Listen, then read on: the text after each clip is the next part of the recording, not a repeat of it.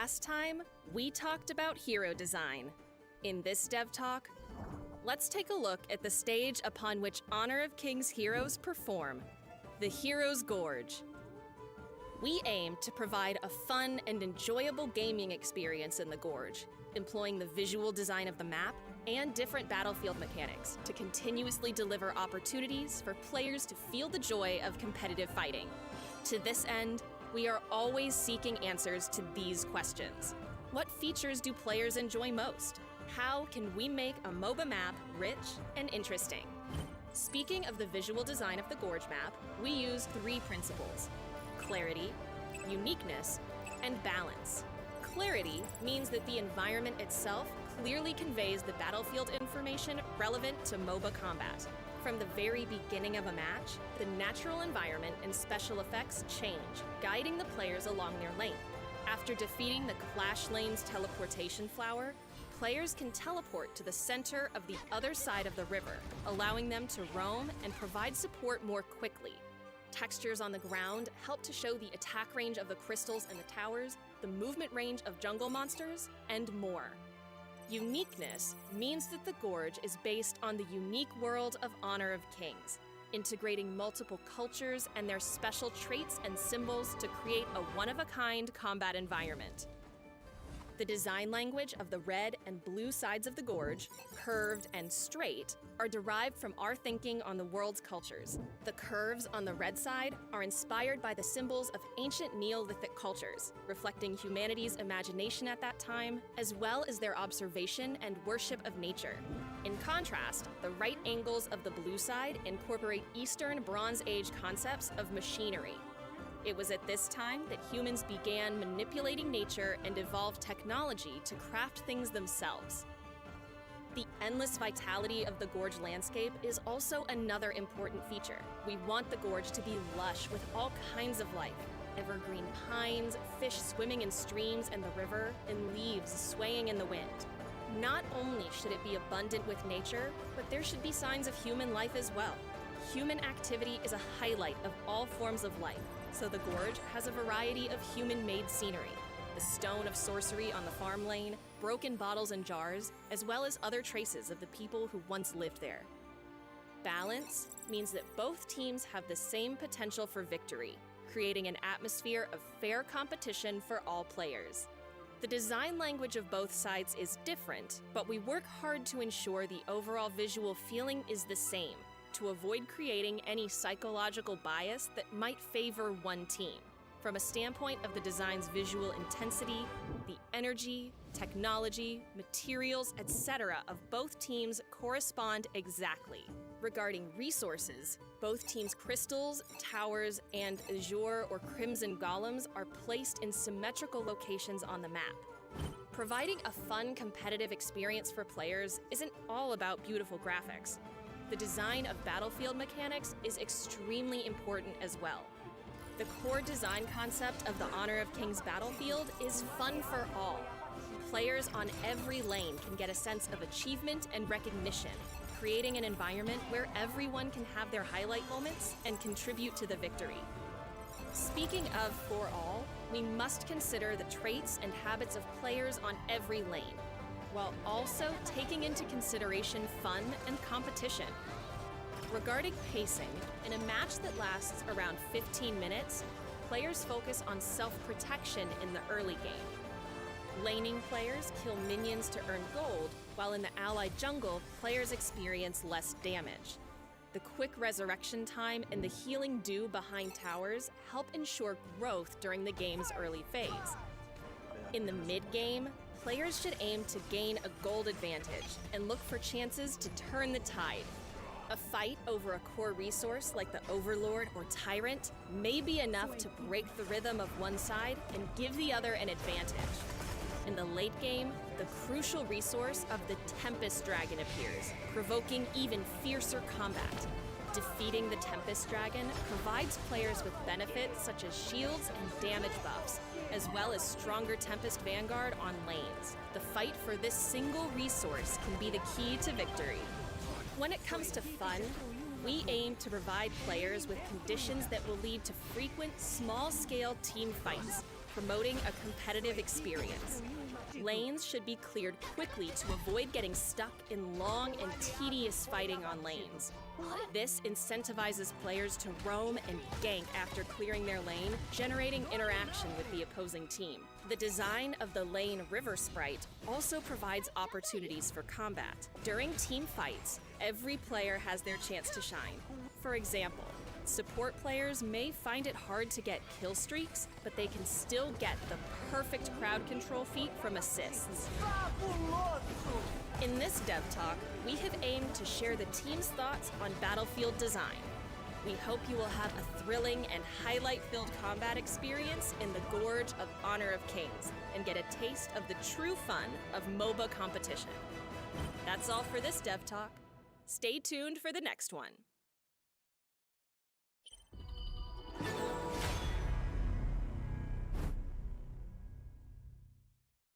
For more insights on version updates and improvements, keep an eye on Ying's column on our official social media channels. That's where we collect all of your questions and do our best to provide you with answers.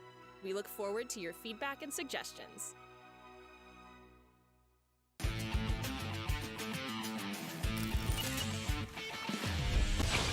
瑞象在此，灾祸退散，踏雪飞霜，邪舞回风，镇收邪祟，荡尽魑魅。来试试柔软的力量。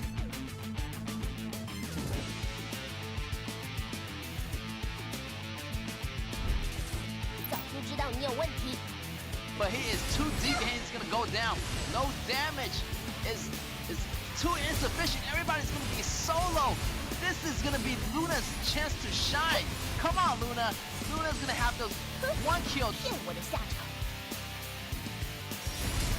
真吧？输给我的话，就是我的人，跟我的驴一样，要盖个章。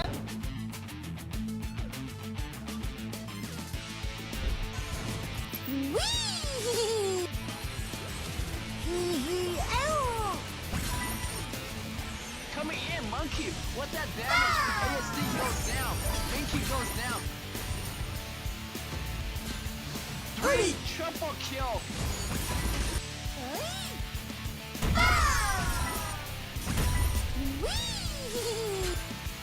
Triple kill.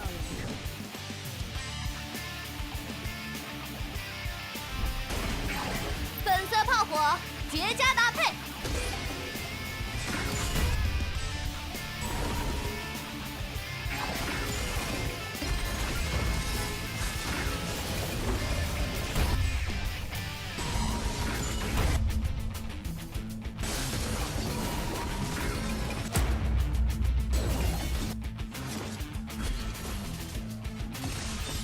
放下你的虚伪。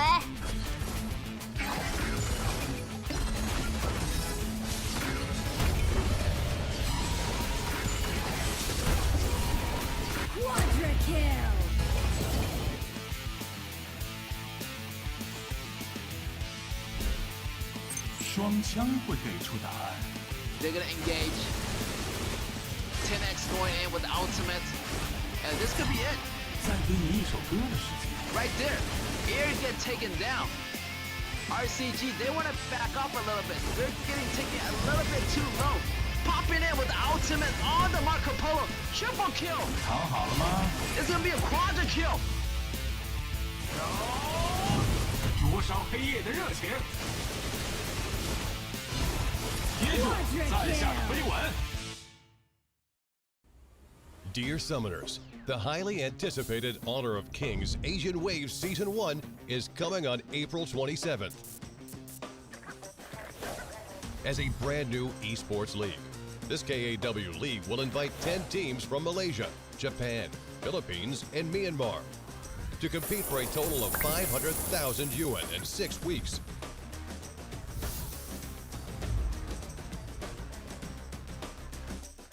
The global ban and pick will be implemented in this league.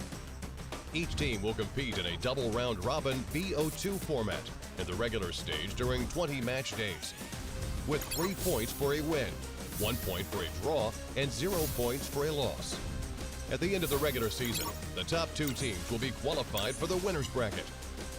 Teams ranked 3 through 6 will be qualified for the loser's bracket. And the rest of the teams will be eliminated. Trying to take the kill. Lee goes crazy with a double kill, and it's going to be game! As the regular stage draws to a close, the more brutal playoffs will be reignited on May 31st. The 6 teams entering the playoffs will play BO5 double elimination matches as shown in the picture, competing for a ticket to the finals over 3 match days. Finally, the much-anticipated finals will be held on June 3rd. The grand final will be a BO7 single elimination match, where the first to win 4 games will be the ultimate champion. And this late spring, who will stand as the champion of the 2023 KAW League Season 1? Looking forward to the birth of the new champion.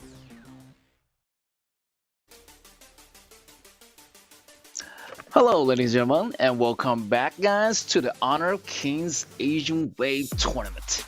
And we got a lot of matchups for you guys today. And our match number 1 is going to be Alpha D versus Nova Esports. As you know, Nova Esports is the first place in the rank. So it's going to be an uphill battle for Alpha D to contest to Nova Esports here. So as we are in our week 5, and this is the week 5, guys. This is the final week of the group stage. So everybody, better get their head in the game right now. It's going to be intense. And those people and those ranks are going to have those top 6 rank moving on. So those teams are in those top 6 rank. Congratulations to you guys for making it past through the group stage. But the group stage is still not over yet. It's still week 5. So anything still might happen. Would it be Alpha D? Would it be Nova Esports? Nova Esports, another one to mention. I think it's promising. They already got the secure spot on the top 6 position. Alpha D, on the other hand, they're at 9th rank right now at 3 points. So might not look too promising for them. But hey, they need to walk away with something, gaining some experience or anything coming into this Asian Wave tournament. Yes, and Nova Esports, on the other hand, they're a really, really well coordinated team with 11 wins on the record right now. Only 2 losses with 35 points, and they're actually ahead of Impunity, which is pretty crazy right now. Because Impunity used to be number 1 team, but Nova Esports actually, is in front of them, while gaining them when leading 1 point. But they're gonna face off each other pretty soon, so that's gonna be a battle to look forward to. Anyway, Alpha D versus Nova Esports is gonna be another intense match, and I feel like both teams really came really far. Alpha D, they competed a lot in the past, and they learned different compositions. And even though they lost a lot of rounds, they still gained many valuable lessons throughout the matches. So they know how to read those patterns from different kind of teams, and they even going towards those matches where they're going towards higher ranked team than them. They were just doing really good, like disrupting their early jungle gameplays. So they came a really long way, learning the game, learning the early gaming phases. And yeah, I hope to see them more in the 2nd season or something. And Nova Esports, definitely a really powerful team to contest, as they are in the number 1 ranks right now. So yeah, and they have a lot of different strategies. This team, they pretty much really surprises me. Like at the first week, I thought they were gonna do so well, but actually later on, after they got the hang of the game, they got warmed up, they were just dominating. Like they just killing all the teams in the beginning, only with 2 losses, and that's the loss against RTZ, and wow, like they just really surprised me, and that's what esports is about. It's about working together as a team, and they definitely has done it this time. So yeah, we can see a lot of the highlights from Nova Esports here, working together, pushing the bottom lanes, and they're really good at those early rotation where they surprises their enemies, their opponents, and they just push them into a corner and just putting them back against the wall. Just their opponent has nowhere to go. So yeah, Nova Esports are really good with those managements of the waves, those team coordinations, and yeah, you better watch out. They are gonna come for you. And yeah, Nova Esports, we're gonna go into the BP phase right now for the match 1, round 1. Alpha D on your left, and Nova Esports on your right. Seems like we're gonna see a lot of the common meta picks getting banned out. So the Zhao Huanzhen is already getting banned out. A really great jungler, and yeah, another great initiator, of course. As a matter of fact, Shomonshi is getting banned out as well. Another really good mid laner, very prioritized high clear wave hero. So yeah, those meta pick is gonna get banned out no matter what. You're gonna see a lot of these heroes getting banned out in today's match. Again, Shunbing, another great meta pick, top tier support as of now in this meta patch. And the Dacho getting banned out, of course. You do not want to see Dacho on your enemy's team. It's going to put a lot of pressure on those towers and those team fights, not to mention the teleportation coming in from Dacho. That's just ridiculous. Facing off that many opponents at the same time, it's going to be a lot of pressure. So yeah, those heroes getting banned out, and we're going to see the Xiaohodun getting picked in this draft right here. Actually, Xiaohodun has been picked a lot of time. The statistic shows that over 66 times, like during this KAW tournament. That's the most hero that's been picked out of this whole tournament. So yeah, a lot of people are using Xiaohodun, and it's a great hero to pick for the top, for the jungle, front line. The main can do everything. Like it's the jack of all trades. So I recommend everybody to go use this hero. It's really crazy right now, and for this patch, and he almost never get debuff. I feel like every single patch he got stronger every single time. Like I never remember a chance there was a patch that he got weaker. So he always getting stronger. That's why everybody is using him. So make sure you do that. And compared to Miyamoto Musashi, which he gets a lot of debuff, like mostly every single patch, but in the recent patch he came back, so that's good for him. He revamped. So yeah, go bottom line, go try out Xiaohodun. Great hero.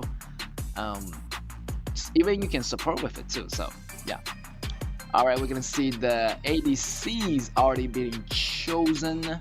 We got Garo for the Nova Esports, and we're gonna combine them with Luban. So that's gonna be a really devastating combo, actually. Protecting Garo, putting him in a position that where his enemy can't get to him.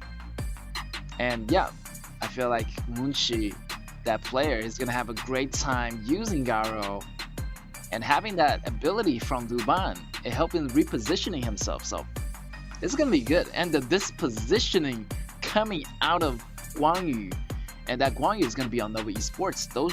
Those trios right there, they already have a solid draft. The displacement from Guang Yu is gonna be a lot of damage, a lot of pressure for Alpha D right there. And Alpha D, we got the Concert Yu and Zhang Fei.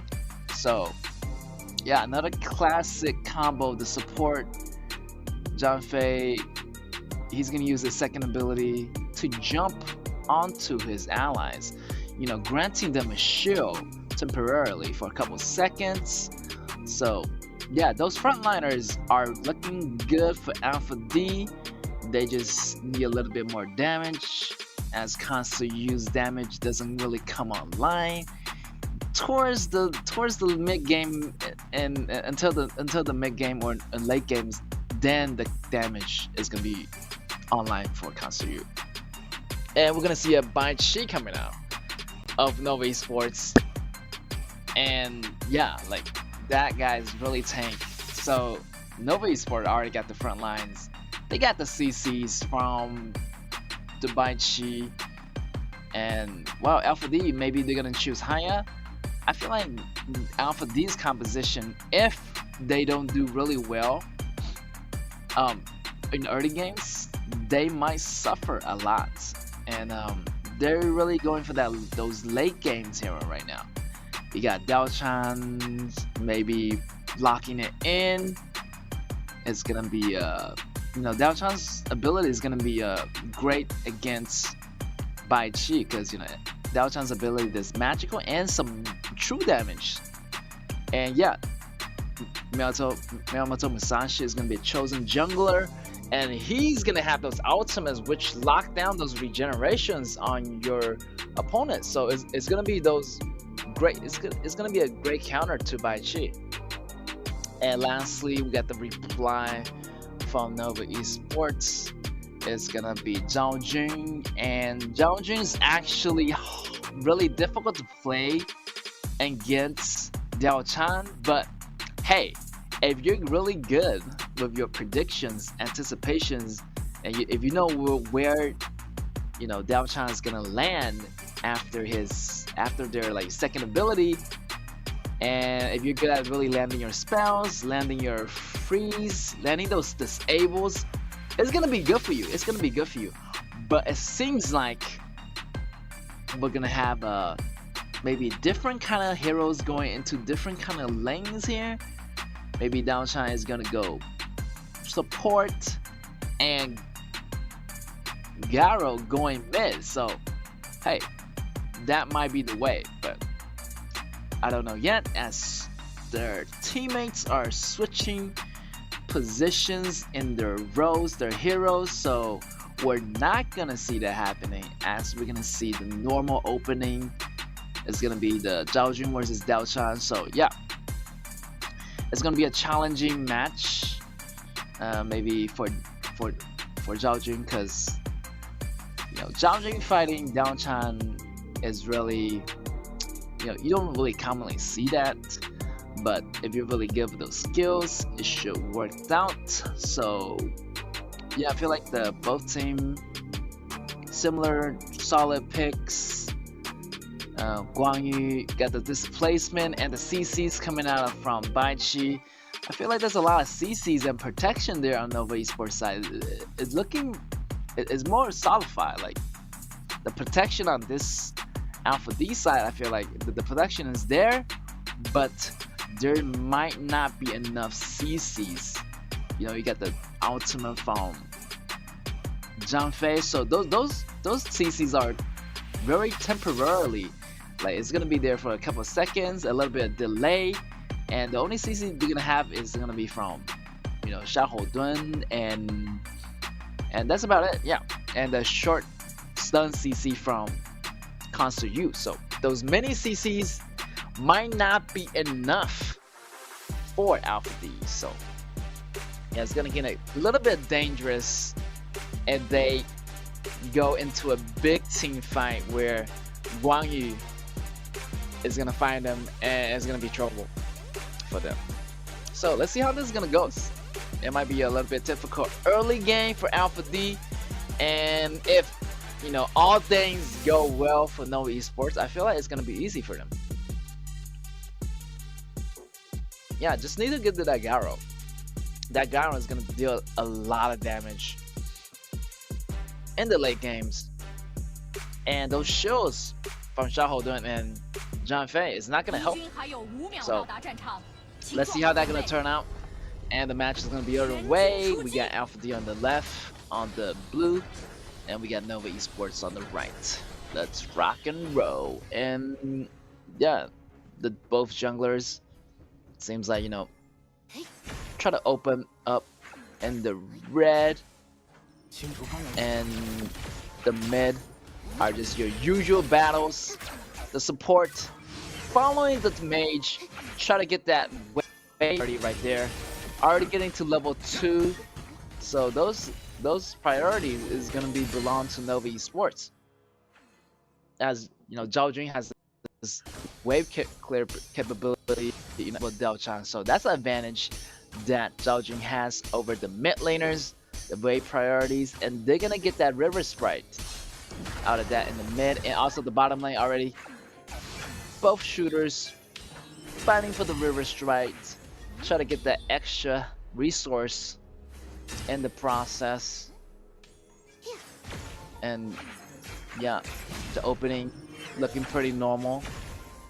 Some harass there from Zhao Jun. Try to get some hits on that Zhang, but right now just farming. And we're gonna see that small rotation here coming from the marksman. Trying to rotate to the mid as Gabba will move to the bottom with Bai Chi.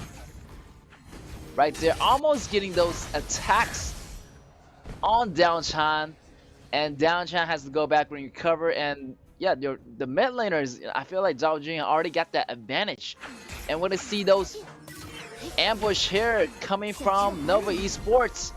The attack and the Guan Yu and Xiaohu is gonna jump out, so no over committed there. See the ultimate a little bit there. They're gonna have some AoE damage, and as they're gonna peel back for now, as they do not want to do too much and try to fight those winning battles, you know, like don't overcommit and don't overextend. And yeah, I feel like Alpha D is doing a lot better than previous matches, as they are, you know, tended to overcommit a lot more in the beginning, but I don't see that now. So, you know, they learned their lessons in the previous matches, so they're playing a lot smarter. Right there, already 3 minutes incoming, and no kills yet. Seems like both teams are just waiting for something to happen. You know, playing it smart, getting those rotations in, and yeah, I feel like the rotation advantage overall is gonna be on that Nova Esports side, because they got Zhao Jun. Like, her wave clearing ability is gonna be a little bit better than Dao Chan's, as Dao Chan's gonna scales better in the late game. So yeah, maybe you can see a possible gank here, 3-man gank, maybe coming up on top. Bai Chi going for the ultimate, but they, as soon as they saw they don't have a number advantage, Jilin back off. Dao Chan dropping in for the ultimate, try to go over the walls, but blocked by the walls, as they do not want to go too far.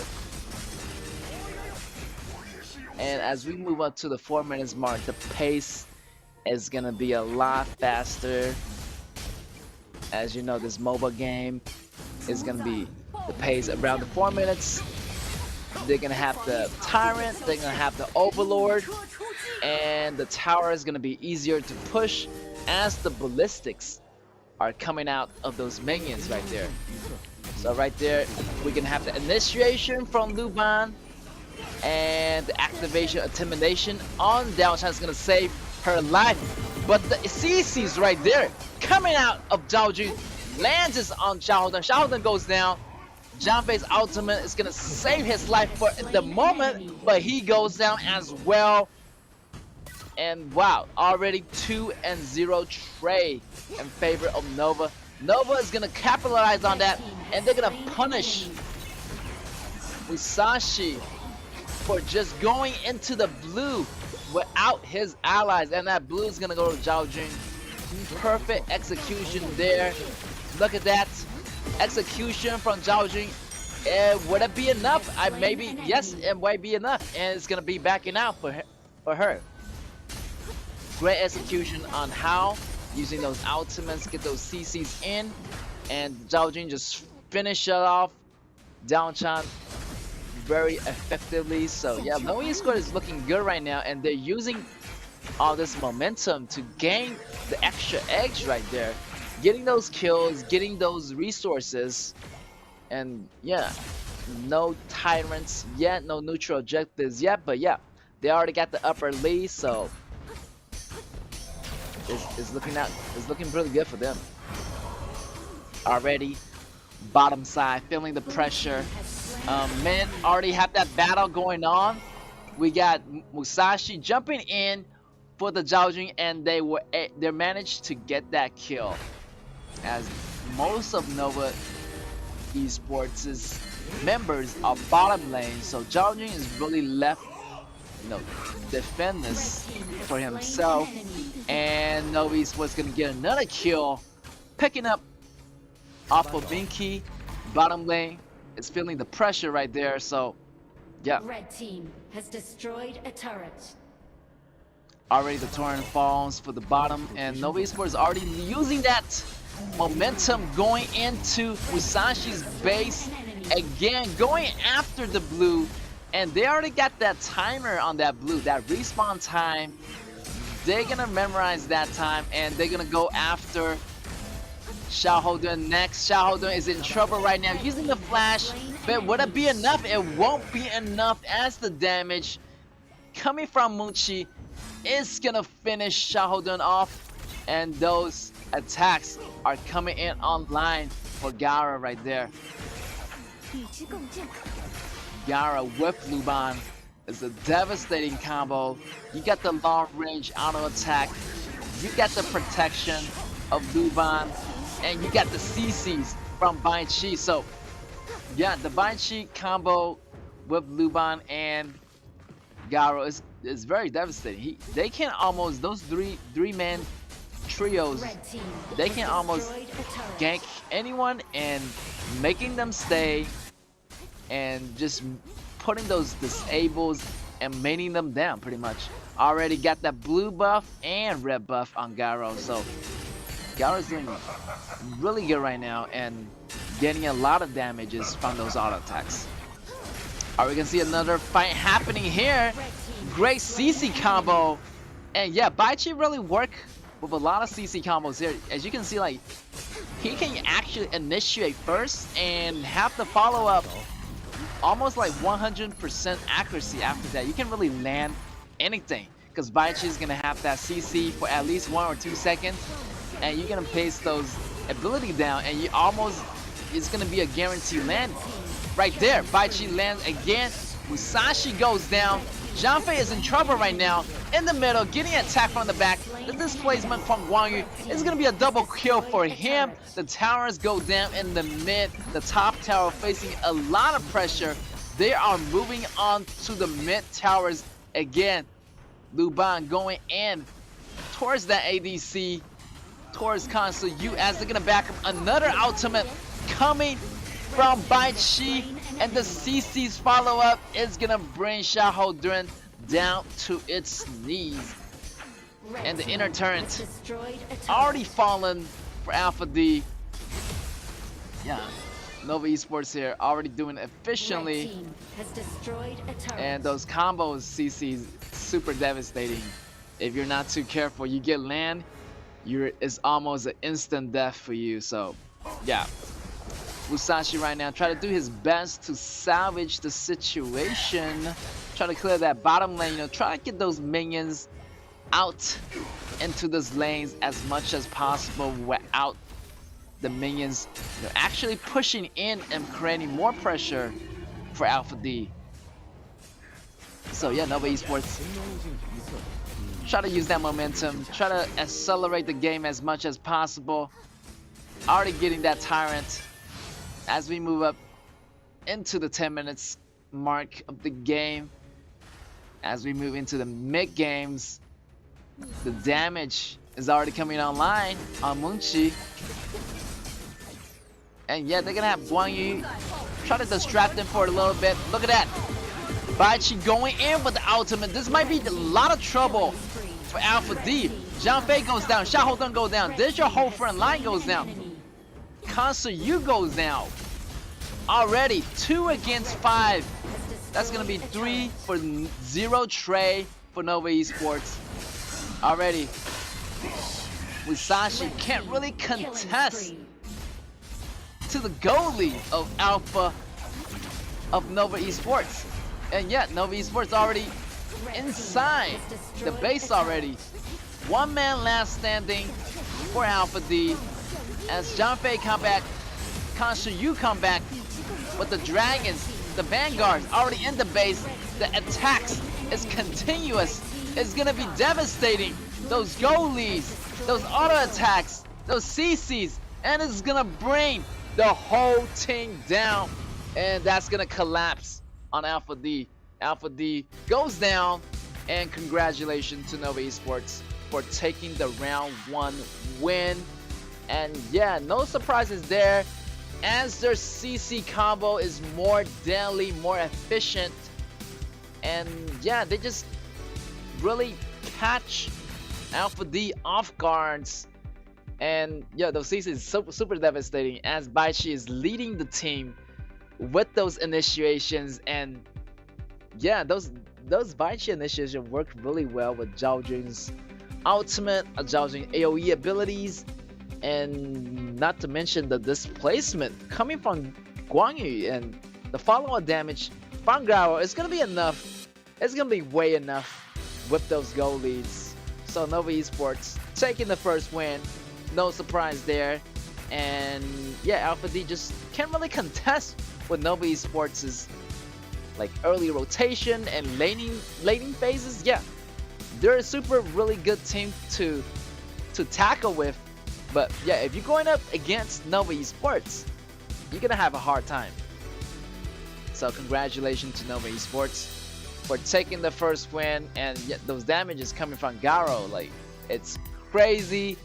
And with the Luban, yeah, I feel like those combo already solidified this composition. Then you get the teams coming in from all different kind of directions. So it's very great CC combos. 2 CCs and 1 displacement, and the protection is there. And yeah, overall, like, Nova Esports pretty much got the full package.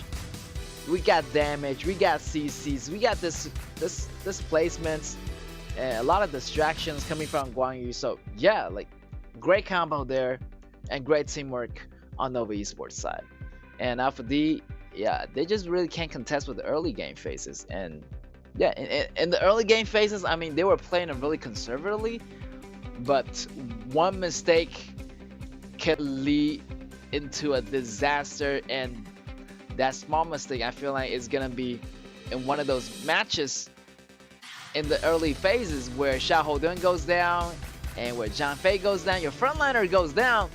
And I feel like, you know, Musashi can't really go into the blue and taking those blues. So those blue are getting taken no matter what. So it's better to let those blues go and really find another way to farm, as they're gonna go invade into your jungle, as you don't have enough allies to do the job. So I recommend them, you know, not engaging in any team fights that might really cost them a lot. And still, Alpha D try to go in just by himself, Musashi. So yeah, stick with your team and try to make something happen with your team instead of just fighting by yourself. It's a team-based game, and the rotation coming out of Nova Esports is much more efficient. I feel like they always have that number advantage.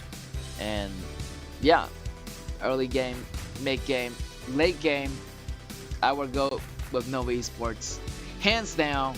And that's the power of the #1 team right now. That's gonna put them, if with the win, that's gonna put them in 38 points. So yeah, I feel like it's very much promising. As you can see in the round 1, they already got that win so easily. So they're feeling really confident right now. So second round shouldn't be a problem for them. It's gonna be a piece of cake. And yeah, Nova Esports taking the win. And I feel like in the second round, they're gonna just be more confident, and they're really determined to be in the #1 spot here. Already with 35 points on their ranks. they want to add another 3-point into that. So they're gonna try their best to take those wins. And again, Alpha D, they just mess up the early games, and yeah, but they have improved so much, as you can see. In the beginning, like, they were playing really smart, no first blood drawn, maybe even in the first 3 minutes of the match. So yeah, everybody just playing really so cautiously and so carefully. So yeah, great job to both teams for doing that. And Alpha D still on the bottom ranks, so yeah, it's gonna be really difficult for them to go into the top 6 rank as of now, as it's look not very promising. But hey, they're gonna try their best, trying to find their way at everything. So they're trying to learn from the best and see how they are going against the top teams. So this top team is gonna really, prove them how long have they come into the match and how far really they have improved. And let's see the statistics here. We're gonna have the top kills belong to Nova Xuan with that 7 and over 9. Guan Yu, Clash Lane, yeah, the man is everywhere, doing those kills and putting Alpha D in a position they can't really back off. Is pushing it everywhere across the place, across the map. And with the damage coming out from Munchi, the Shadow Ripper, and so much attack items already leading in gold. So yeah, those damage coming online for Munchi is very dangerous, as you have no one can go into the back rows and get Garo. So Nova Esports already getting that easy win. And yeah, second round is pretty much a piece of cake, should be for Nova Esports, of course. And Alpha D can't really contest to that right now. So yeah, as they're gonna try their best, as they know that it's really hard already, even though it's the last week. So they're gonna go out with a bang. They just want to try their best and do their best in these matches, even though they're gonna go home with a loss, but they're gonna walk away with a lot of experiences. Yeah, you can see the go count right here, already like going forward. Nova Esports, and the MVP definitely is gonna go to Guan Yu, is gonna go to Juan for Nova Esports. And with that damage dealt 18%, and it's not just all about the damage, it's not just all about the kills, it's more what can you do for your team, setting up the kills, setting up those angles where your team is gonna help you and just gonna maximize the best outcome. So that's what Guan Yu did here. He was always there doing those initiation or with those follow-ups. And yeah, right there, coming in from the back row, trying to find the best timing. After the freeze of Zhao Jun, he just go in, get that kill on Xiaoho, Duen. And yeah, Zhang Fei is really left like pointless at this point. Try to run, but really can't. The pushback coming from Guan Yu is gonna disable them in the process. Always going in after those kills, those high mobility on the Guan Yu is gonna be a crucial factor in those team fights. And I really like how Nova Esports banning out main in the BP phase. So already banning out those counter picks. So it's gonna be pretty much, free for Guan Yu just to do his thing. Like, there's no counters to him on the other side. So it's pretty much a great battleground and advantage for Guan Yu. Yeah, no pressure on Nova Esports here. And match 1, round 1 already goes to Nova Esports. So yeah, we're gonna go into the second match pretty soon, and yeah, it's pretty big for Nova Esports. They're like the #1 team, so they're making it happen right now.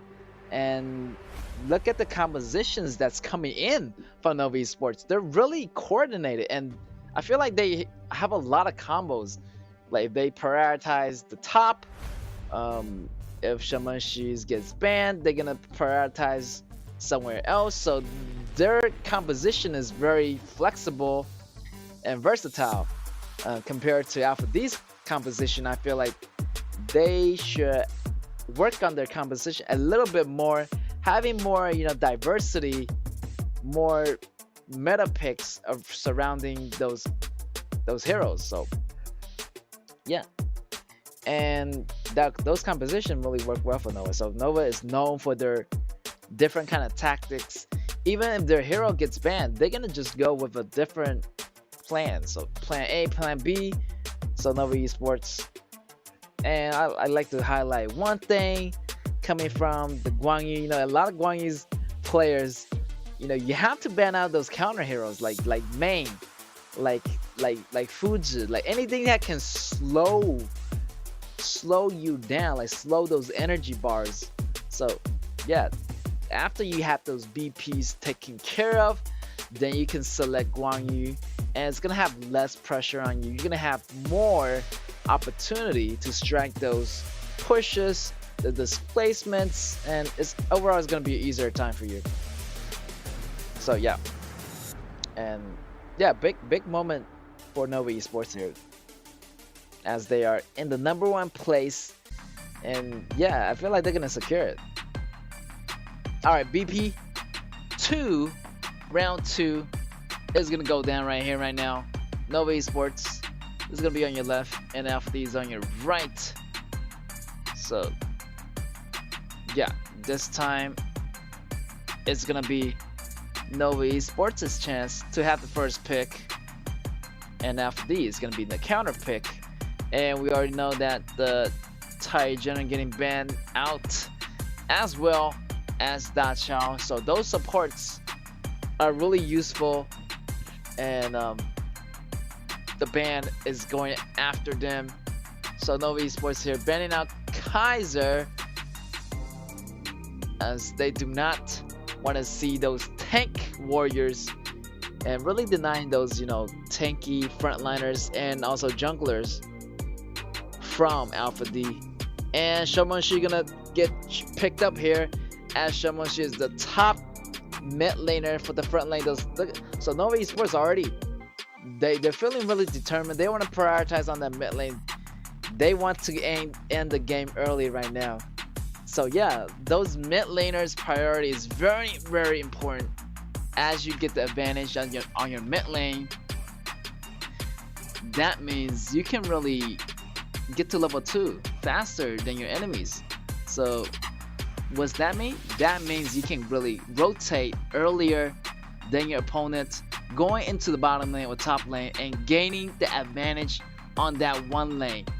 That's gonna have a butterfly effect. That's gonna affect all the lanes, and those lanes rotate back into your mid lane. That's gonna have another butterfly advantage, and that is gonna put a lot of pressure. Those like small rotation really builds up, and next thing you know it, you already have that go advantage over your enemies, and you're gonna have that advantage of towers, the push of the minions over your enemies as well. So that could really snowball into the mid games, into the late games.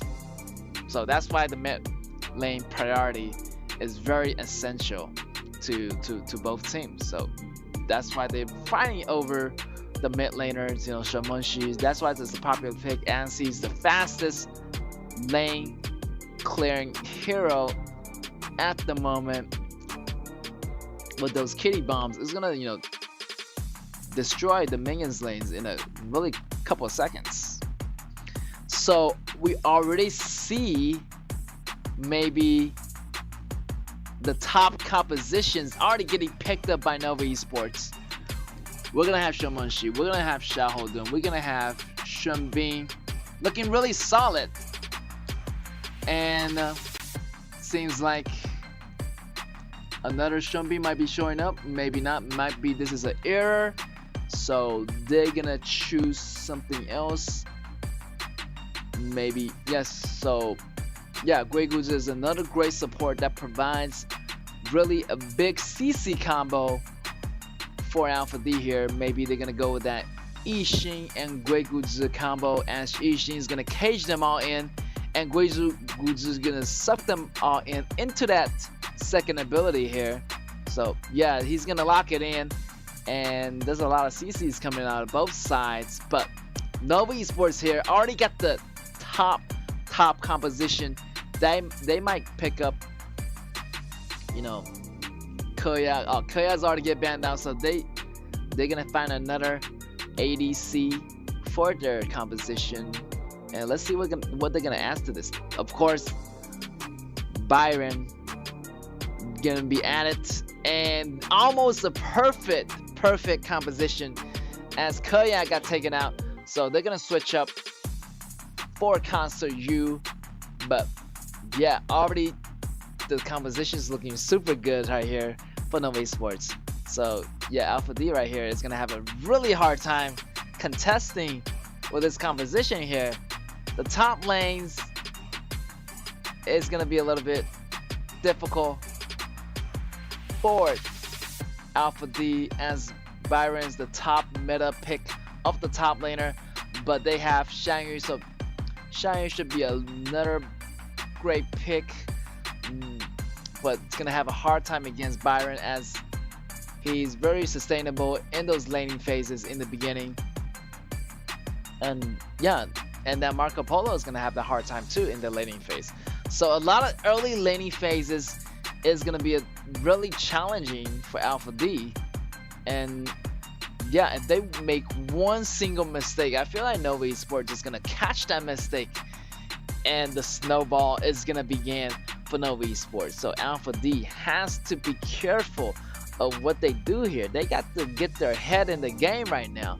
It's the final week, and they're going against the top team. So yeah, it's super challenging, and it's gonna be a lot of stress for Alpha D. Nova Esports, on the other hand, already locking down the first win. Second win shouldn't be a problem. So yeah, let's jump in. Concert U against Marco Polo should be a piece of cake for Nova Esports. Concert U seems like the damage is gonna be enough already in the beginning of the game, as Marco Polo is gonna have a hard time laning against anyone in the beginning of the game. So those damages needed to really be coming up online for Marco Polo, as he's gonna do later on, having that Doomsday, dealing more damages, maybe around the 4 minutes mark. But in the beginning, he needs to survive that first 4 minutes of the laning phase. So it's gonna be tough. It's gonna be a lot of tough situations for Alpha D. And yeah, I don't think the game is gonna go that long, since Nova Esports here already have that really perfect composition, you know, nearly perfect composition. So yeah, let's see how this goes. I feel like the game's gonna be around 10 minutes.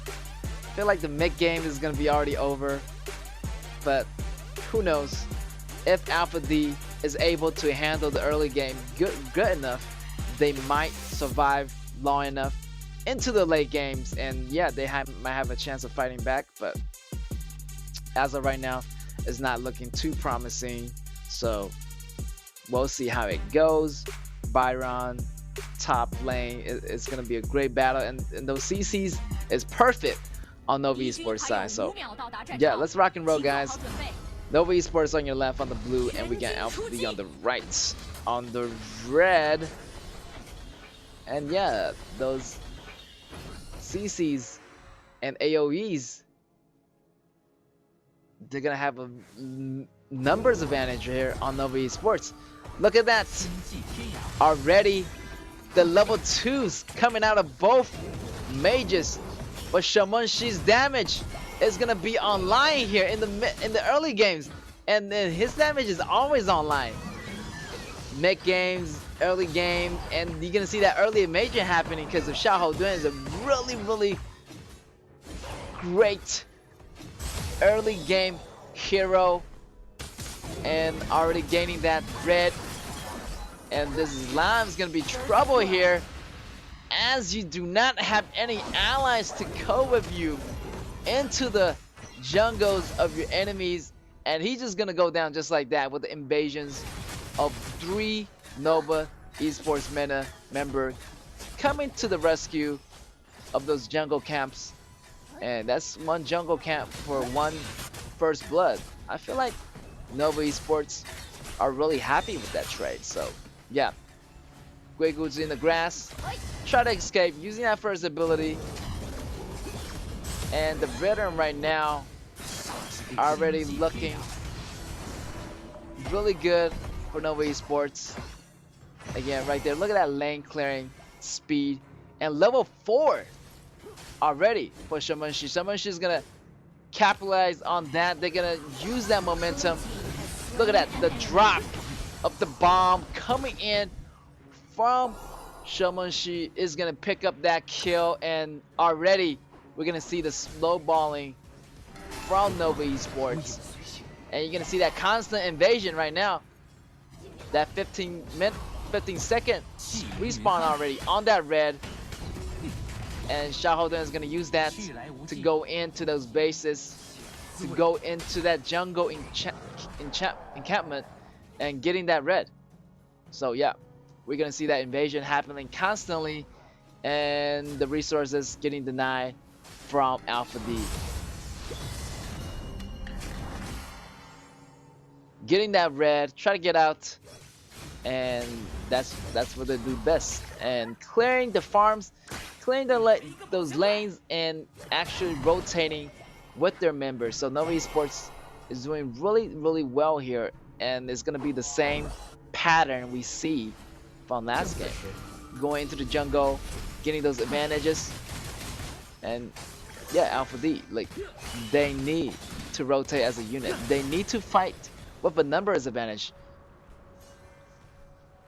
Right now, Alpha D try to stay together as much as possible. Not sure if they have the goal and the economic to do so, as Xiahou Dun already into their base, going over the walls, feeling super confident, going for those tower dives. It might not be enough, as Yixing is there. Yixing is pretty good counter to them. Look at his damage coming in, and those ultimate from Marco Polo is not gonna be enough. He jumped in and he didn't do a lot of damage, and he got taken down in the process. That's gonna cost Alpha D a lot of resources, a lot of towers. Look at that, bottom tower are taken out, and they didn't even trade 1 single member from Nova Esports. So feel like they need to coordinate their attacks more effectively. They need to attack at the same time, and those minor setbacks is gonna cost Alpha D, the Tyrant. It's gonna cost them the blue buff, the red buff, and eventually that's gonna snowball. Those top towers is gonna get invaded, and those bottom towers, you know, already gone. So yeah, trying to get into that fight, but at what cost? Alpha D.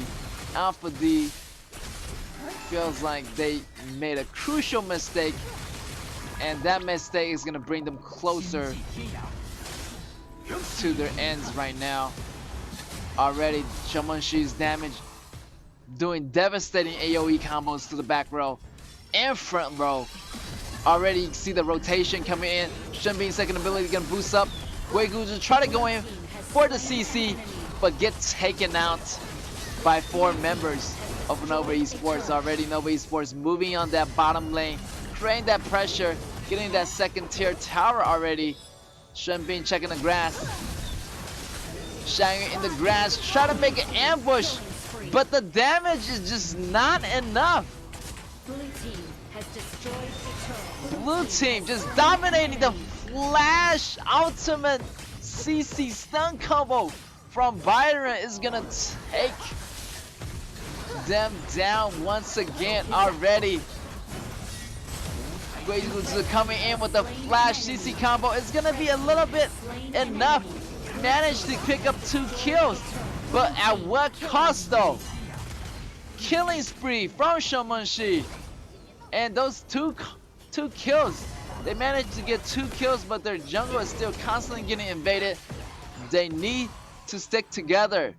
Alpha D and Nova Esports just capitalize on those mistakes and really dominating in the Go leagues right now. So yeah, they looking to end the game quick, but Alpha D salvaged the situation by slowing them down, getting those double kills out of Lam, as Lam have the Axel Tormars already a little bit damaging coming up from him, so it's gonna be a little bit difficult for Nova Esports to take him down. So yeah, so it's gonna be a little bit slower now as the momentum has been slowed down from Nova Esports. But Nova Esports is not quitting. They are back, and the 5-man team are online. Damage is gonna be in effect right now. They're gonna see the invades happening in the red already. 3-man team going after Marco Polo. Marco Polo just feeling the pain here. Okay, so he can't really do nothing right now. He has no damage, and the damage is not enough. The true damage is not gonna be online for Mickey. So yeah, already 7 minutes in, they're gonna push the high ground tower already. And I feel like Ishin is a great pick, a counter pick against them, as they are trying to push the high ground tower. But wow, Ishin's ultimate is gonna be really tough to slow Nova Esports down. Trying to go with the flash in with the ultimate, but the damage is not gonna be enough. And blue team just dominating in, and the HP is gonna get chipped away, but not much. Look at those damages coming in from Nova Esports. It's too much for Alpha D to handle, and Alpha D just gonna go down just like that. 8 minutes and 20 seconds. Wow. Nova Esports feeling super confident and determined this round, and yeah, that's the ultimate composition right there. You know, you got Byron, we got Shahodun, we got Shomunshi, Shunbin, and if they have KAW, then it wouldn't be the ultimate composition.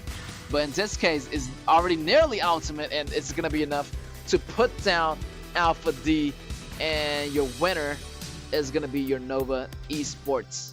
Again, taking the win 2-0.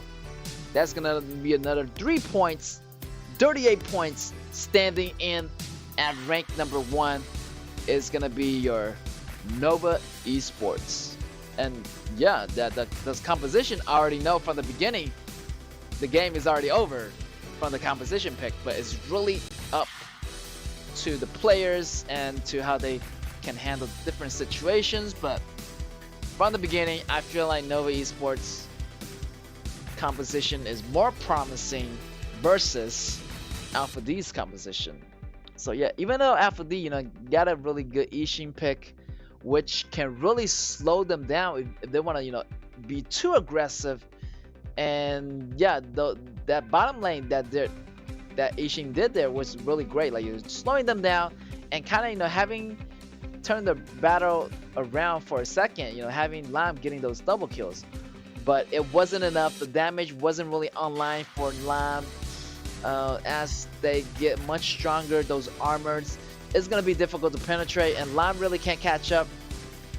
And the Marco Polo, the damage is not really coming up online, as he doesn't have enough damage too. So many team members doesn't have enough damage on Alpha D, so that's going to cause a lot of trouble in the mid games and in the late games as well. So you can see the battles there. Even though they had those CCs and they executed those combos effectively, the damage is not online. It's gonna do it's gonna do like a scratch damage to Nova Esports. So Nova Esports in the team fights, they have sustainability, they have the heals, they have the damage compensation.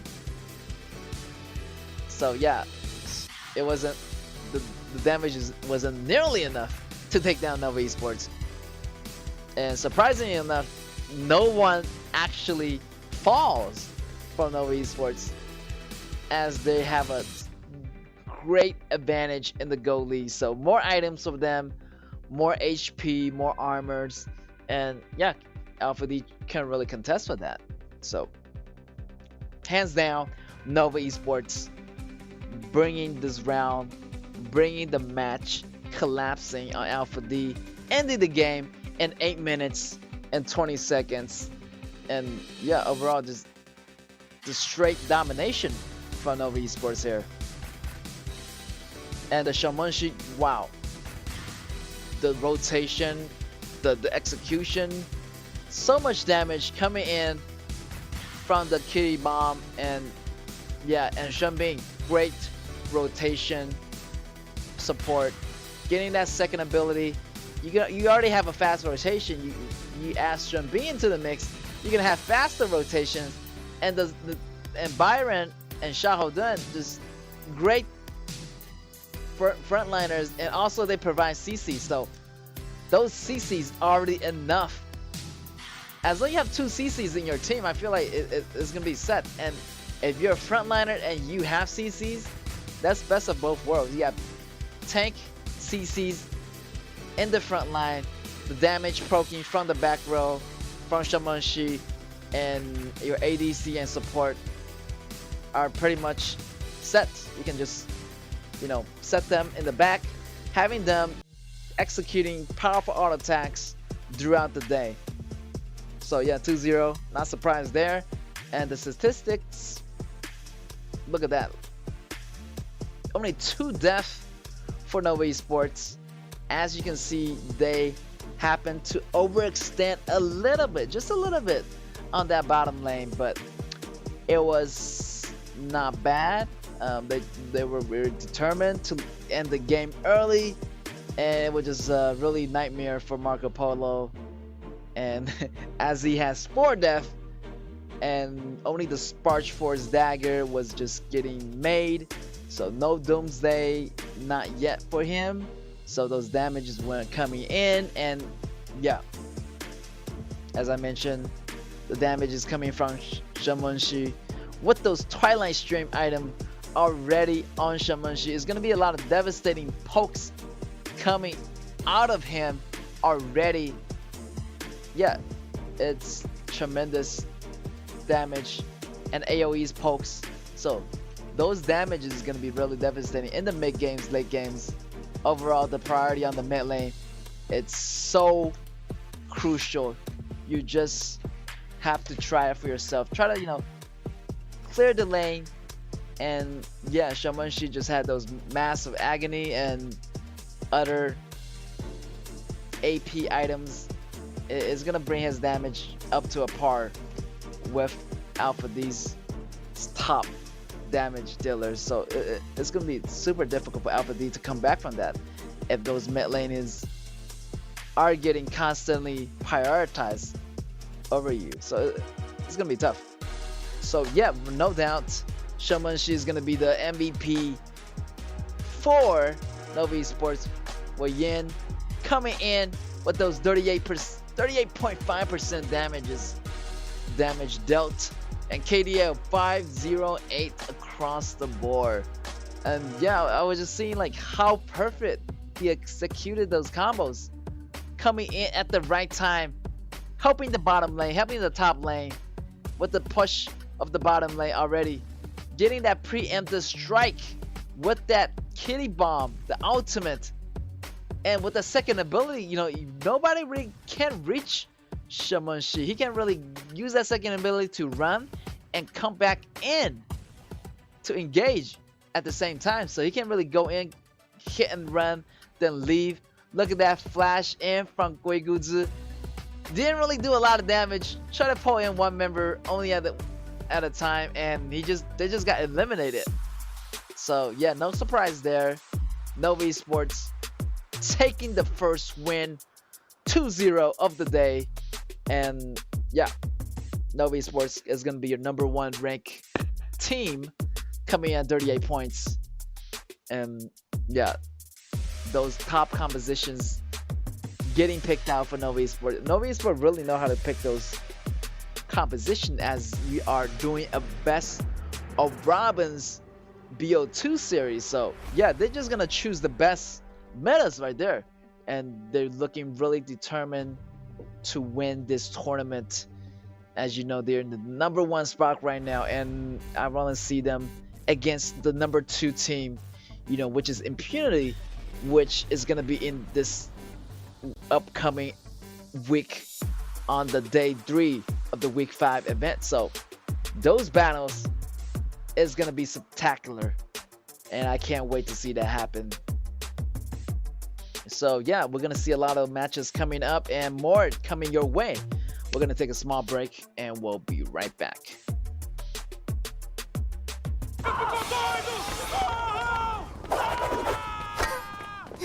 Parece mais trabalho pra mim.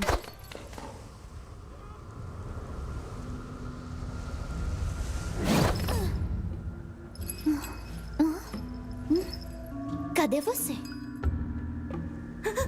Ai, não. Não podem me ver aqui.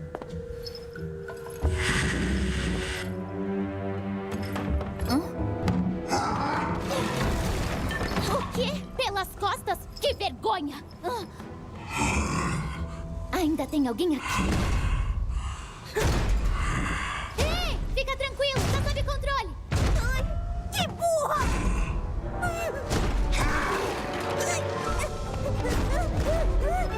Deixa comigo.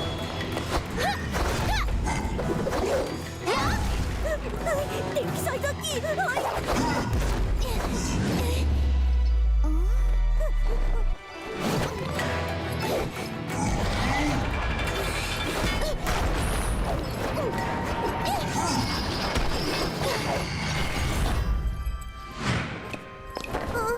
Ei, é perigoso aqui, vai! Ah, não, tudo bem, eu tô bem aqui.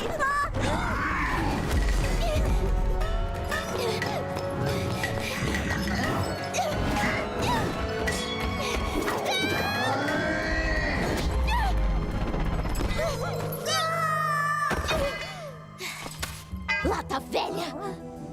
Você ainda tá aqui? Vai!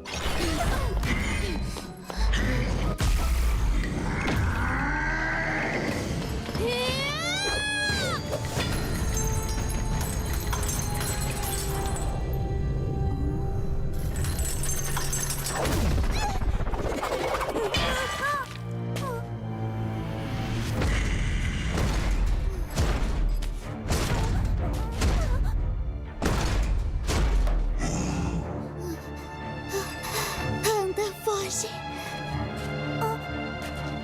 Mas...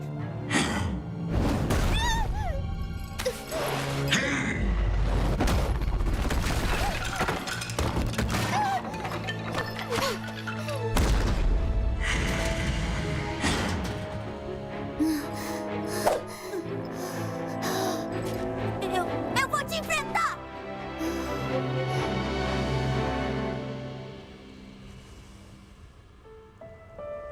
Yi, você não deve se importar.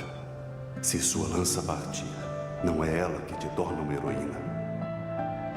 O que faz? O que faz? De um herói um herói. De um herói, é a luz em seu coração.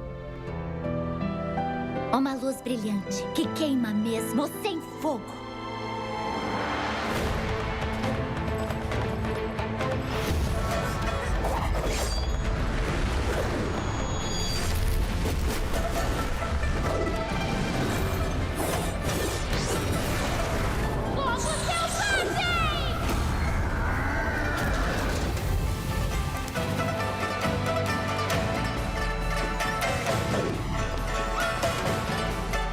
Ai, que irado! Eu consegui fazer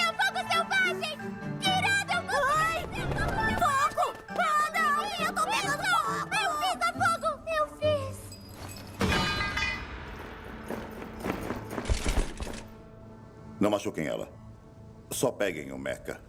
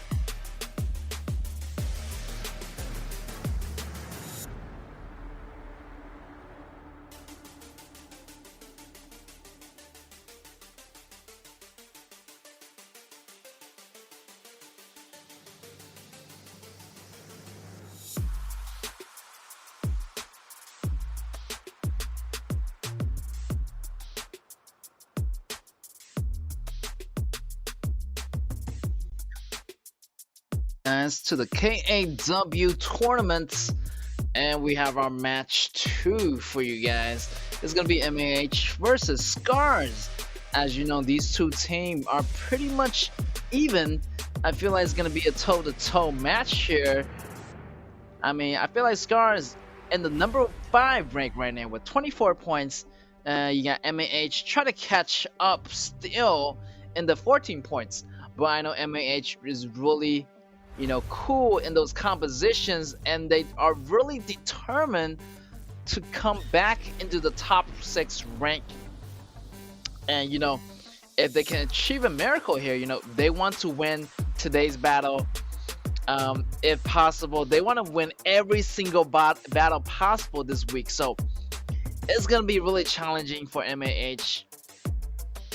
I mean, if they do make it, it would be really, really awesome to see the underdog coming into the match and really, you know, making their way to the top 6 ranks. You know, I want to see that happen, and I'm not sure that they can achieve it. So you know, it's up to them if they can work really well with their members of their team to do that. And Scars, on the other hand, you know, they are the number 5 right now, so they might get overtaken any second round. They got KG, they got MAH right behind them, so it's gonna be a lot of pressure for them too, as they do not want to lose that number 5th place. They really want to, you know, push up, get into those safe spots, you know, get into those number 3, number 4 spots to really have you know, safe chance of securing those top 6 positions. And for those who don't know, those top 6 positions is gonna be your teams that's gonna be in the knockout stage. So only top 6 teams get to move forward in this competition, as we are in our last week of our group stage. So those teams are in those positions. They're gonna have a lot of pressure for them. So they either do their best to push through and to power through to get those top spots, or they have to face the bottom 4 teams, which they have to go home. They will not able to continue their tournaments into the group, into the knockout stage, the qualifiers. So it's gonna be a lot of pressure, and these two teams, I feel like, is gonna be another toe-to-toe battle here. Scars versus M8 and I'm just really rooting for MA right now because I feel like they have a chance of making it.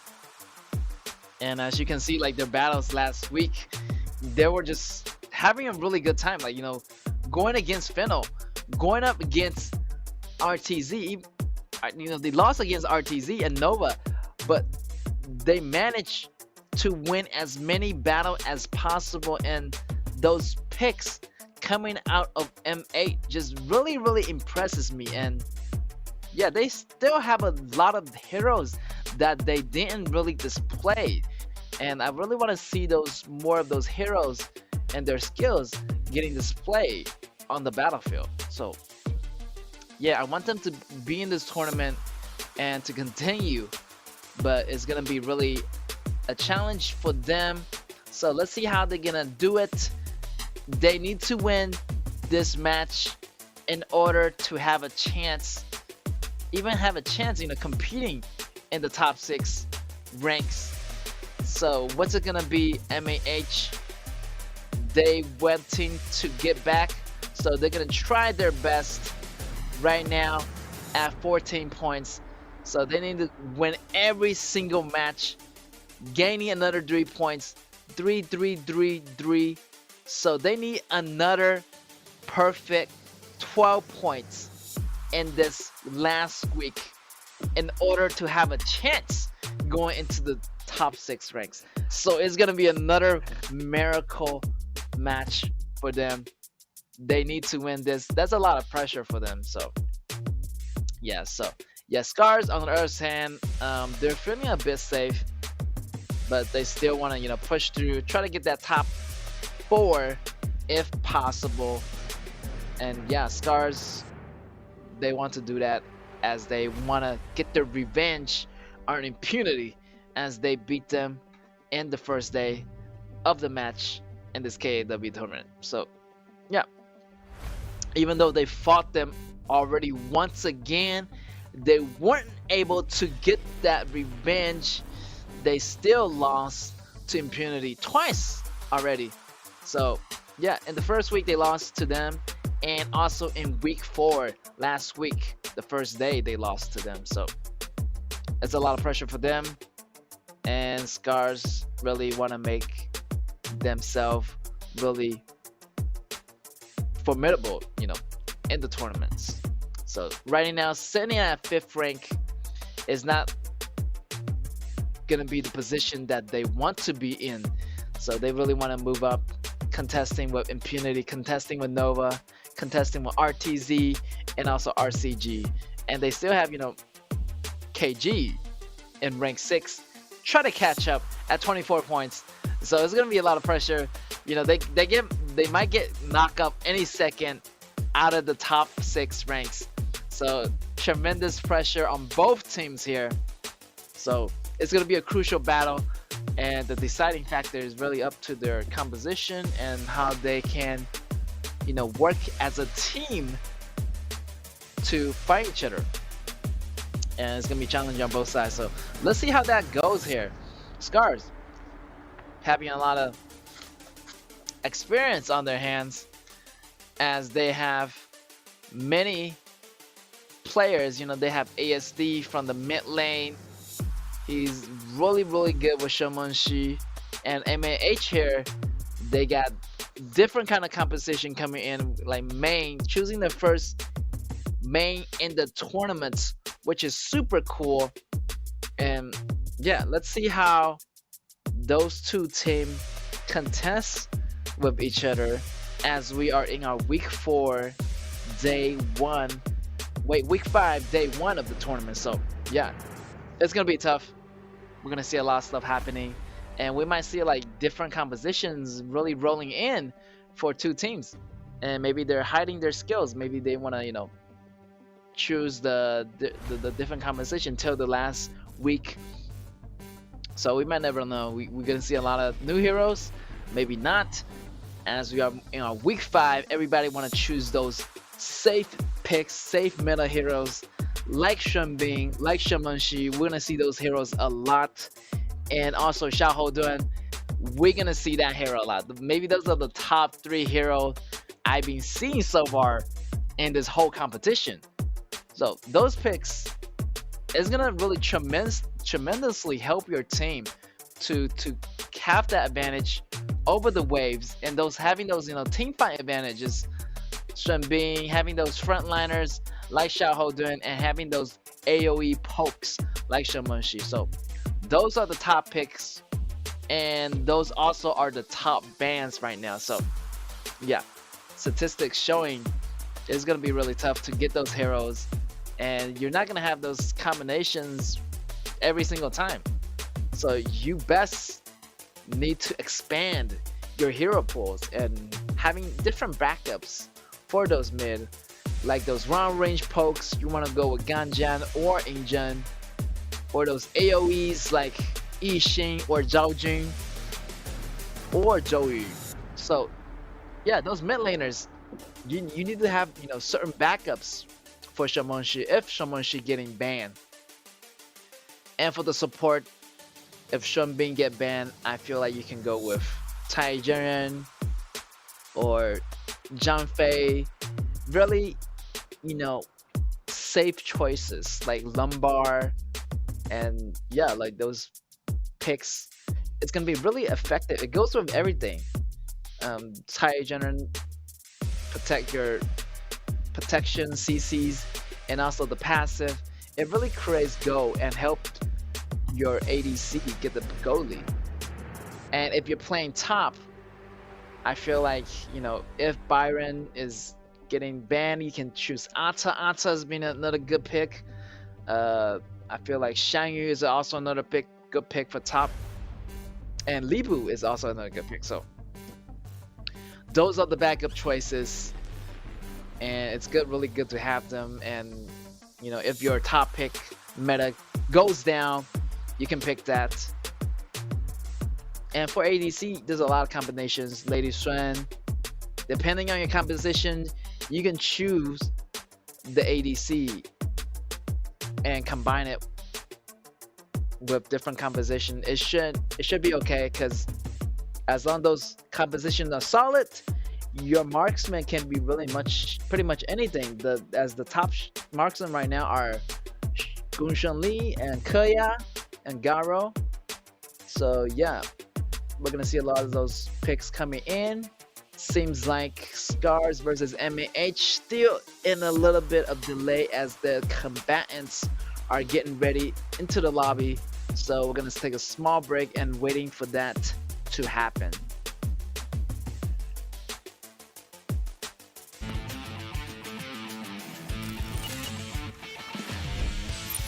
消失会让别人消失。我们上。 Flash, and your HP is gonna get chipped away. Like what happens here? But双重割裂。 KG's not letting go. 永别了。 Oh, he's still doing his thing. Oh my god. 超越。碎裂万千。粉碎他们。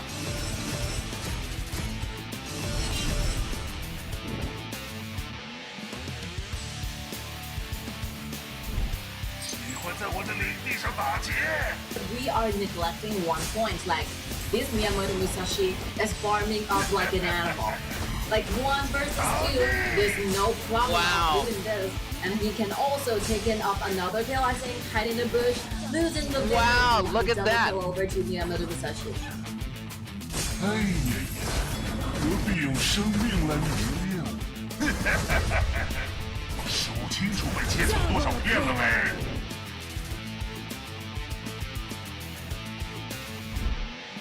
百恶除尽，万象更新，镇收邪祟，荡尽魑魅。当心，邪舞回风，呀，来试试柔软的力量。锐象在此，灾祸退散，送你冰心一片，荡尽魑魅。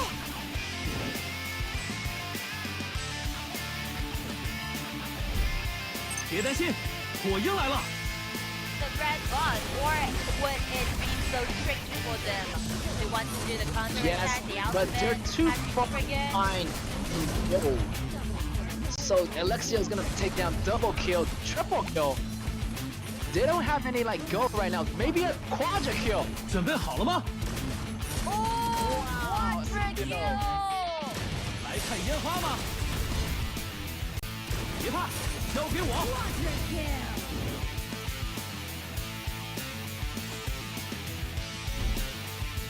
试试新发明。哎，我在这儿。 This fight 来看烟花吗？ at this point, whoever gets the overload, gets the upper lead. Alexio goes in. Look at that damage. Look at that main. 试试新发明。 Chaining that. It's gonna get double, triple, quadra. It's gonna be a quadra. Maybe he's gonna get a penta. 准备好了吗？ What? Oh my gosh! I cannot believe this. 别怕，交给我。火鹰来了。来看烟花吗？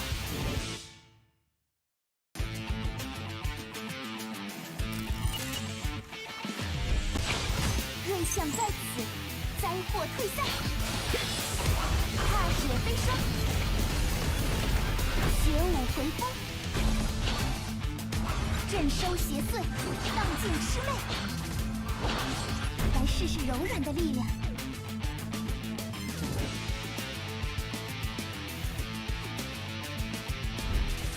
早就知道你有问题。 But he is too deep and he's gonna go down. No damage is too insufficient. Everybody's gonna be solo. This is gonna be Luna's chance to shine. Come on, Luna. Luna's gonna have those one kill. 骗我的下场，认真吧。输给我的话，就是我的人，跟我的驴一样，要盖个章。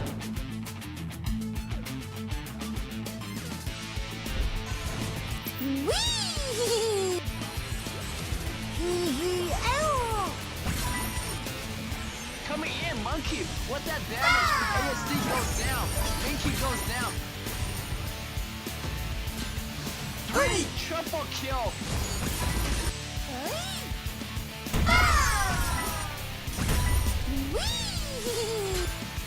Triple kill.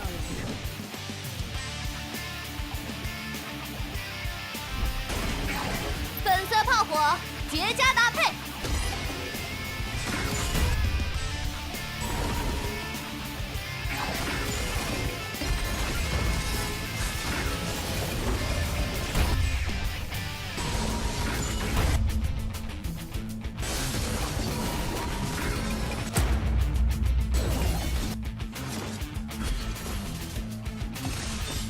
放下你的虚伪。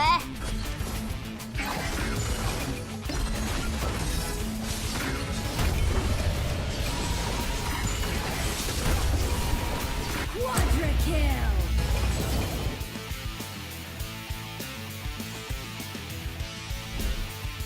双枪会给出答案。 They're gonna engage. 10x going in with the ultimate. And this could be it. 再给你一首歌的时间。 Right there. Ear get taken down. RCG, they want to back up a little bit. They're getting taken a little bit too low. Popping in with the ultimate on the Marco Polo. Triple kill. 藏好了吗？ It's gonna be a quadra kill. 灼烧黑夜的热情。接住，在下飞吻。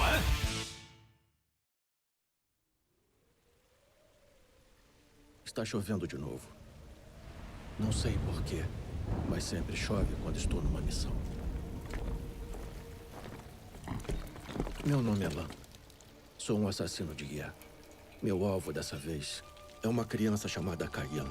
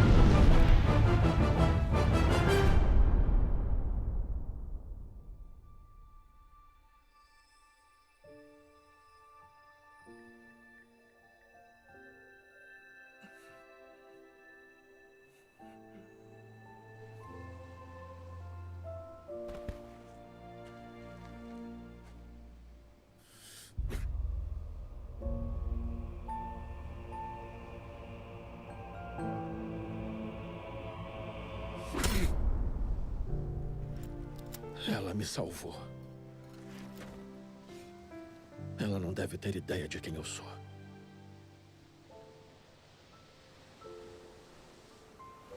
Uma ilha deserta. Parece que vamos ficar aqui por um tempo.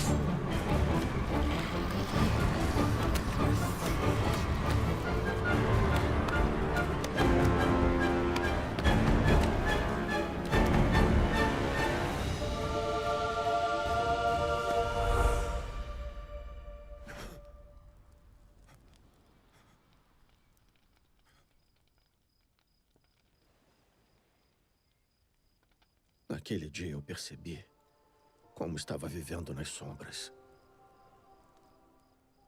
E que só um pouquinho de luz dava uma nova perspectiva para tudo.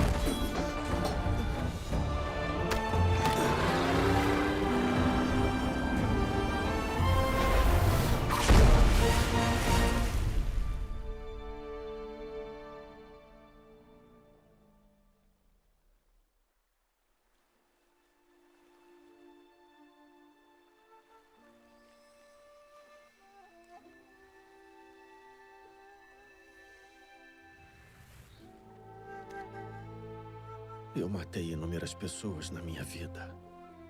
Já era hora de chegar a minha vez. Não é tão ruim. Mas me sinto exausto.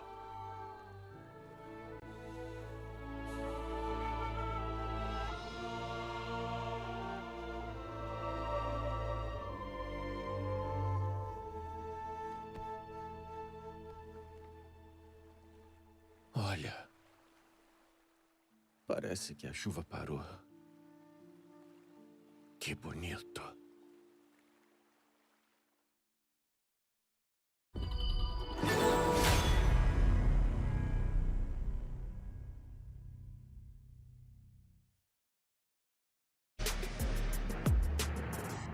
Welcome back, guys, to the KAW tournament. As we have some technical difficulties, but we already got that fixed, and we are going into our match 2 very shortly.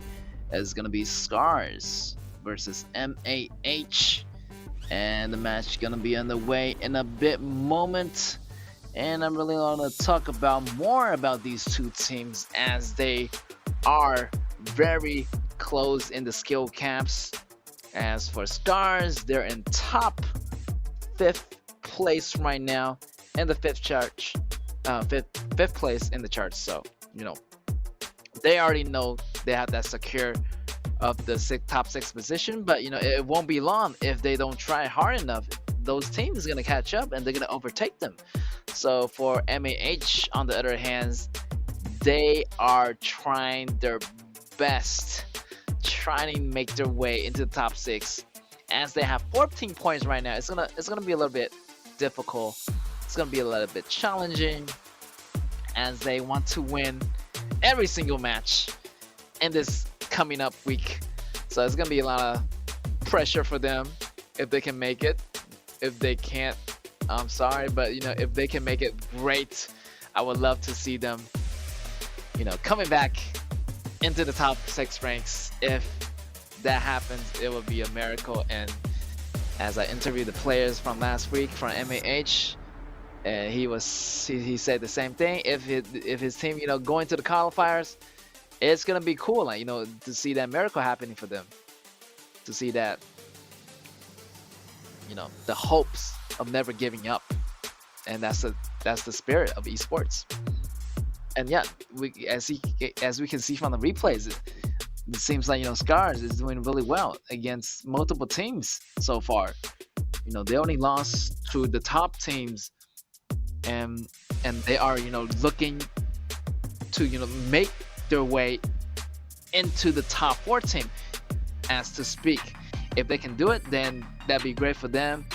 But yeah, they're gonna have another great battle against MAH here, and as they are pretty even in the skill camps, feel like Scars got a little bit edge here, as they're gonna have more experience as they competed back in the KIC. So yeah, a lot going for them here, and they're looking to make a name for themselves in the KAW tournament. And we're gonna see the ban pick phase going on here, already banning out John Fei. Another super meta pick hero getting banned out. Feel like John Fei goes with a lot of combos, like the Libu and John Fei combo, and John Fei really goes well a lot with a lot of ADC. So yeah, not surprised. The support's getting banned out again. Luban, seeing him a lot throughout the competition. So yeah, those meta picks getting banned out. No surprise there. Maybe Shamanshi getting banned out as well. Maybe who is gonna grab it? If you're not gonna ban out Shamanshi or Shunbin, one team is definitely gonna prioritize on that, and they're gonna take it right away. So in this stage, Scars gonna have the first pick. So no surprise there. Shunbin got banned out. Shamanshi got banned out. So what's left? It's up to Scars to decide. Maybe they're gonna go Xiaohoudun. Maybe they're gonna go with the ADC priority. So yeah, but I feel like Xiaohoudun is always a safe choice in any situation. And there it is. Xiaohouden getting picked up by Scars in the moment, and he just tried to lock it in. And I feel like, you know, it's just a safe pick. It goes well with any composition for this meta. So with the reply, we're gonna see MAH getting picked. We got Zhao Huaizhen still out on the table, so and Li Bu getting picked up maybe as well, because Li Bu is always a good choice for those tanks, as his true damage gonna inflict more damage onto those tanks as it really goes through those armors. Regardless of your armors, it's gonna do those damage to those true damage effects. So it's gonna cut through those armors like it's nothing. And the Zhao Jun is gonna get picked up, and Shen Menxi is gonna be out of the picture. So a great backup for that is gonna be Zhao Jun. And another one, as I mentioned before, Tai Zhen getting picked up by Scars, as Shen Bing and Lu Ban already out, and Yixin's in. You're gonna see these picks a lot in these group stage matches, and those are the top picks at the moment. And those combos really, you know, go together with pretty much any of those heroes. So those composition works pretty flexible. So MAH with the reply here, already looking really good here, Scars, with the top composition. Chai Zhenan, maybe they're gonna match with Lady Xuan, so never knows. And Monkey is another popular pick lately. If you want something tanky, but you do not have Xiaohouden, so I feel like Monkey is gonna be another great jungler. You know, besides Musashi, besides Nakaruru, it has a little bit of each. You know, it has damage, it has a little bit of tankiness. So yeah, for the tankiness, definitely go with Monkey.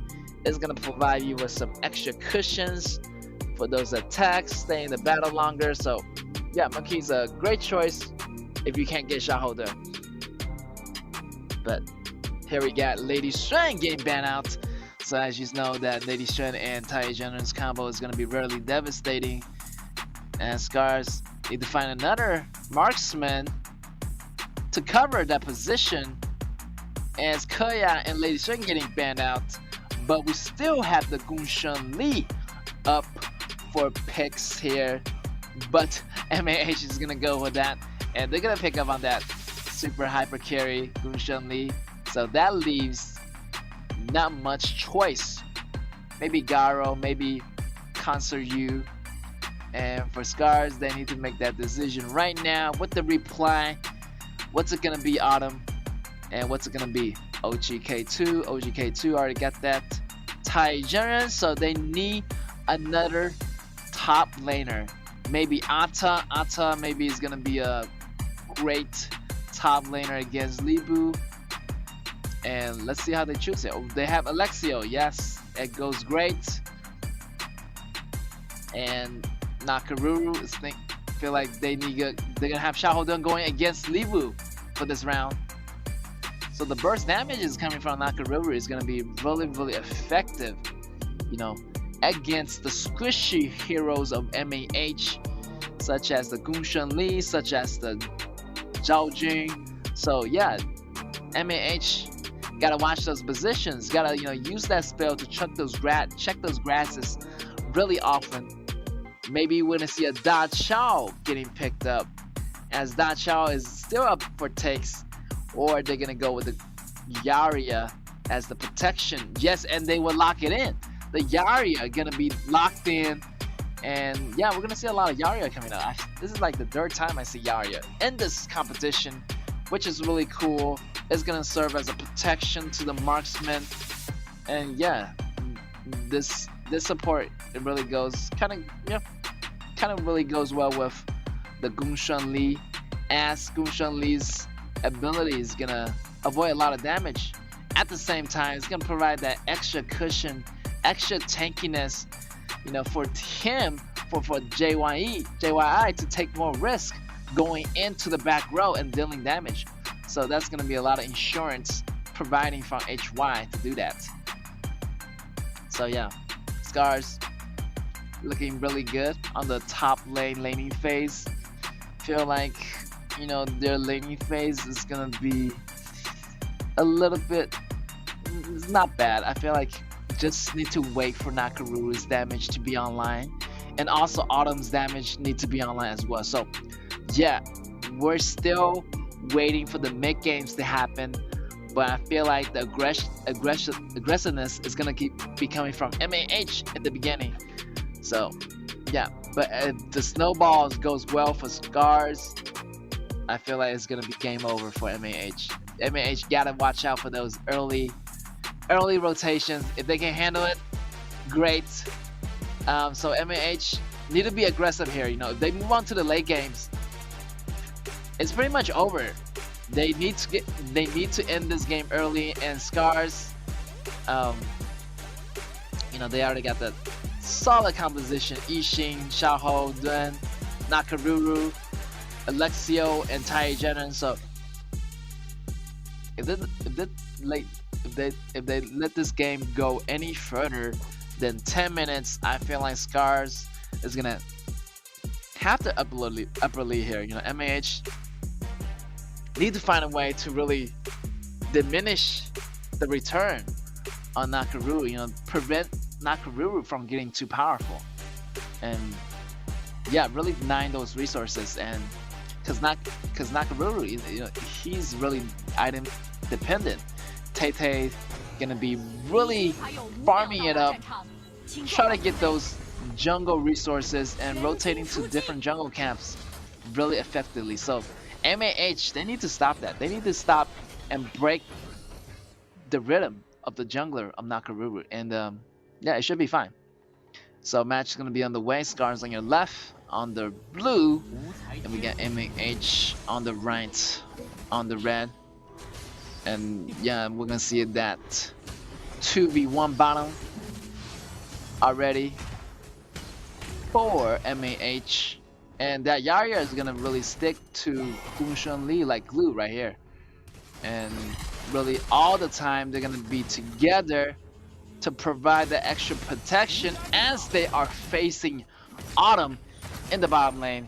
And as you know, Autumn is gonna be a great marksman for Scars, and he's not really afraid of the pressure, you know, facing two enemies at the same time. Already we can see that a little bit of faster rotation on Nakaruru, on Monkey. So Nakaruru is gonna have that, you know, a little bit of farm ahead of Monkey, but that's okay. Monkey is pretty tank, and he can really absorb a lot of the damages throughout the game. So I'm not too worried for Monkey, and they can always fight back if they make the right initiation. Alright, both junglers are level 4, and both sides has to be careful right there. Libu, you know, he already know that Nakaruru is already level 4. He has to be careful. He has to clean the lanes inside the towers. And look at that, he's being super cautious. AC just know that Nakaruru can just arrive anytime, any second. Super cautious right now for Libu. Libu, as he reaches level 4, is going to be more confident. Look at that ASD getting frozen in that mid lane, and he's going to get taken out. As the slow effect from the AoE of Zhao Jun is going to slow him down. It's going to proctor his ability of the passive, and that first ability is going to take him out. And already Scars losing that first blood to MAH. MAH doing really good here in the beginning, but still, we're still in the early laning phases right now. The first blood really doesn't count as anything. It just really is a good sign for MAH, but MAH gonna lose that. It's gonna be 1v1 now in the kill charts. Zhao Jun goes down, and the ganks, we're gonna see that happening from Nakaruru. So yeah, Zhao Jun has to watch for those ganks, because Zhao Jun is super squishy, and you know, on those physical damage. Magical damage, I feel like, you know, Zhao Jun's passive is gonna block some damage, but physical damage, she's gonna be really weak towards those, and yeah, you gotta have your visions. Already, pressure. It's gonna come in on the bottom lane for MAH as Libu try to teleport down, try to gain, you know, try to help them a little bit on the bottom, but it's not gonna be enough. Look at that, Nakaruru always setting up those ambushes right now and try to farm every lane as much as possible, and having Xiahou rotating out and just letting Nakaruru farm up. And look at that, JYI going in, but pop right back as ASD land those ultimates and really sealing up the pathways. So he has to go back. He don't want to do anything that's too dangerous. You can't fight against the Gold Master Yixing, so you gotta have a lot more team members there to engage those fights. Already, we can see the rotation already. They're gonna switch sides. JYI going to the top to farm, and that's gonna leave the bottom open. So they gotta find someone to defend the bottom, and that someone's gonna be Libu and the rest of the crew from MAH. As the pressure from Autumn and Tai Zhenan is too much for Gongshengli to handle. So right there, they're gonna have that protection of the towers, but the towers is almost going down. They're just gonna save the towers in the moment as they don't want to commit too much. And yeah, MAH is just taking the battle really slow and steady. Make sure not to do anything too crazy. As Monkey initiates, that's gonna be a great initiation. Yixing using that ultimate. Monkey takes down Nakaruru, and Yixing almost went down as well. MAH doing the works, putting in those damages. Initiation, the tankiness of Monkey really is helping MAH setting up for those kills. This is cool. And then Nakaruru, you know, you can't really contest with Monkey. Monkey is too powerful right now, as he's a lot tankier than Nakaruru. So yeah, already gonna see that. Another kill adding to MAH's kill chart, and wow, MAH is really playing it really smart. Gongshengli better watch it here as multiple members are coming in. And yes, blue team with the fight back, with the turnaround, they're gonna get Zhao Jun in the meantime.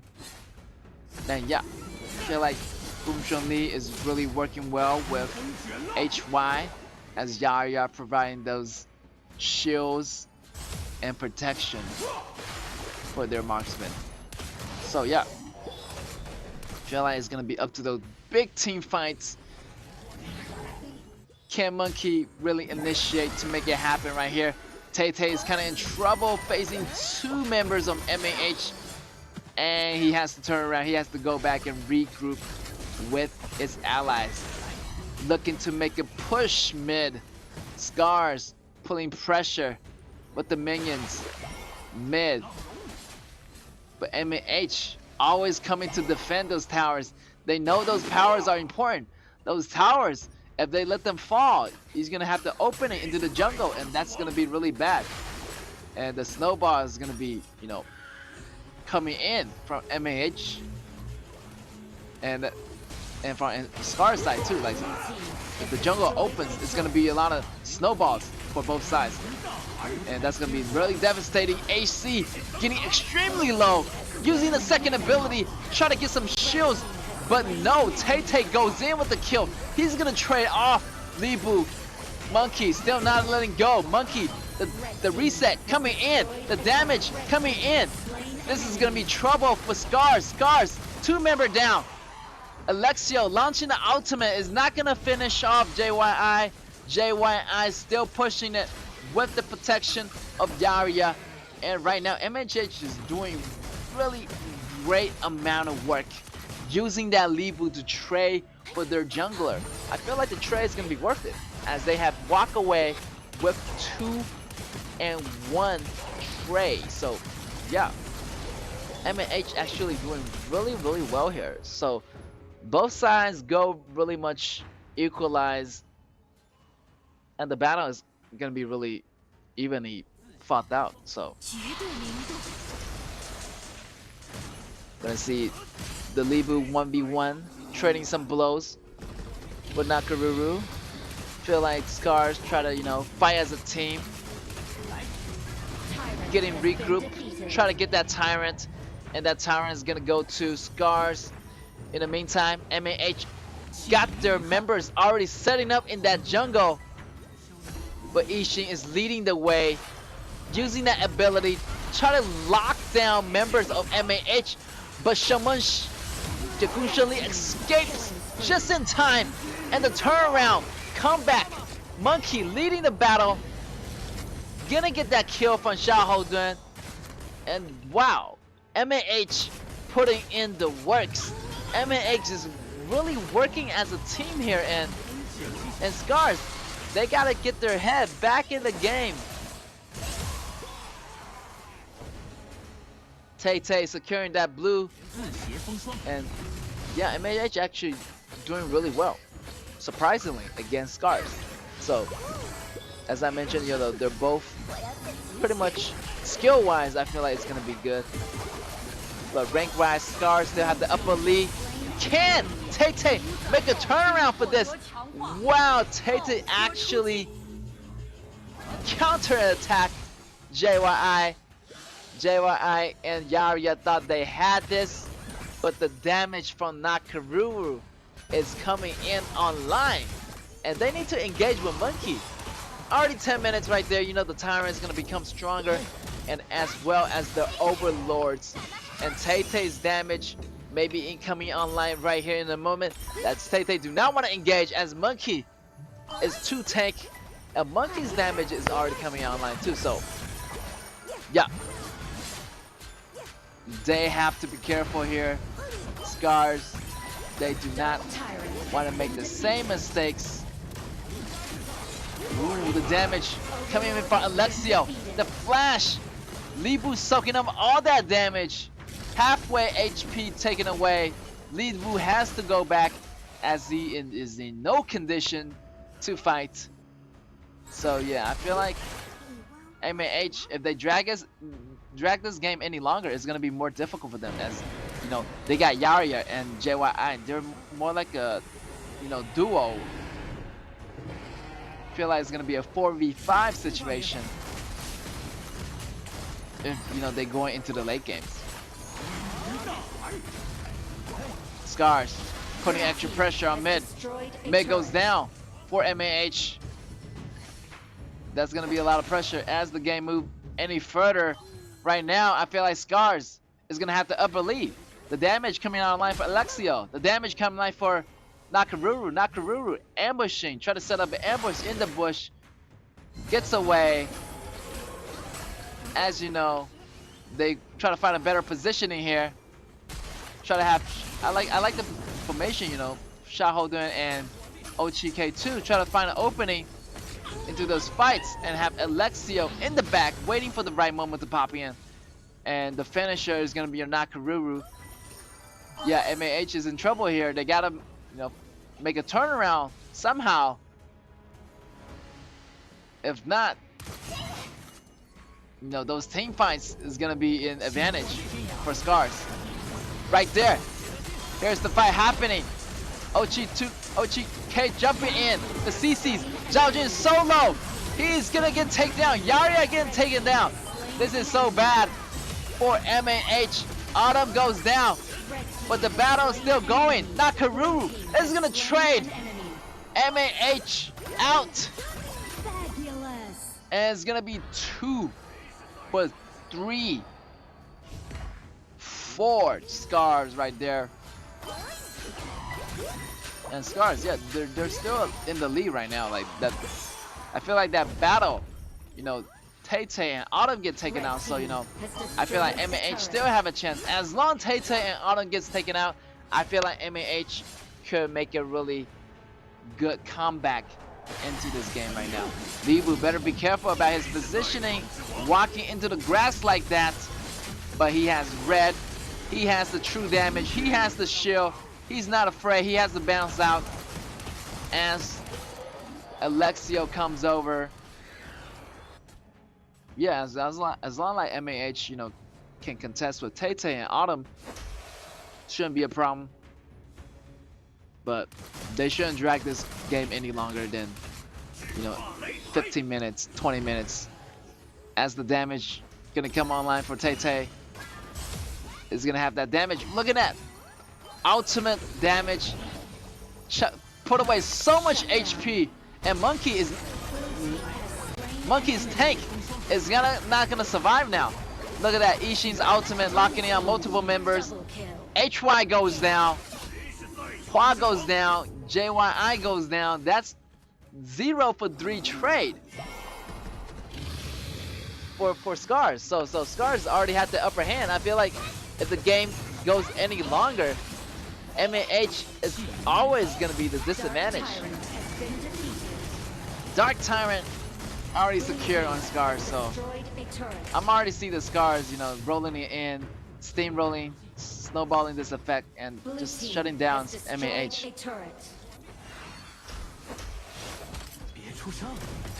Yeah, already see those buffs, and I feel like it's gonna be a difficult situation for MAH to come back.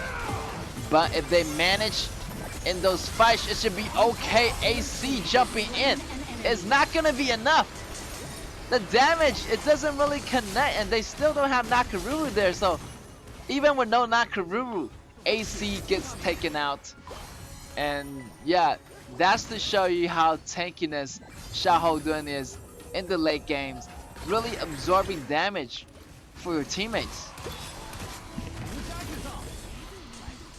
Alright, we're gonna see the push on that bottom tower happening. Scars, Autumn jumping in, using those attacks.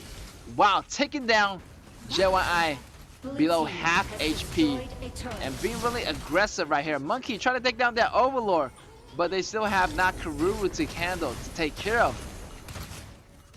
Nakaruru try to take that Overlord, try to get that extra pushing power, and it's gonna be good for Scars. Scars is looking really good right now. MAH really can contest with Scars.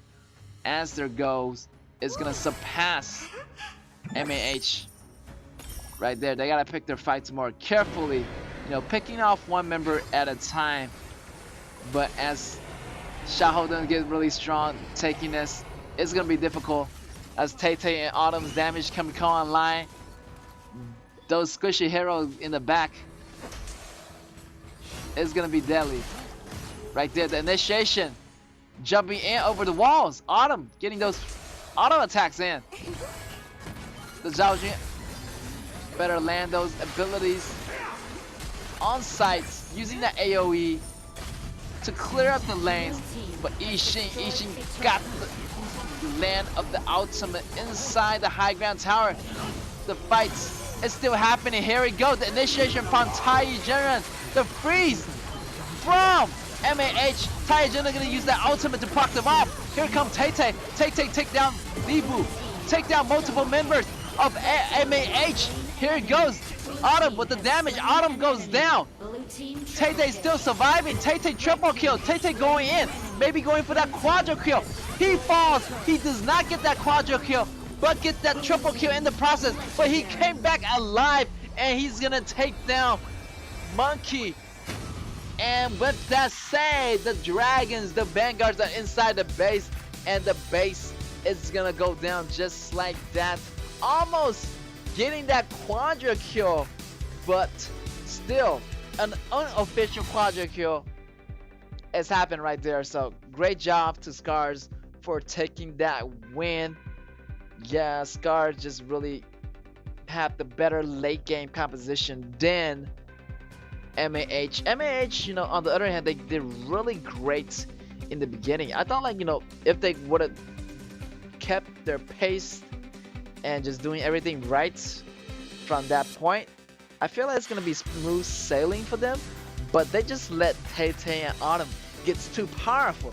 They have to be more aggressive and kind of shutting down the game in the first 10 minutes. But if you let this game goes on, you're gonna have Nakaruru damage coming out online. You're gonna have Autumn's damage from Alexio coming out online. So yeah, as the game progresses, it's gonna be more difficult for MAH to actually fight back. So yeah, so it's gonna be pretty slim chance for MAH to make it to the qualifier now. So as they lost the round 1 battles of today's match, so yeah, they're just gonna try their best and walk away with a lot of experiences, try their best and show great sportsmanship even though they can't make it to the qualifiers. And yeah, Scars, again, they did their homework. They know what composition works for them, and yeah, they're able to handle the early game pretty well. Even though they're a little bit behind the early game, they still managed to come back really strong and finish out the game like they always do. Great job there. And MAH, yeah, thought they had it in them, but that's okay. They did great. They came a long way, and yeah, hope to see them in a season 2 or coming back stronger next season. So yeah, big respect to MAH for doing what they do. And again, Scars, the composition works out, and I feel like if they are facing an aggressive team or aggressive composition, I feel like Ishin is a great choice, because Ishin, the Go Master, he's gonna use that ultimate to slow down any aggressiveness from your enemies. So if you see a lot of aggressiveness like Gunshan Lee, a lot of those pushy heroes, Ishin is actually a great choice. Using those chess pieces, using those go pieces to actually putting down those small CCs and stuns, slowing the lane, slowing those like incoming attacks, and the ultimate really slows all the members. It's like a AoE control effect, so it's gonna stop those push, it's gonna stop those fights, the aggressiveness. So it's gonna remove some of the threats away from your ADCs, away from your junglers. So it's gonna provide a lot of safety net for your team. So yeah, I kind of like Ishin now. Ishin is another great backup pick meta. If you can't get Shamanshi on your team, great pick. So that is a great hero you want to practice with and kind of using it with your teams to execute those kills. So that's what you see in Scars over here. And Taijunen, great support and goes with pretty much any ADC actually. Gaining the extra go for your marksman, and that really works for Alexio, Lady Strand, and DNJ. No matter what kind of marksman, you always need the go to farm up and to get those essential items. And once you itemize, those heroes are gonna do a tremendous amount of damage. And look at that go count on Autumn. Like, the man is so rich right now. 16k, almost 17k in go. And yeah, he just using that passive of Taijunen to the maximum right there. And yeah, they're gonna walk away with almost 17k towards the end of the game on all the items. Super items are being carried on Autumn, and that's scary right there. And the damage coming out online for Tay is also scary. 13k, getting that siege breaker, and you can see that 1v1 combat against Monkey. Nakaruru just taking down Monkey like it's nothing. Like, even though that Monkey is pretty tank, but your only tank is gonna be useful in the beginning of the game. Once the late game, Nakaruru is gonna have those armor piercing abilities. Those armor piercing items is gonna be online, and that's gonna be devastating for Monkey to contest with. So yeah, great job to Scars for handling the early games pretty well. So yeah, they're gonna move on to the late games and actually destroying MAH. And as you can see, the goal count here, seems like in the beginning it was really going well for MAH, but the turn of the tide of the battle is gonna be your Victor, Scars, and Tay having the MVP, dealing damage close to 30%. Look at that damage with 932 across the board in the KDA, 27% damage dealt. So yeah, and Tay really handled this battle really nicely. Like in the beginning, he was getting killed, but it didn't really matter as his damage coming out online. Look at that turn of the battle, 1v2 and still got the kill and escape. And right there, our 1v1 against Monkey, and those damages. Oh my gosh, that Mama Haha just destroying their opponent, and always going in, picking up the kill, and double kill right there out of them. And he almost got a quadra kill. If he would have survived a second longer, I feel like he would have got that quadra kill. But no less, regardless, they already got the win in the bag.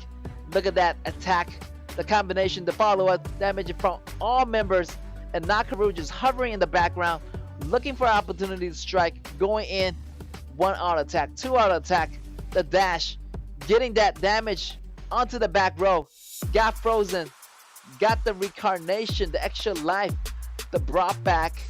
It's gonna bring Nakaruru close to almost a quadra kill in that moment. So yeah, no doubt the MVP is gonna go to Tay right there.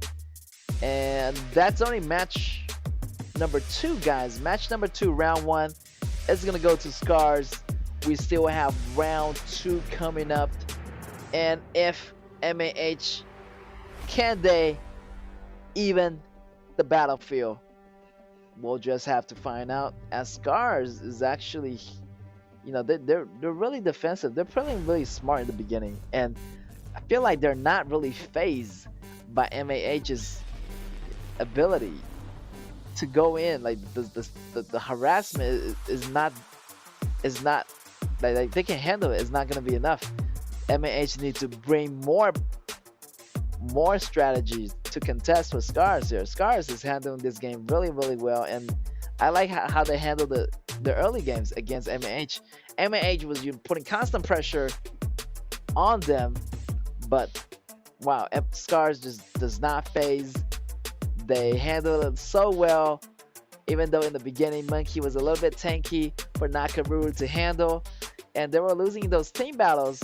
But once Nakaruru and Autumn, Alexios coming online, it was pretty much settled right there from that point on. So Scars doing what they do best, handling the beginning of the phase really nicely and bringing down MAH in the process. So yeah, great job, Scars. And yeah, I feel like Scars is back in the game, guys, and they want to have those top positions and actually coming back maybe in the lower brackets against Impunity, getting their revenge. So Scars, great job on that. MAH, yeah, their ranks right now is too low to coming back into the qualifier. So yeah, they just want to enjoy their times, do their best in all their matches in the upcoming week. And yeah, they had a chance, but the chance right now is looking super slim. So all they can do is just really try their best and work with different compositions and just really coming back stronger in the next season or something. And Scars, they're looking to secure that top position right now. They have KG behind them. They want to be safe and really have those points available to be in that top 6 position, and really try to contest with RCG, the team that's in front of Scars. And yeah, as we move on into our second round of the battle, so as we going with the global band picks, so whatever hero that Scars choose in the first round, it's gonna be automatically prohibited. So they're gonna choose a different hero this time. And yeah, whatever they haven't chose yet, and MAH still have those choices, as they will get to choose those heroes that Scars choose if they don't ban those heroes. So yeah, let's see what's gonna happen. And yeah, the global ban pick, it's been really popular, is implemented in many of the series, such as the KPO, and in this series we're gonna go with the BO2 series. So yeah, global ban pick, can't use the same hero more than once in that series. And you know, heroes were used in the previous match will be automatically be banned and cannot be used in the next match. But still, they can get picked up by the other teams if they haven't used that hero yet. But except in the final game is the best of 7 series, which both teams are able to choose any heroes free of limits, and it's gonna be a blind pick. So we're gonna see that in the grand final someday. And yeah, that's gonna be in June. So let's see. Already BP phase underway. The common band picks are out, and they're no familiar face. It's gonna be your Luban. It's gonna be Shenbing. It's gonna be Shamanshi. And the Shamanshi, maybe they're gonna change it to Shulia. Oh, maybe they're gonna change it to Shamanshi again. Okay, maybe that's gonna be another pick up of a mid laner. I feel like both teams need to find a good backup mid laner.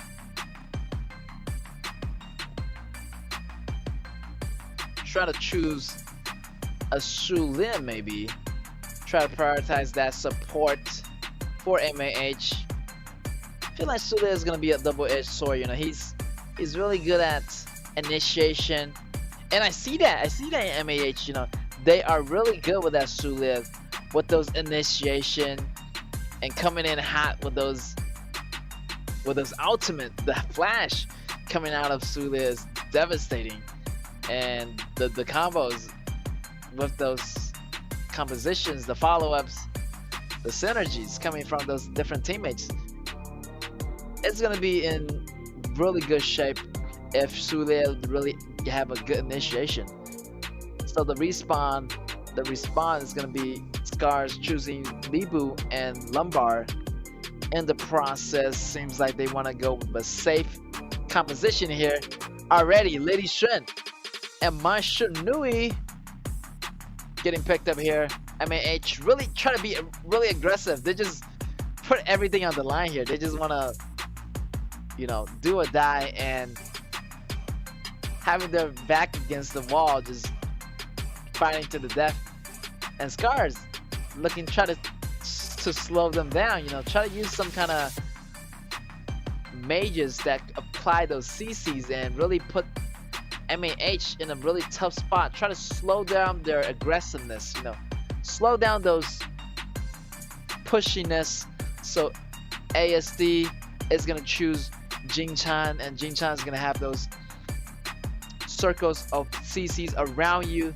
It's gonna have a hard time of getting out. So yeah, Scars just putting the CCs right there. CC, the knockup is there, and another knockup from Libu.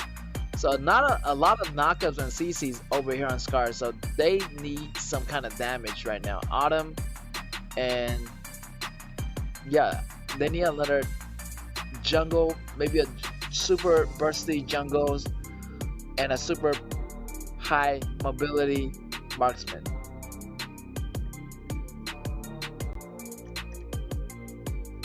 Autumn trying to figure out the best marksman that's available, and that's gonna be the super hyper carry Gunshan Li. Hands down best choice, or KAW, but I feel like Autumn's gonna go with the Gunshan Li, as the Gunshan Li it's been really popular in all the meta picks. And yeah, we're gonna see the MAH try to pick up some top laners in the jungle. And as Scar is gonna have that counter pick over MAH. And Charlotte, wow, long time no see. Charlotte for the top laner for the Clash lane, as we, you know, don't see her a lot these days. So yeah, it's great to see Charlotte back into the match again, and we have the Monkey King getting picked up maybe by MAH as they are chose last week. So I feel like MAH is the first team that, you know, chose Sun Wukong as the jungler out of this competition. So they are playing it really aggressive, and I feel like, you know, the counter is already there. I feel like their mid is gonna be Monkey King's biggest counter. And yeah, with Lan being picked up here maybe by Scars, it's gonna be good overall. Another damage assassin, solid pick for Scars over here. And the aggressiveness, I can feel the aggression from MAH. They just want to go in, do those damages, and kind of use that momentum to win the game. But Scars is not gonna let that happen. You're gonna have a difficult time. The tankiness from Lumbar and the ultimate from ASD is gonna cover most of the damage, burst damage dealt by MAH. So it's gonna be tough to break that barrier. So yeah, MAH, their last chance of fighting back. And for Scars, they feel like they want to secure the second match. Like, I feel like they're solid. Their composition is more solid. So yeah, MAH is gonna have a difficult time in the laning phase. I feel like their Wukong is gonna have a really hard time because, you know, Wukong needs that damage to get him going. If he loses that early jungle advantage, I feel like MAH, the match is gonna be over before they even start. So yeah, just try to, you know, get those burst damage and get that momentum rolling. So it's gonna be really hard to get that engine started for MAH, as Scars is not really a pushover. So you gotta be really smart here, MAH. MAH on the left, Scars on the right. We're gonna go into the battle really soon. And yeah, Wukong, great pick, but you're facing a lot of counters. You got Lumbar, you got Jin-chan, and there are your worst enemies. You try to jump in, you can't jump in because you're gonna have those CCs on you, and not to mention the CC combo coming out from Libu. And that HY, he needs to provide the initiation. If he can do it, then yeah, the burst damage is gonna be enough. But as we move towards late game, it's gonna be riskier. So yeah, let's see what's gonna happen, and let's go into the match. MHH on your left on the blue versus Scars on the right on the red. Already we're gonna see that normal opening sequence where the mage is gonna be with his support. The knockups coming in from both sides, trading blows right now. And Jin-chan's gonna have that lane priority a little bit over my Shinui, as my Shinui's lane clearing ability is a little bit behind Jin-chan. So Jin-chan's gonna have that CC and AoE effect. And already gonna see some trading some blows right here. Both support kind of providing constant vision for their teammates. And yeah, that Jin-chan CC, we're gonna see a lot of rotation happening from Jin-chan right now, helping out different kind of lanes. And let's see who's gonna break first. Feels like you gotta secure to that first blood. If you get up the first blood, it's gonna give your opponent the first lead and get him the extra goal. So that first blood is also very, very important. It's kind of starting the game off with on the right foot. And yeah, already level 4 for both junglers. So we might see those ganks happening right now. Look at that 4-man coming in, man. My Shinui just don't know where to go. Try to get to level 4 as much as possible. Jumping over the walls, using the first ability to get some knock-up. Libu taking the damage like a man. And he has to go back. He's half HP down. So he has to go back to his top lane. Get some healing dudes ready. Get some recoveries before coming back into the next fight. Lady Swan try to get those extra hits, last hits, getting those farm, and having HY just providing constant surveillance right there. And I like the rotations, on Scars, just coming in as a 3 and joining in like as a 5-man group right there. This might be trouble for AC. HE gotta use that flash to get out in time, or he's gonna fall to the victims of Scars. Right there, 1v1 ASD. Activating that ultimate. Using that ultimate. Blasting my Shinui away. My Shinui just need to go back in time. The trading blows coming in. Scars. I feel like Scars can be aggressive but also defensive at the same time. But if MAH, if they're too aggressive, they fall. It could cost them. AC taking super low. He does not have that flash. That flash is gonna come in from Libu instead. And that first ability is gonna take down Charlotte. Charlotte goes down. Ukun using that stepping stone to jump out using the second ability. Scars, both members really down on the bottom side. Bottom side getting pushed right now. And yeah, both teams are very playing it really cautiously, but the first blood is gonna go to Scars. Scars getting that early lead right there, a little bit of lead, and that Tyrant is gonna be popped up. So yeah, Scars looking for a way to capitalize on this. Can they get it? They have the smite. Yes, they will. Getting that EXP and go for the entire team. So Scars had a really good start. Getting a little bit gold league right here. Having that damage coming online, and yeah, the gank on Charlotte is really successful. And look at that ASD really applying damage, and I feel like this shot, my Shinui, can't really do nothing if ASD keep on landing those CCs on him. Right there, the tower dive, and it's gonna be good. Gunshan Lee going in, using that frenzy, provide those auto attack on JYI.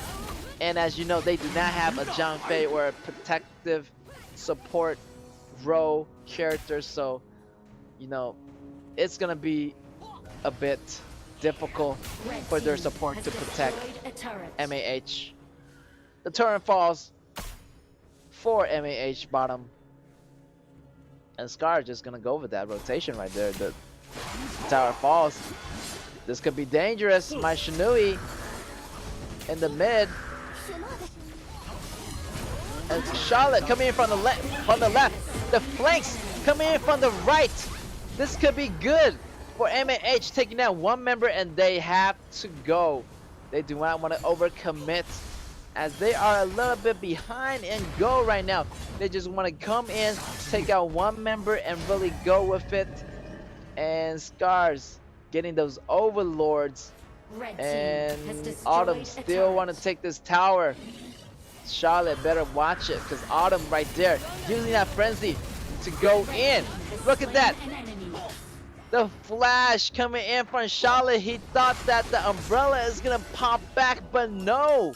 Autumn just keeping his position, keeping up with the auto attack, and he just gonna kill AC in the process. Right now, Lumbar getting a little bit too deep, but it's okay. The tankiness, he's gonna survive that. The ultimate trying to initiate from JY. JY is gonna back off. He does not want to commit too much. He has that passive still. That passive is gonna trigger, but he's remaining still and nobody is there to help him. Here he's gonna fall. Monkey King is gonna jump in, getting couple hits off, but it's gonna fall down. But the double kill is gonna get picked up by My Shinui. My Shinui getting murdered in the back by Tay-Tay. Tay-Tay is on fire. The Shark Man got the triple kill. And yeah, that's gonna be an ace, guys. 4 Scars. Scars coming in at the right time with those attacks. And yeah, everything's looking good for Scars. Scars choosing those fights carefully. Right there, Tay-Tay against multiple members all of MAH. But as they're gonna be back off right now, it's gonna be a 2v2 situation, and the ultimate is gonna be forced out of River. Try to help Tay-Tay out, but they're gonna back off for now as they do not want to engage in just yet. Scars try to make a move into the jungle right now. My Shinui just getting those hits on them right there on the bottom.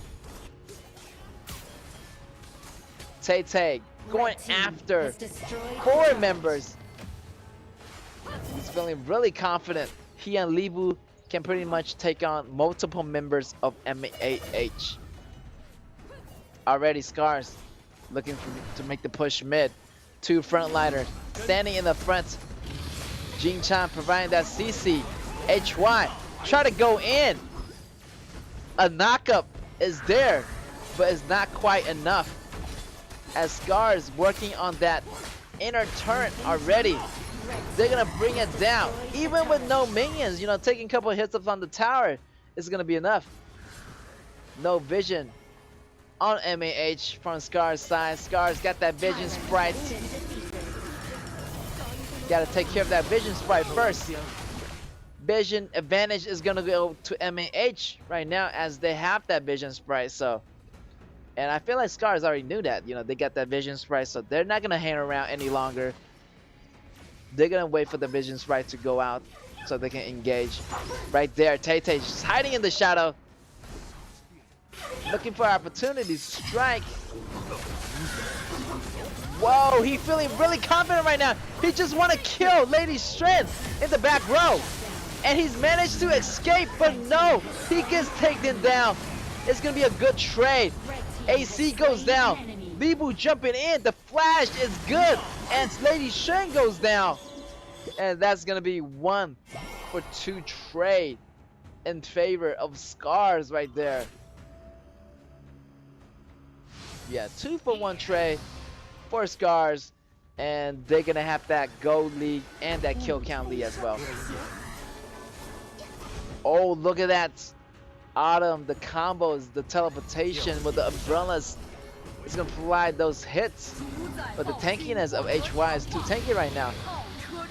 As you still need that Daybreaker from Gunshan Li to fully itemize to deal those damage. Gunshan Li dealing those damage using that frenzy, and he's still going right now. The attack, the knockup coming in from both sides. It's not going to be enough. Gunshan Li needs to back off as she is feeling super low on those HPs, but she'll recover with those auto attacks. But she might need to back off right now as the dragon landed that damage on Gunshan Li, and she has to go back and recover before coming back in the next match, coming back in the next team fight. And I feel like with those auto attack, she should be really sustainable right now with those life steals. So yeah, as we move on to the late games, is gonna be past the 10 minutes mark, and the pace is gonna be a lot faster, and the game pretty much can end in any moment right now. Like the big fight happening, the ace coming in, and Charlotte is feeling the heat right now. Charlotte is gonna get away in time. Tay going in too deep, and he's gonna get taken out, but traded for the Monkey King in the process. All right, Lombard checking the front. This is the knockup. The Purify coming in from Lady Xuan, but it's not gonna be enough. Gung Shun Li just gonna go in, go with double kill, taking down both members of MAH right there. 3 members down, and that's gonna be your high ground tower. Hello. And high ground tower is gonna be gone in a couple of seconds. This could be trouble for MAH. The Monkey King is back. Red team still unstoppable. Gung Shun Li is going out of control. And there you have it, game ending point. Triple kill for Gung Shun Li. Game ends. Scars your winner. And Scars really handled that pretty well. Having those, you know, super composition, and yeah, they just have the better composition overall. Knockups, tankiness, CCs, the damage from the jungler, the damage from the ADC. You know, it fits perfectly. They just have the better composition. What more can I say? Yeah, MAH, they have their parts. They did really, you know, well in the first game, in the first round. But the second round, I feel like, you know, their composition was a little bit too weak in the early game, and they weren't able to just maximize that composition to its best level. So Scars gonna lock it down for the second match. That's another 3-point for Scars. And congratulations to Scars, yeah, for doing that. So let's check their rank right now. It's gonna be 24 points plus 3 points. So that's gonna be 27 points. A little bit of edge and lead over KG. So they're looking to secure their top 6 position already. So they're feeling good. They know that they're gonna have that top 6 positioning going on. So they're not too worried. And the way they executed these games, they're pretty good. Like they know how to handle the pressure from an aggressive team in the early, and they know how to put out the fire. So, you know, Scars doing what they do best, and they're a lot better now. I feel like, you know, they can have their revenge on Impunity. They have a better chance, you know, coming back into the game and having those composition really work out for them. So yeah, congratulations to Scars. They're gonna be a winner, and it's gonna be a 2-0. And MAH, they came a long way. Sorry to say, they're not going to the qualifiers. Is not really that promising now, as they lost the day 1 week 5 game to Scars. So, but regardless, they learned a lot. They use different compositions. I really love to see them having fun with those heroes. So it's really, you know, it's a pleasure for me to really, you know, cast those heroes, like the new heroes from MAH. So that was fun to do, and I would like to see more MAH. Maybe in the next season, maybe, you know, they're gonna come back much stronger. They're gonna have another chance of, you know, going after that, winning the championship. But in the meantime, they just have to step back and take a breather, as they not going to the qualifiers as they wanted to. So yeah, Scars over here looking good for them. Top 6 teams are right now Nova Esports, Impunity, RTZ, RCG, and Scars and KG. So yeah, it's gonna be a battle to the finish, guys. It's the final week. The pressure is gonna be on, so those teams is gonna form up to the lower bracket and the upper bracket. So yeah, I feel like all the teams want to get into that upper bracket, and just having that double chance, you know, the upper bracket, you're gonna have more chances of going to the finals. As we're going into the qualifier, is gonna be a double elimination BO5. So yeah, upper bracket, more chance, more opportunities. And we're back into the statistics of the MAH versus Scars. And yeah, the statistic shows that pretty much, you know, the damage is coming in online for Gunshan Lee. And look at that damage from Autumn. Just wow. The damage dealt over 30%. And with the frenzy, the sustainability is just crazy on Gunshan Lee. And the goal count just like definitely really goes towards Scars with the lead. Ended the game around 12 minutes. Solid performance. And Gunshan Lee definitely taking away the MVP. 10-1-1 across the board right there. 36.5% damage dealt. I mean, yeah, like Autumn was just all over the place, like dealing so much damage, and the combination just popping in, popping out, just smoothless, like seamless combination right there. Jumping over the wall, like Lady Strand probably didn't even see that coming. Like it happened so fast in a blink of an eye. Right there, Charlotte can't really contest, but the damage from Gunshan Lee, and Gunshan Lee using that second ability to dodge so much damage. And right there, Tay going up against multiple enemies and managed to get out in a little bit, but still got taken out by AC. But that's just where Gunshan Lee come in and pick up the kill. Those auto attacks are really devastating, and every 2 auto attacks, that third one is going to provide extra damage and extra damage over the marked enemy. So yeah, the passive coming in from Gunshan Lee, super devastating. And there you have it, Scars taking the win really easily in the second match against MAH. Round 1 is a little bit tougher for them, but you know, they kind of got used to MAH's rhythm, so they know what they're gonna do, kind of read them like a book. So yeah, Scars already taken away, so Scars, no surprise there. They're gonna end the game earlier in the second round. So yeah, congratulations to them. And that's only our match 2, guys. We still have more matches coming up, so don't you guys go away. We're gonna be right back.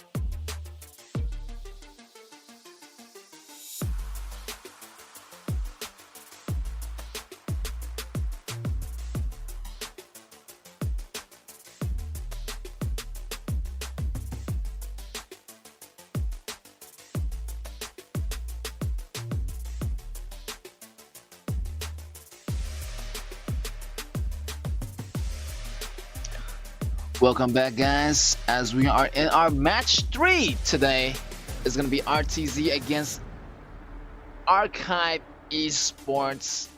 And RTZ, as you know, who are the top teams right now in the top 6 ranks. So yeah, I feel like it's pretty easy for them to take away today's match as Archive Esports. They're still in the bottom ranks as they have 0 points, so it's gonna be a really challenging game for them to contest with RTZ. But you know, as they know that they will not make it to the qualifiers, as this is the final week, so they're just gonna, you know, try their best to go out with a bang. RTZ here, and they're known for their really great teamwork and collaboration and the synergies of different heroes. So RTZ really got it going on already. So Archive Esports just really want to, you know, contest with RTZ, and yeah, just, you know, try their best, try their absolute best, using different kind of compositions, really getting used to the game as they came a long way, as the battle for them were really uphill and every single round was a challenge. So yeah, they already tried it their best, and they're gonna, you know, end the game, do their best in the final weeks of this group stage. And let's talk about more about RTZ. You know, the RTZ, the teamwork, the composition, the picks, the early game, the rotations, super solid team. And I feel like this is a team, they can potentially go into the top 2 ranks, you know, if they can. They got what it takes. They were the #1 team before, you know, in the week 2, week 3, but they got overtaken by, you know, Nova Esports and Impunity. But yeah, I feel like their timing, their instincts is always right. Like, they know the anticipations coming into those match, and they really think before they act. And those neutral objectives, they always are on it.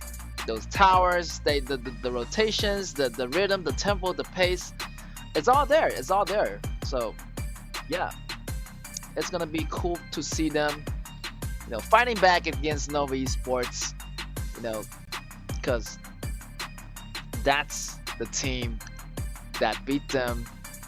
And yeah, I feel like it's time for RTZ to fight back, and yeah, to have a great time and have another round against different kind of team like Impunity or Nova Esports.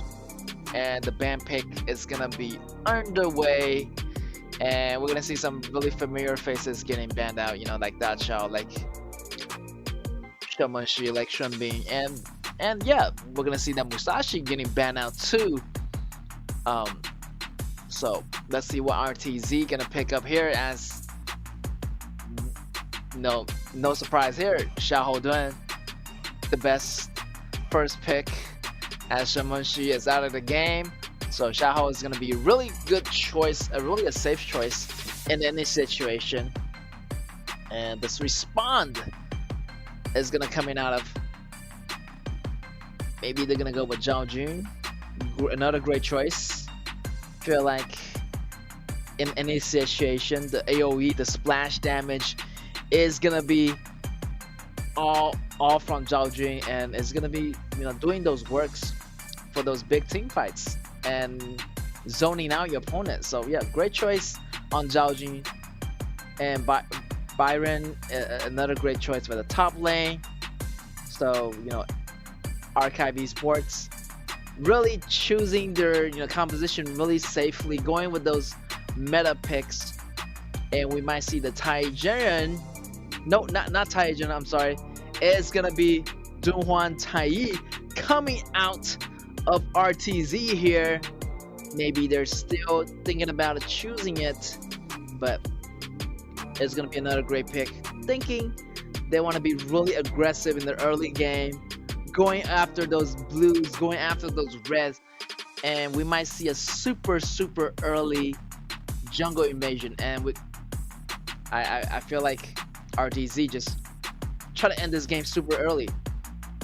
With the early invades, they're gonna use that as a momentum to end the game, and they might even end the game in 6 minutes. Who knows? So, hey, let's see and watch this out. And we're gonna have that Marco Polo getting picked up by Archive Sports. And yeah, I feel like the early laning phases is gonna be really difficult for Archive Sports. But yeah, RTZ just using that push. I feel like they're gonna go in really strong, and those early advantage heroes right there, like Charlotte, like Xiahou Dun, like Dunhuan Tai, is gonna create a lot of pressure into the jungle right now. They better choose a tanky or some kind of jungle that's, you know, capable of defending those blues, defending those reds. And yeah, Kai should be a good choice. Kai is gonna have that armor, that tankiness to survive, but you're facing Xiahou Dun and Dunhuan Tai, the two ultimate early bullies of the jungle. So I feel like nobody can really contest to those two damage. And wow, in the early game, I have to give it to RTZ all the way, and they're just gonna snowball that combo just throughout the game. And yeah, I feel like their pathway is gonna be that jungle. The Dunhuan, maybe they're gonna go for that split jungle push where you know, Dunhuan go after the blue and Xiahou go for the red, or they're gonna go in together, and it's super devastating. And look at that, Nuwa is getting picked up, and another early game stomper. Like he can just teleport anywhere after level 2, and there you go. Like the backup, the reinforcement, the speed, the support, it's gonna be so fast. Like it's gonna be like so instant support from Nuwa, and the Dunhuan Tai, the front line. Wow, like how you gonna contest to this, Archive Esports? Like it's gonna be really difficult. And they have John Lan in the mid, so pretty much really squishy heroes like Marco Polo and Zhao Jun. And Zhao Jun is gonna be the maybe, then Zhao Lan is gonna serve as a support. But still, like they're just super tanky right now. And I feel like the vision wise, I feel like RTZ got the upper advantage. Early game wise, they got the early advantage, and they just got the overall suppressiveness like over Archive Esports. So backline, front line, again, I'll give it to RTZ. So RTG just has too much advantage right now. They have the initiation advantage from Dunhuan Tai and Xiahou Dun. So wow. And the assassination from Charlotte, he's gonna be popping up all over the place. So yeah, they need to have a lot of tankiness for this kind of systems. So let's see how they're gonna handle this. Archive, they don't want to over them, so they gotta hold on. They gotta really to those first blood in the beginning of the game. RTZ just don't let them take over so easily. But I feel like they have no choice but to give up the jungle already. Like you have Dunhuan Tai, you got Wei Pick going into the jungle early, and we're gonna see it definitely really soon. 9 out of 10, we're gonna see that blue, we're gonna see that red getting invaded maybe in the first 2 minutes. And once they get that success made, it's gonna be like smooth sailing for RTZ. And yeah, let's see how they showcase. And it's gonna be a beauty to see how RTZ gonna have those rotations going on and those invade happening. Yeah, it's gonna be really good. And overtime, I feel like we're not going into an overtime. We're just gonna see the game end early, below 10 minutes, as RTZ really want to take this win. They really want that 3 points for sure. They want to be ahead of Impunity, and they're looking to make it happen with this match against Archive Esports. So, match is gonna be on the way, and we're gonna jump into the match super soon. And the compositions, wow, looking really, really deadly for RTZ. And yeah, Marco Polo is gonna have a hard time. Kai is gonna have a hard time. Wow. Maybe we see that early invade that we're talking about.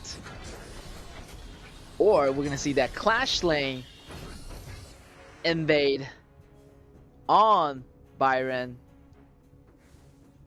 as Byron just not notice where Dunghwan Tai is. And look at that, Archive Esports actually guarding their blue really, really well. So no invades here for now. And this is where, you know, Archive Esports think they are going for the invade, but not. So good job on Archive Esports' part. Alright, the normal start as usual. So yeah, we're gonna have Dunghwan Tai going Charlotte. Whoa, the first blood actually going into Archive Esports. This is really, really cool. You know, they come a long way, and they still able to get the first blood off the top team like RTZ. So this shows you, you know, their improvement so far. All right, Dunghwan Tai is gonna follow Xiao Duen, and they're gonna have that battle pretty soon here, as Wei Pit just following the jungler instead of following the marksman. So the pace is gonna be really fast for them. Look at that ambush ready for them in the bush. Charlotte going in. The tankiness is gonna be good. Wow, the Charlotte combo is gonna bring them all down. 2 goes down. Nuwa jumping in, double kill for both Juan and He. That's gonna be 4 kills already, putting in the first 2 minutes. Z right there. And those compositions is too strong in the early game. Look at that, flash in, ultimate on Dunghwan, and he's gonna trade in for Byron. And yeah, the damage is coming in online for everybody on the RTZ, and they just have too much damage and too much tankiness in the beginning to contest with. So even if you have a numbers advantage for Archive Esports, you can't really fight the tankiness, the top meta picks of the game. Right there, the ultimate from Kai is gonna be activated. Whoa, actually, Nuwa used that box to buy him some time with the escape and the ultimate coming from Nuwa. Gonna have that pierce through. It's gonna take down John Lian. John Lian falls. 4-man falls. That's 4 for nothing trade. That's 0 for nothing trade for RTZ. This is crazy. RTZ just dominating in the first 4 minutes of the game. It's not even 4 minutes. It's like only like 3 minutes and a couple seconds. And wow, RTZ already showing superiority over Archive Esports. Archive Esports. Yeah, definitely, it was a match to remember. RTZ just dominated them. And we're gonna go into a small pause right here, as you know, they are calling for a timeout. and feel like they're gonna get everything settled. Might be a connection issue, but we'll be back in the game in no time. And yeah, feel like RTZ really doing it well this time. They really want that top 2 position, and they are looking to take it. Yeah. And I think that, look at the composition coming in from RTZ, and look at that battle top. You know, Archive Esports tried to ambush them, and the position was good. I feel like, you know, they waited for, you know, Charlotte to come in, but the bounce back, they almost got that CC going on the members of RTZ, but guess what? You guys have number advantage for Archive Esports, but they're just too tankiness, and it's early game. So those early game heroes like Xiao Dun, like Duhan Tai, and Charlotte is gonna be so dominating, and Charlotte just abused that ultimate like crazy. You know, having that damage reduction. So it's gonna be you know, even though they don't have the numbers advantage, they still have the heroes, you know, the meta, the early heroes advantage, the strong period over Archive Esports. So that battle, you know, we could take a look at the replays there. You know, it wasn't a really good battle for Archive Esports. Maybe they would just pull it under a tower. Maybe it's gonna be better. But hey, you know, they have to think before they act, and it's gonna be really frustrating to go down, even though you have the numbers advantage. But yeah, I feel like RTZ is just gonna pocket those, you know, pocket those opportunities, you know, getting those kills and almost acing Archive Esports' team. Yeah, I love the fact that the last kill, you know, on John Lan was from Nuwan. Nuwan actually saw what's happening. I feel like Nuwan players, you know, they gotta keep an eye on the minimap. They gotta check out who's really low and using that ability, and it's a global ability. I feel like Nuwan can really use that aim at any part of the map and creating that, you know, the beam of light and just taking out that John Land. It was just really surprising to see, and yeah, the precision on Fry is just really awesome. So it's really fun to watch RTZ doing that. So big moment for RTZ here as they are taking down the bottom torrent as we speak, and we are heading back into the game here. That tower is looking so low right now that any auto attack can really put that tower out of its miseries. And yeah, we're gonna see the rotation coming in already from multiple members of RTZ, going bottom lane, going after that blue jungle area. 4 minutes already. They already got 9 kill counts on the table. With that, they're gonna pick up the Tyrant in the meantime. And yeah, the Tyrant is for free right there. RTZ Tyrant, and maybe Archive Esports gonna have that time to trade in for that Overlord, and they will do it, but that's gonna cost them the tower on top. So Archive Esports, they have to protect the tower first. I feel like the tower is going to be a more priority over the Overlord. Alright, we're going to see another battle happening. Zhao Jun landing that AoE. She has to get out flash out in order to survive. Look at that new one coming in with this ultimate. The follow-up damage from Charlotte, and it's going to do it. 2 kills for RTZ there. 0 for 2 Trey. 2 for 0 trade for RTZ, and wow, RTZ really laying the gun down, getting that kill. Kai goes down, the bottom tower goes down. We might see a new record right here, And wow, this record might be refreshed. Maybe not, but the minions are coming down. Triple kill for Charlotte. And wow, already we're gonna see those kills coming in.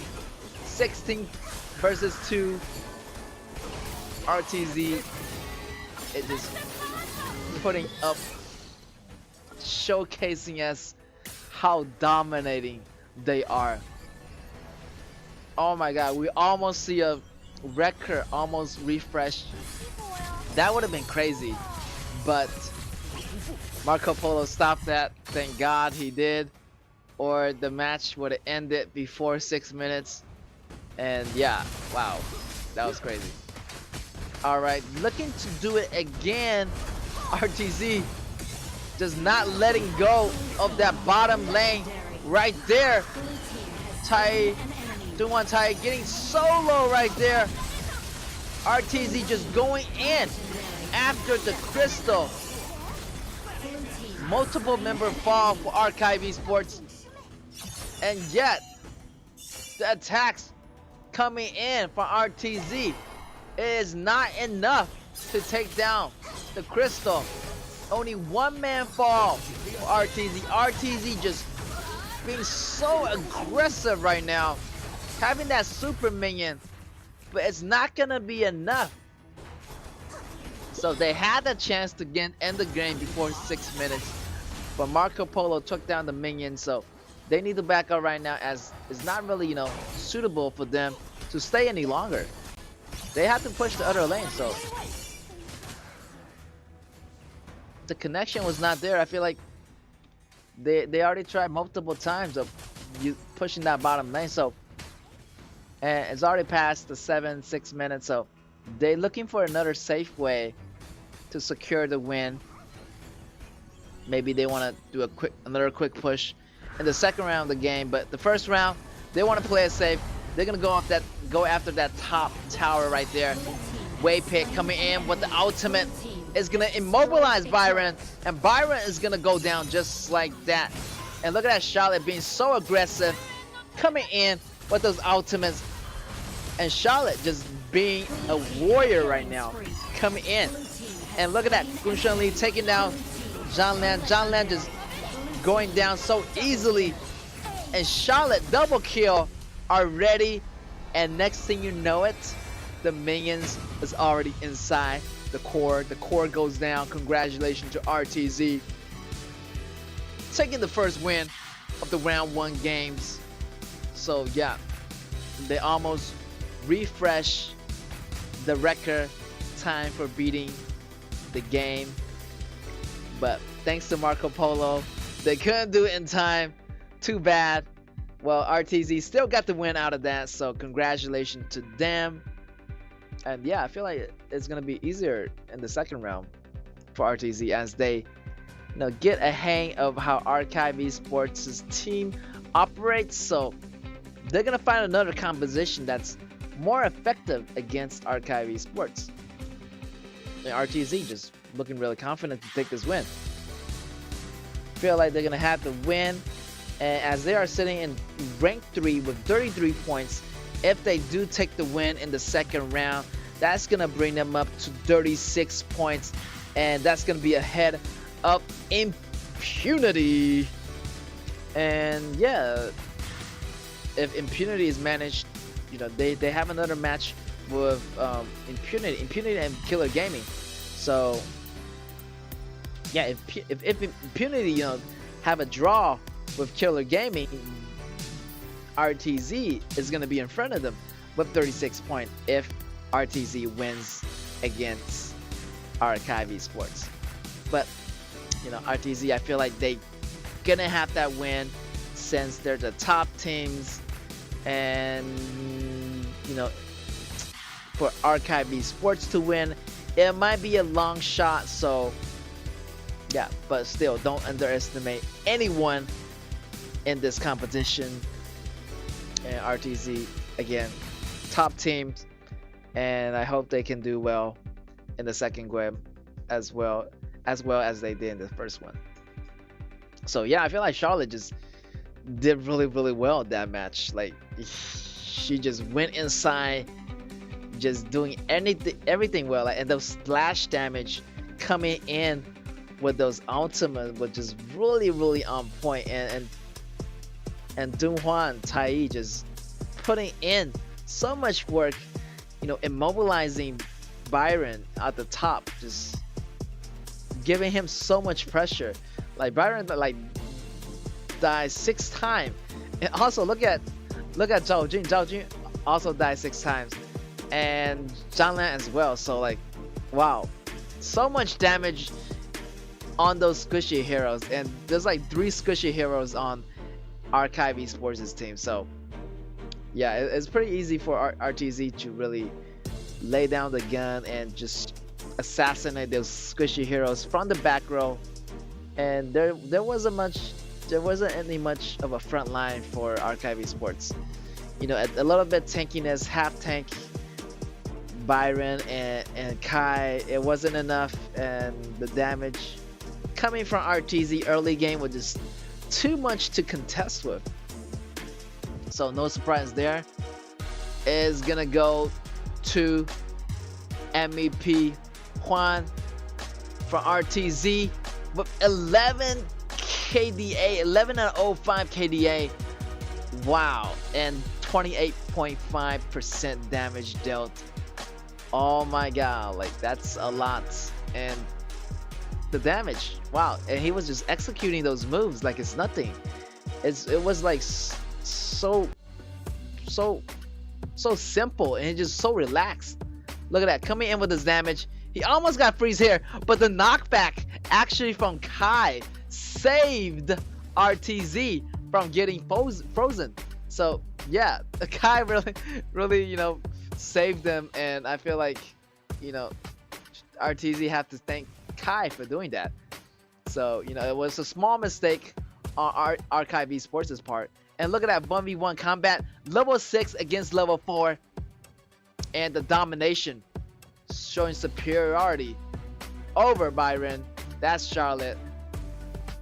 And yeah, right here, look at that, the fries, the escape, and using the fries ultimate. They try to go back, but boom, what do you know, Zhang Lan falls, and everybody just falls like that. Charlotte goes in, the initiation from Dunhuan just so perfectly executed, and that game almost ended in 5 minutes and 30 some seconds. It was crazy. If that happens, that would have been a new record, but hey, you know, too bad it didn't. RTZ, they still, you know, want to be more aggressive. They want to, you know, beat Impunity's record of 6 minutes and 29 seconds. But wow, great match for RTZ. So yeah, RTZ still have one more round to go, as we are doing a BO2 best of 2 Robin over here. So yeah, RTZ just really want to end the game really early, and really coming in with those early pick heroes. And I wonder what they're gonna choose next. As Xiaohoudun, you know, they already chose Xiaohoudun, so you know, for the global ban pick, they can't choose the same hero in the next match in the same series. So they better find some backups and have similar picks and similar meta picks for that round 2. And Archive Esports, they're gonna, you know, they have the options to pick up Xiaohoudun if, you know, if that hero don't get banned, since they didn't choose it in the first round. So Xiaohoudun's a great hero to pick up. It's gonna serve as a front line, and yeah, Shenbing, definitely you want to pick it up. Shenwenshi, you definitely want to pick it up. These 3 top heroes, as long as you pick up one hero, I feel like you already made it. It's gonna be good for your team. But hey, we're gonna see those heroes maybe getting banned out before you even choose them. So already, Archive Esports banning out Main. And let's see what RTZ gonna ban out. BP2 is underway. Round 2. And Dachau is gonna get banned out. Seems like they want to deny those super support right now. All the support is being banned out. So Tai Jinren, Dachau, and me and Musashi is also getting banned out as well. So they're gonna switch sides. Archive Esports is gonna be on the blue, RTZ on the red now. And yeah, Archive Esports just prioritizing on that mid lane. Great choice. And so let's see how RTZ is gonna respond to that. I mean, they still have Shunbin, maybe, you know, they want to pick up. They're gonna prioritize on that top lane, Byron, and Yao is gonna get picked up here. So those warriors is gonna get picked up. It's gonna be a jungler. Yao is gonna be our clash lane, Byron, and the Xiahou Dun is gonna get picked up. Great choice. So great choice coming out of Archive Esports here. You pick up Xiahou Dun, then you pick up another, you know, great support that already is gonna put you in the lead against RTZ's composition. But it's not really up to the composition. It's really up to the players and how you execute stuff with your team. So yeah, RTZ picking up that Zhou. So that Zhou is gonna have that fire, and it's gonna have like that lane clearing capability, you know, the wave priority.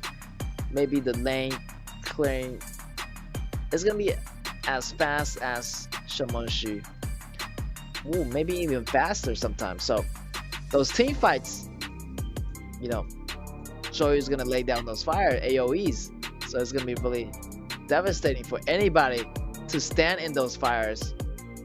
And if Zhou is standing in those fires by himself, he's gonna recover HP according to the percentage of those damages. So yeah, Zhou's damage is gonna be really intense throughout the late games. And those team battles, wow, it's gonna work out for RTZ. Alright, they have RTZ's Sun picking up Alexio, and the only thing they're missing is the support right now.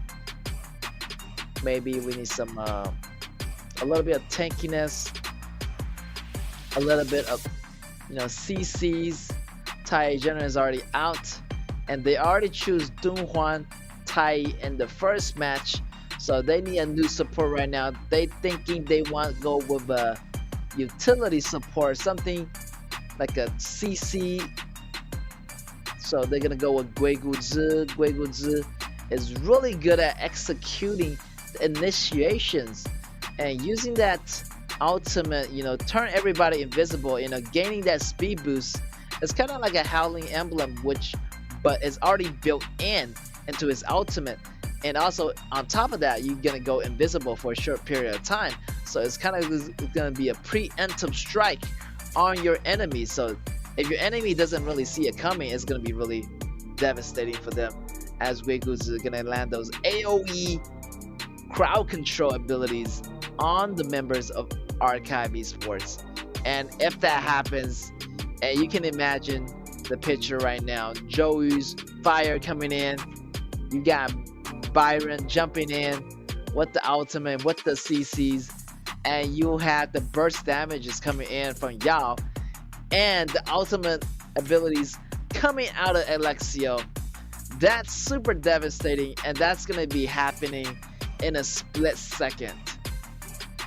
So don't you blink. It's gonna be a fast damage combo coming out of RTZ right here. But for Archive Esports, they have two good frontliners. They can break up that combo, you know, if they don't stand together. You know, as long as they don't stand together, I feel like Archive Esports is gonna be good. But they don't want to be in a group, so those AoEs gonna hit them quite nicely if they stand together. You know, Guigus is all up to Guigus if they can get them together, and then the follow-up damage is gonna come through. So let's see how Guigus performs here. And the initiation from Vapid, can he keep up with the team? I'm sure he will, as the synergies from Guiguzi and Joey is gonna go really, really well. The AoE stuns, the follow-up damage is gonna be way enough. So whoever land in those AoEs combo, wow, like they are not gonna survive. They're either gonna get taken really, really low, or they're gonna take them out absolutely in a brief second. So yeah, so match is gonna be on the way. Archive Esports on the left, RTZ on the right. Let's get this thing started. Let's get the party started right here already. RTZ getting those kills maybe in a second. Yes, it's gonna be good. RTZ actually using that support, going into the clash lane, and that's gonna accelerate the pace. Guiguzi using another second ability. They're gonna secure the blue. Wow, already RTZ using that momentum, using that support to gain that first blood from the clash lane. This is very cool, guys. Like, if you have an aggressive support like that, you can actually go with your clash lane and try to get the first blood there, because they're gonna have, like, they're not gonna have that guards up in the clash lane. They think like their support always go to the mid lane, always go to the side lanes, maybe, you know, go with their marksman, but they have no idea they're gonna be in the clash lane. And yeah, this works really well. You know, maybe, you know, 7 out of 10 you can get the first blood, but you know, it really depends on the coordination of your teams. So yeah, clash lane first blood is gonna be a smart pick for RTZ right here. Ooh, fighting for the River Sprite, the ultimate coming out of Concert U, the chase coming out after Alexio is not gonna be good, and the fire, the damage is gonna take down Concert U, and as mid go down as well.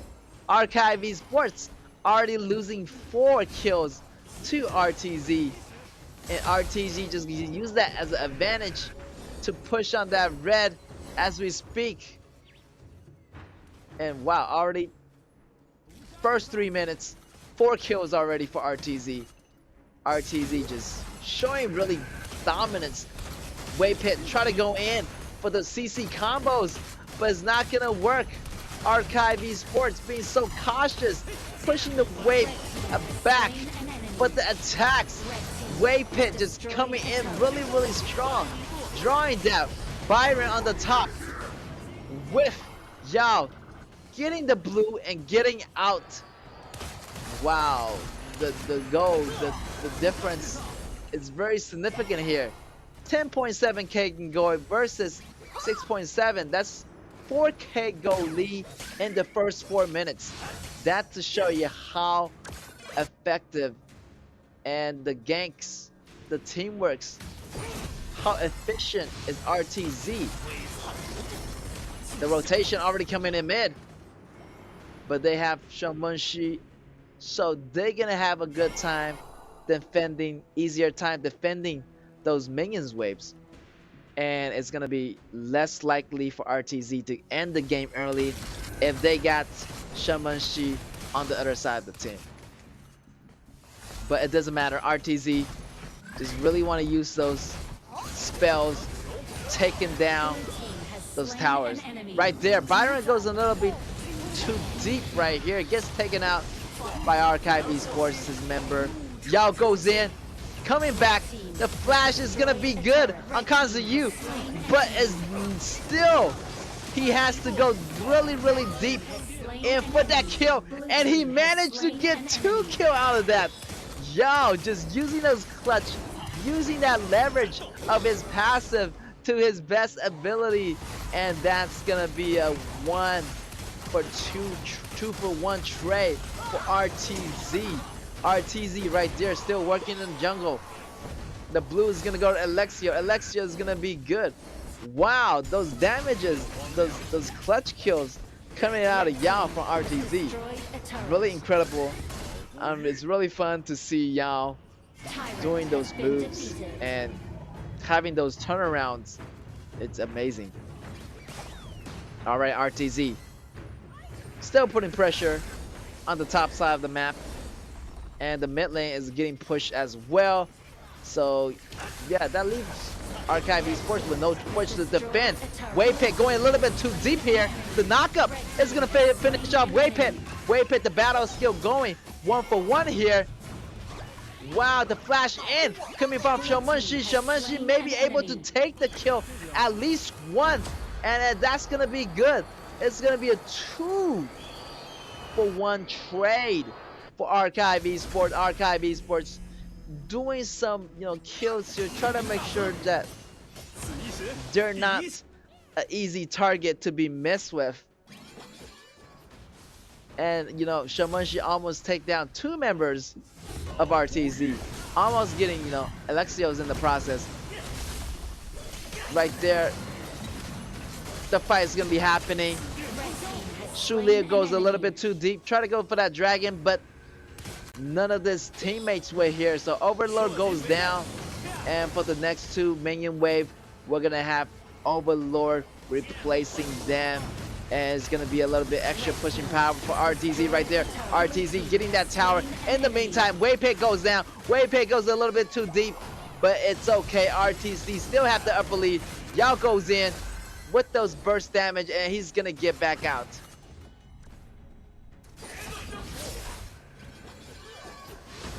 The Vanguards marching into those lanes right here. But I feel like RTZ is going to be a little bit slowed down as the momentum is not there. They're looking to use the game, maybe the 10 minutes mark, using those dragons as an advantage to end their games. But right now, they don't have the minions, the extra pushing power to end the game right now.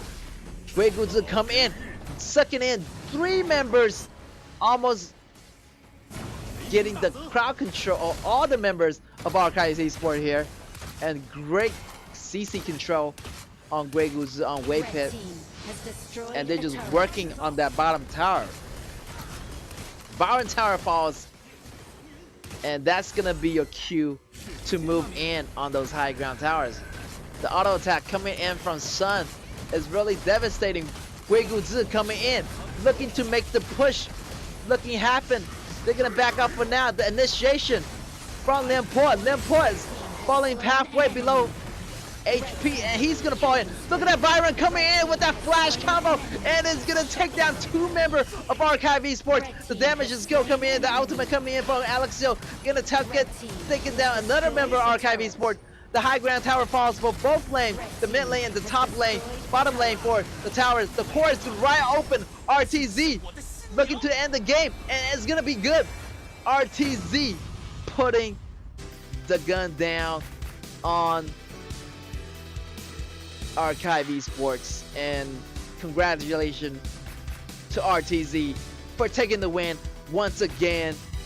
That's gonna put another 3 points on to their chart, putting them in at number 2 place, 36 points over Impunity.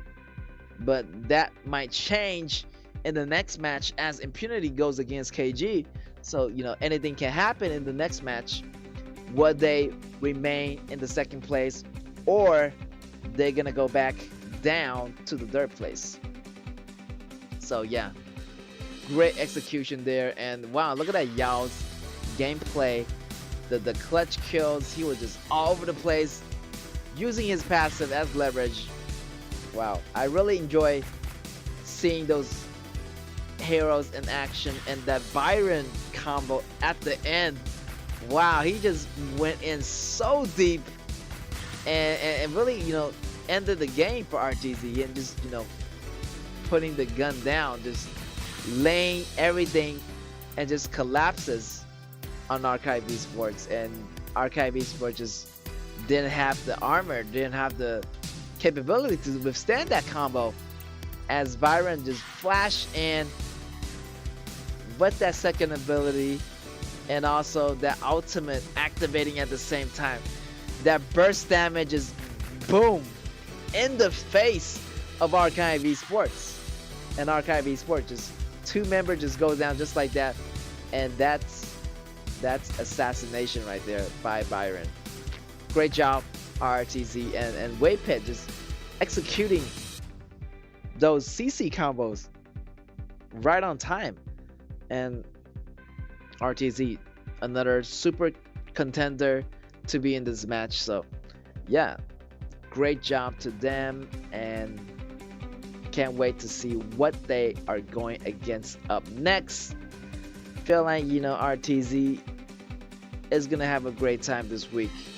Their next battle is gonna be against Scars, and after that they're gonna go against Feno, and they're gonna go against RCG as well. So, you know, they still have more matches coming up to make their ways into the uppers bracket, the winners bracket. So they really determined, and from this match I can see that they are very, very determined. They almost refresh a record winning game time. So big respect to RTZ for making that happen. And yeah, Archive Esports is gonna be another loss on their record, so don't falter, Archive Esports. They learned the game so well, and even without a coach, they managed to make it this far into the matchup. So big respect to Archive Esports. Then again, RTZ just too much damage, too much skill to contest with compared to Archive Esports. And look at that, the goal difference is really significant. The 8 tower versus 0, and I feel like they only got 1 tyrant out of that for Archive Esports. So yeah, RTZ just really able to end the game so early. And here is gonna be your MVP. Is gonna be Juan again from RTZ. Oh, I feel like, you know, some of them got the same name, Juan from RTZ, and Juan from another team as well. So Juan from Nova. So these two, they have the same name, but it's 2 different players, and they both, I feel like they both got MVP in today's match or these games so far. So Juan for RTZ with Byron, and wow, the execution, the jumps, the moves is gonna be good. Right there in the final moment, he just wait for the right moment to go in with the flash combo right there, coming in, boom, 2 kills right off the bat. That's gonna be the cue for your teammates to move in, and that's gonna secure it. RTZ securing the win against Archive Esports with 2-0. Great job on RTZ, and so much damage coming out of RTZ, and feel like they're gonna be coming back into their top 2 position right now. So we're gonna see that happening in these coming few matches. Let's find out in the next match, so don't you guys go away. We'll be right back.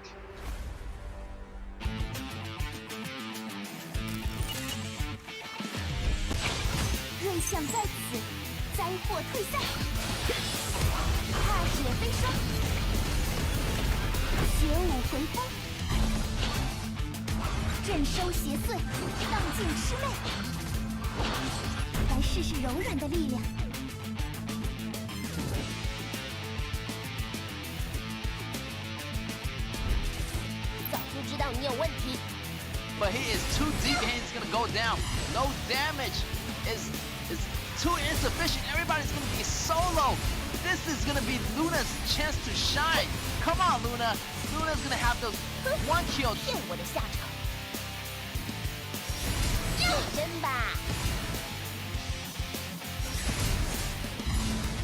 输给我的话，就是我的人，跟我的驴一样，要盖人章。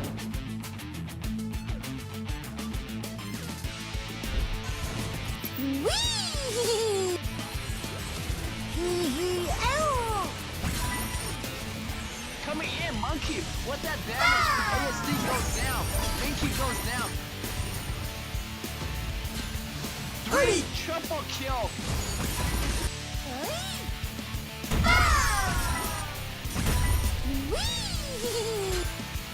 Triple kill.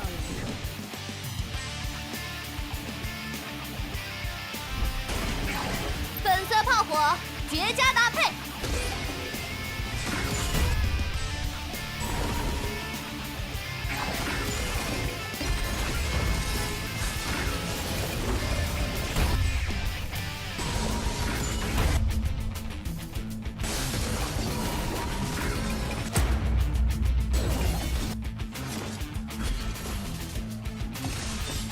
放下你的虚伪。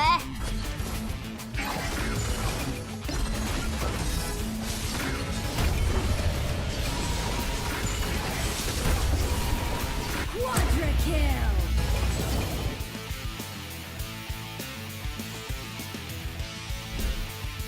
双枪会给出答案。 They're gonna engage.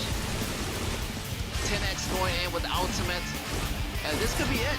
再给你一首歌的时间。 Right there. Ear get taken down. RCG, they want to back up a little bit. They're getting taken a little bit too low. Popping in with the ultimate on the Marco Polo. Triple kill. 躺好了吗？ It's gonna be a quadra kill. 灼烧黑夜的热情。接住，在下的飞吻。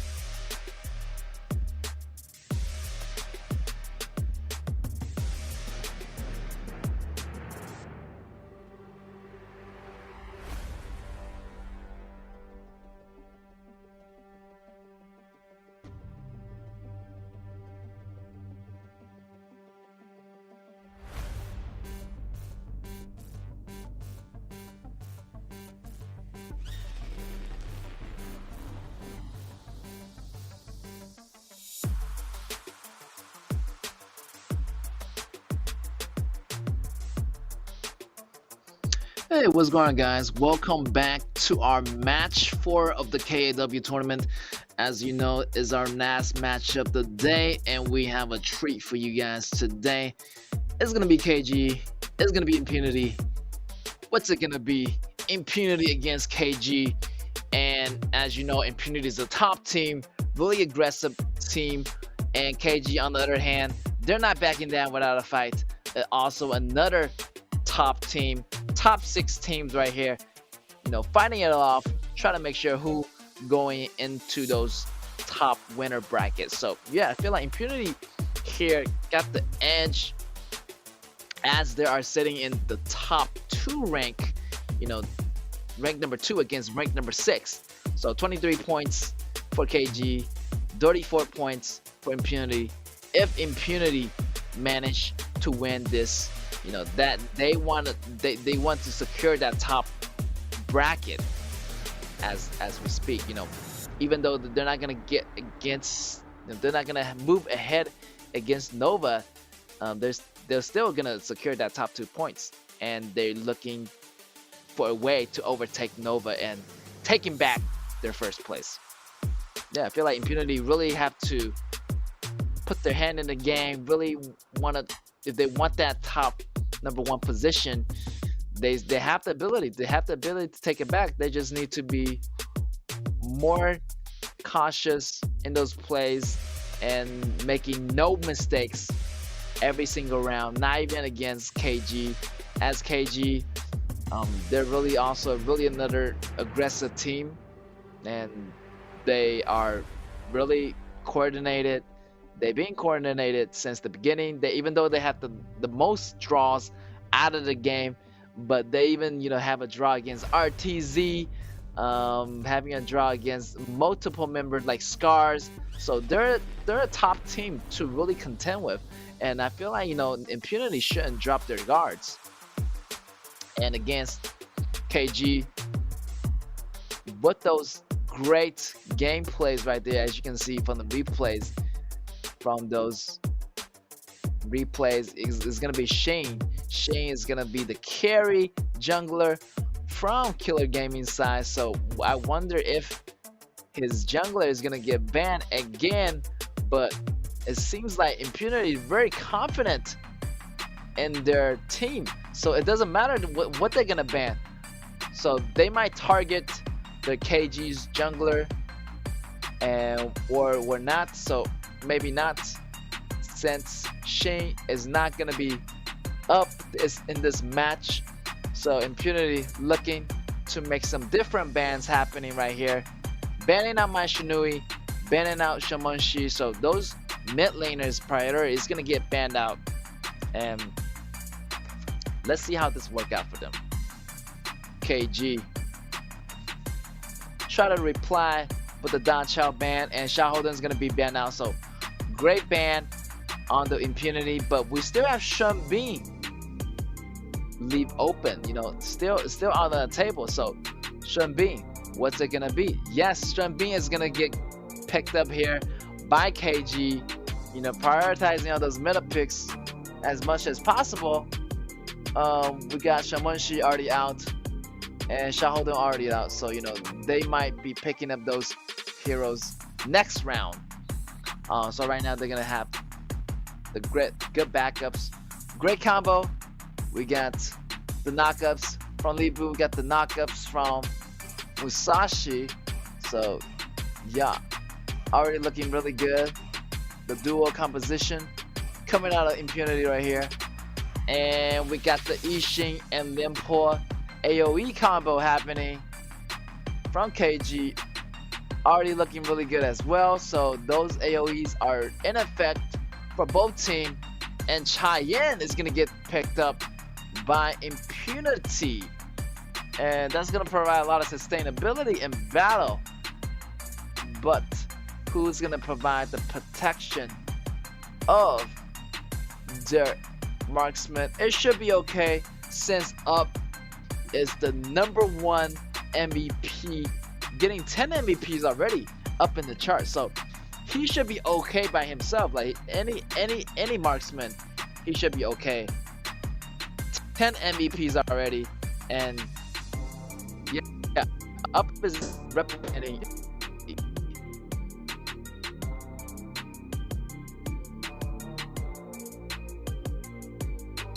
for.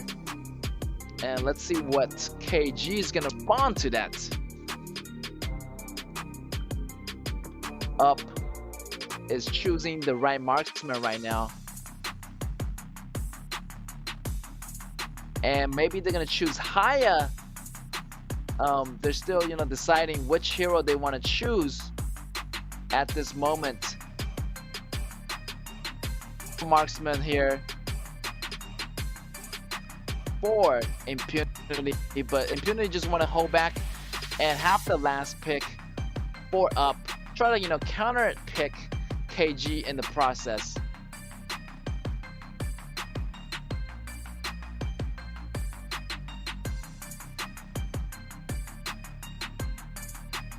Also, KG want the reply. They're gonna answer with a jungler, maybe, you know, since also they also want a marksman as well.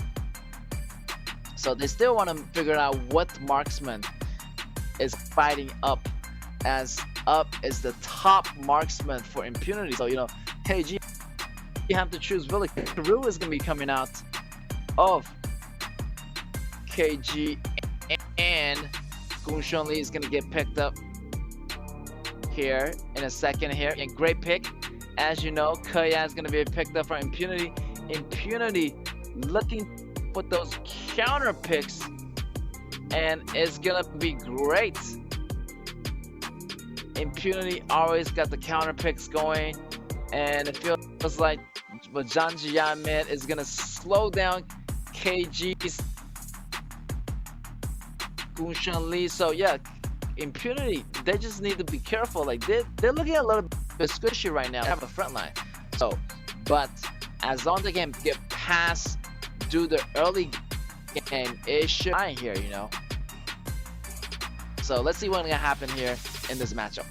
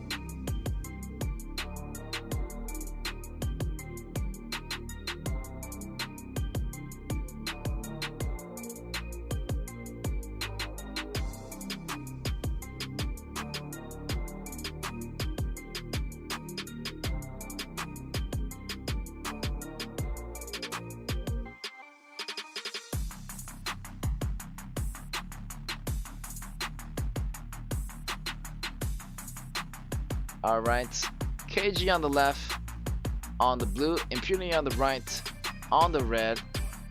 Feels like KG over here, I feel like they can stay in the battle a bit longer. They can, you know, make more mistakes actually, because no front impunity. If they manage to get the jump on KG, it's gonna be good. But if they cannot take out KG in a heartbeat, you know, KG is gonna have a better counter attack, counter initiative. So yeah, impunity have to choose their fights carefully. Maybe taking out one member out first before engaging, you know, in the full fight against KG. So KG, they're gonna last longer. They're able to make those small mistakes in battle, but impunity doesn't. Impunity, if you make those small mistakes, you know, one hero get taken out, no frontliners, your back row is gonna go down, and the game's gonna go down for impunity just like that. But impunity known for their tactics, and they know how to adjust to their fighting styles, so they can really adapt in different situations. So let's see what's gonna happen here. Already, we're gonna see the quick attack from impunity. Is gonna force out that flash out of KG. Ishin's flash already gone. Impunity, yes, super aggressive, coming in directly, going for that red. And the rest member of impunity already over. Impunity gaining that front edge. And look at that top lane. The battle is so intense. And impunity trying to take that red, and it's gonna be good. First blood. Might landed perfectly. No, the ex-hero goes down, and that first blood is gonna go to KG actually. You know, the first red goes to impunity, but blood goes to KG. So the top battle is super intense. We're gonna have a replay to see what's happened there. In the meantime, impunity already gaining that jungle go advantage. All right. Seems like everything is a little bit calm down here. KG. Try to do those rotations as much as possible, but Ishin falling a bit behind in the beginning. So still, Infinity right here. Try to make stuff happen. And yeah, just waiting for that Nakaruru to get to level 4. Nakaruru hiding in the grass, trying to make something happen here. But also, Sashi is going to be trouble here. Is it going to be trouble for Nakaruru? Nakaruru, level 4 already. Yes, try to bait them out. Try to bring the fight to them. Yes, not showing up yet, not revealing himself. But he just wants to clear that minion and waiting for Janjia to make the engagement possible. So many minions right there. And that's going to be a lot of go for Nakaruru to pick up. And the CD shoes coming in. Kuro, that's going to make him have more cooldown reduction on those attacks and those. Alright, KAW on the bottom lane with Cheyenne. And we already can see the fights happening in the mid. And yes, already got that timer locked on that respawn time on red. So Musashi is going to go for that red constantly every single round. So we can see the rotation coming in. KAW and the rest of the Infinity try to help out. Yes, securing that red. But that red goes to KG. Yes, going down, you know, getting that red, but in the process, sacrificing himself, being a little bit too aggressive here. Impunity losing 2 kills already to KG. This could be a double-edged sword, as you know. In Impunity being too aggressive is gonna be, maybe it's gonna fall apart in the end. Impunity trying to make something happen here. Impunity just being super aggressive. Maybe they need to, you know, take a step back, take a breather, as they do not want to be this super aggressive, as they do not have a front laner in the very end. So all the tankiness, you know, Libu is gonna be that front line for Impunity. All right, Impunity looking to make some plays after the 4 minutes mark. Feels like they do not have that river control as of right now. And Nakaruru is already farming up. And once that Nakaruru farm up and that Kunshonli farms up, it's gonna be trouble for Impunity. Impunity making for some plays here. Yes! Falling super low, and Nakaruru is gonna get up off of that. Impunity up! Falling super low, but Cheyenne is here to help him, and those auto attack, the range is gonna be coming in for Up. Feel like Up have to carry this game for the whole team here, as KG's members are putting a lot of pressure on Musashi. Musashi has the upper lead, but no, right now, you know, KG's members, Nakaruru is having Musashi. Seems like Up is gonna be here, as Up need to be the carry for Impunity to drive that game going on. KG looking to make a comeback here, but how's that gonna work out for KG?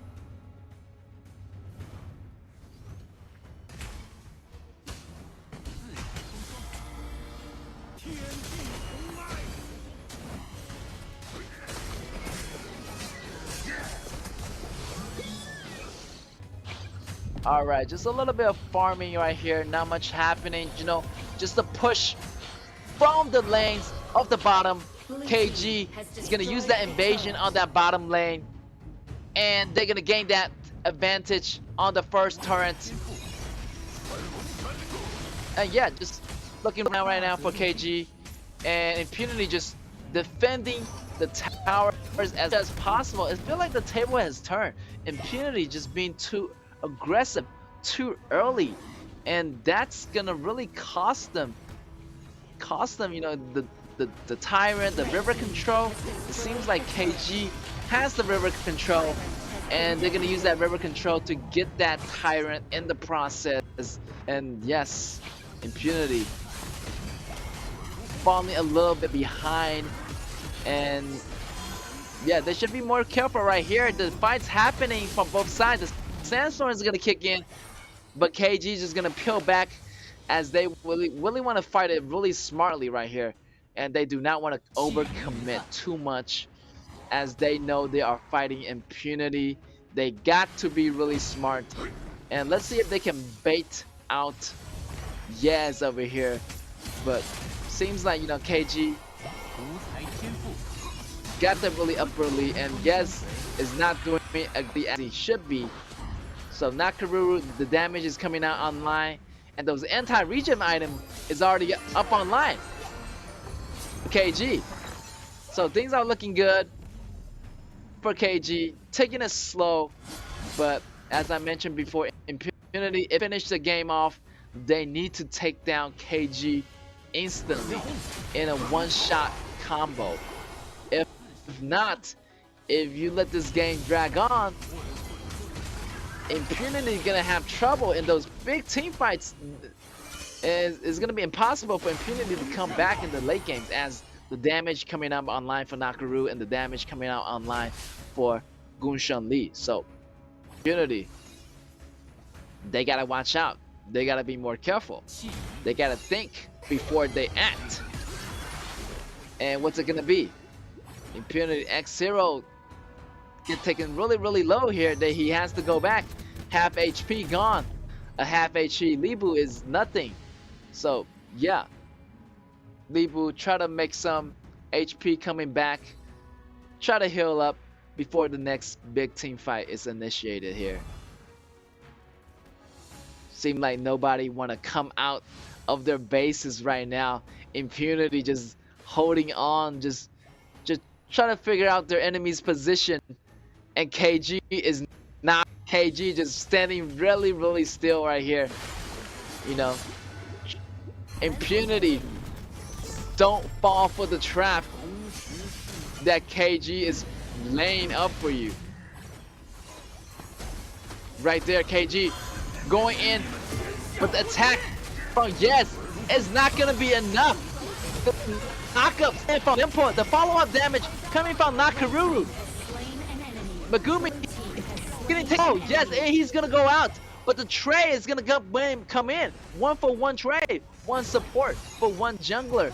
It's gonna be 1v1 trade, and I feel like Impunity are happy with that trade. That's gonna be a jungle trade for the support. And wow, that battle almost ended up bad for Impunity, but Impunity managed to back out in time, and that's gonna save Impunity in the process. Slowly, Impunity is coming back into the match. They're really thinking about how they want to do the match, and really, you know, going with a smart match, not to go in. So they want to trade in those small damages and not to go with those big damages. Right now they want to trade as much as possible, you know, using the support to trade for their jungler and try to get their jungler as... Whoa, this jungler is in trouble right here. The knockups coming in, and the burst damage coming on Nakaruru is so real right now, and Shao X Lens is gonna go falling down just like that, and they're gonna engage in that battle. Gunshan Lee going in, taking it up. Up is out of the picture. Going crazy. He might get a triple kill here. Triple kill for Gunshan Lee. Gunshan Lee is going back. Maybe he's gonna get that quadra kill. Yes, on the run, and he's not turning back. But Gunshan Lee still goes in. He has no choice but to use that combo. That's gonna be ace for KG. KG is doing so well right now. Wow, surprisingly, KG is really keeping up with the skills of Impunity. Impunity need to get their head back into the game if they want to win. If they drag this game any further, KG's gonna have that advantage over Impunity.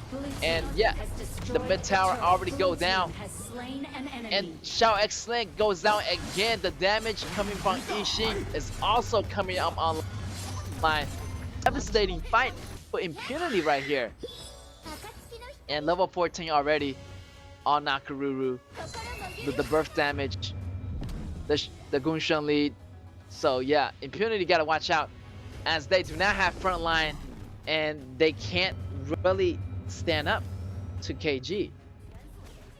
KG had the sustainability, and the anti-regen item is already out. Look at that, the damage on Gunshan Li, and he has no choice to use that ultimate. Li Bu in trouble, using that ultimate to escape, but it doesn't matter. Gunshan Li just gonna go in with those double kill, triple kill, and it's almost an ace for KG. KG gonna use that momentum to push up on that mid turret. Going in, this might be it. Impunity going down so early in the game. Ace for KG. KG takes the game. Wow, KG really astonished us once again. Taking the kill, taking the win over Impunity. This is crazy. I thought Impunity had their edge, but they were just too aggressive, and they failed to keep the aggressiveness in, and just fall apart for Impunity. On the other hand, they did so well, you know, even in the beginning, they're invaded, but Waru kept his cool, just went all the way, just trade after trade, and they just being so aggressive. The counter aggressiveness coming from KG, it was really great to deal with Impunity. So wow, KG actually coming back on that win. So yeah, you know, Impunity really need to, you know, get their head back in the game. They're falling behind, so that's gonna be hard on the rank charts. They might not be in rank number 2 anymore, so if they want to get back into the top 2 rank chart, they need to hurry up. The final week approaches, they need to study their opponent more, and yeah, I feel like KG, they're always, you know, surprising us with these combinations of attacks, and the way they handle the game is really cool. Like, and I feel like KG really anybody. I feel like they have a shot at the second place. If their points is enough, they can really, you know, have a shot at the top rank positions.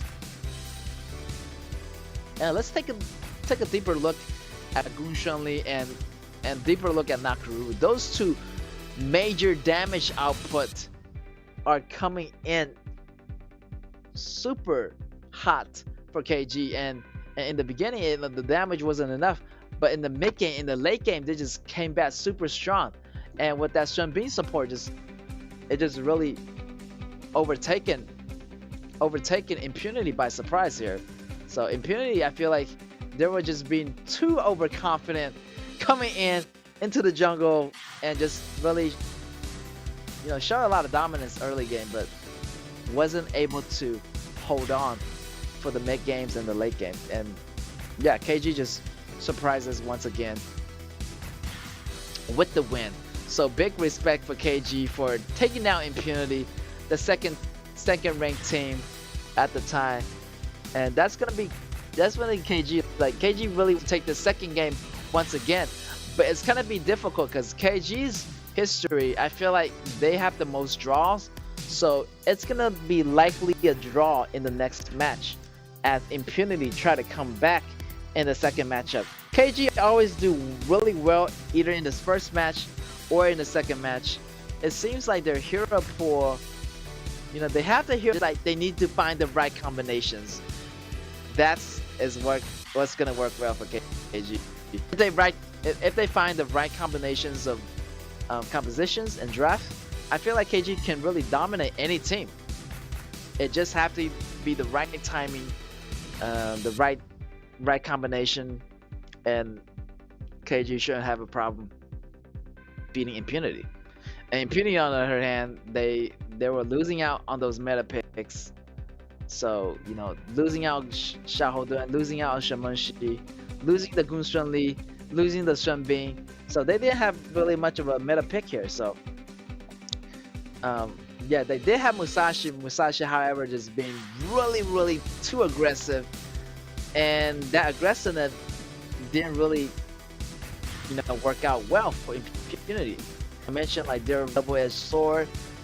They can be really aggressive and overtake you, but once that aggressiveness and that, that mistake falls, and KG is gonna catch that. KG is gonna catch Impunity's mistake and really overtaking them. And I feel like Impunity wasn't ready for that. Impunity, wait a minute, hold on. So I was doing really well in the early game, and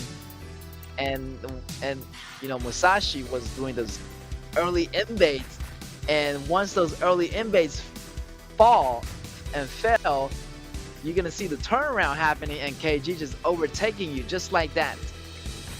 So KG really knows how to handle those situations pretty well. So let's see in the second match if KG is able to maintain this momentum and actually get a perfect score out of this instead of a draw. So yeah, Impunity, they have to watch out. They gotta play smarter. They gotta pick those meta picks to have a higher advantage in those early games. And I feel like, in those early games, they need to help Musashi more, their jungler, to have those early invades and keep on invading if possible. But Nakaru just being super dominating that match. So we're gonna see a lot of Nakaru today, and those burst damage really works out well for Nakaru. And that Shahoden pick, of course, we have to lock down Shahoden. Shahoden, the super meta pick, and Shunbin, and you just have to get those heroes. And once you get those, at least 1 or 2 meta heroes, it's gonna be good. And Ishin is another super popular pick there.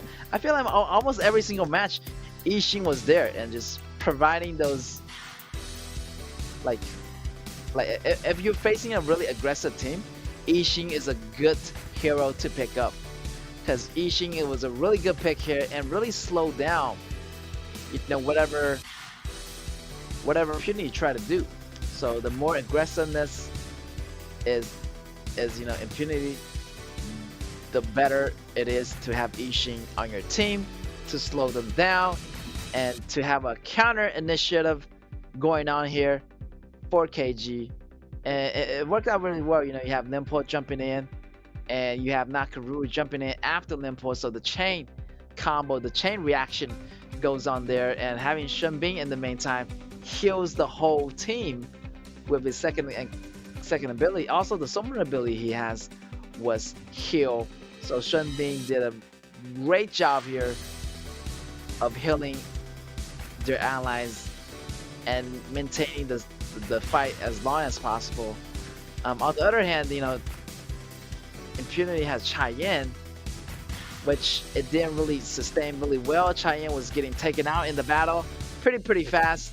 So yeah, a lot of hard time on Impunity in this battle. And look at Yez. Yez didn't do so good, as he was just being too overconfident, and he was just getting taken out left on right after the first few jungle camp, after the first 2 red respawn. So yeah, it didn't really work out for them.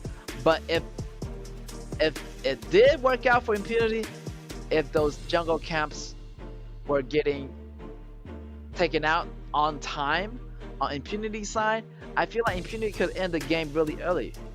But in this case, their jungle tactics didn't work out, and that's gonna backfire on them.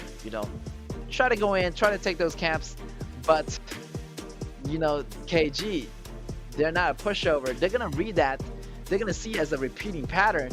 They're just gonna go guard their jungles, and it's not gonna be a good ending for Impunity.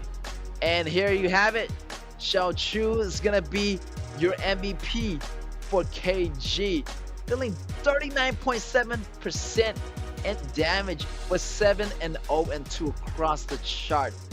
Wow, look at that. Almost 40% in damage. And that Gunshanli just blows my mind with those damages and popping in with those frenzies all the time. Right there. Yes, try to take the jungle once again, but paying his life, giving the red to Gunshanli again. Right there. Janjia get taken out, and Gunshanli just moving everywhere, like on time. Those targets coming in, the attacks. Gunshanli just getting those double kill, those triple kill. Amazing. And yes, can't really do anything. Can't really contest to Gunshanli's auto attack, which is gonna slow you down. At the meantime, it's gonna do some true damage with the red buff. And look at that, the way the Gunshanli moves in this battlefield is so graceful, the elegance.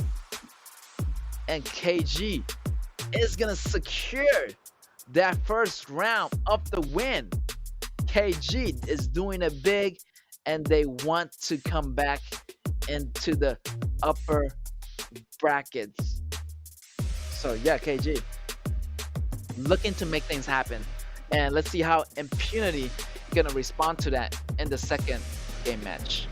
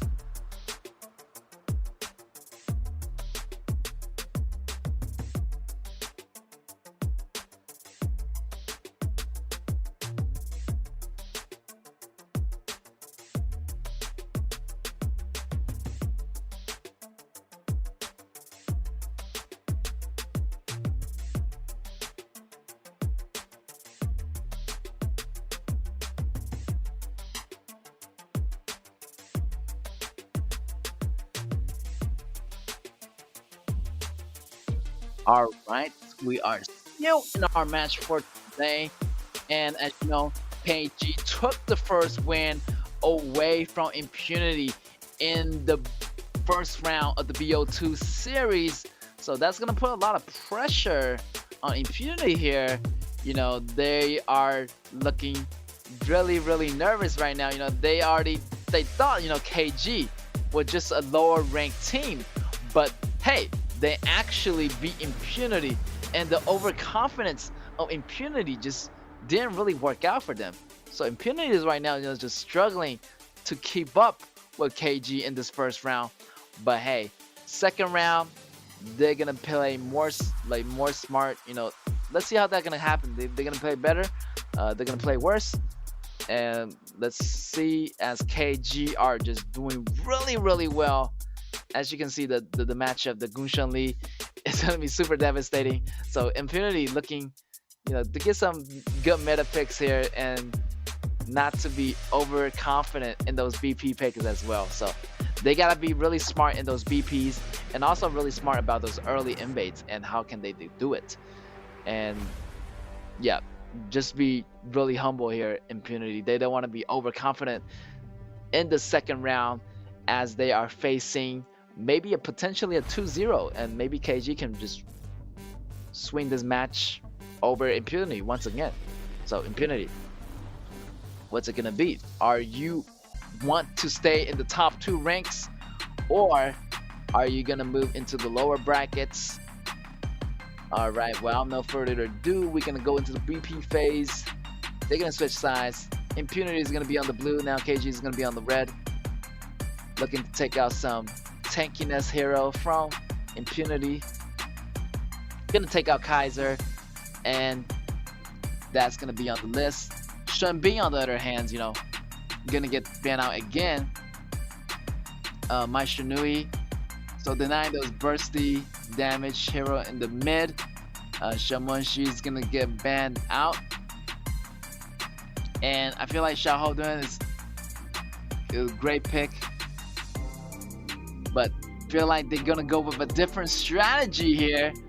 Da Chao getting picked up by Impunity. So I feel like KG over here, what's it gonna be? How are they gonna handle the situation? KG is gonna lock down Alexio and Ming. Great combination, great duo. So Impunity, maybe they're gonna go with the Fuzi combo. And there it is. Fuzi and Da Chao is gonna be really devastating, where those duos gonna push a lot.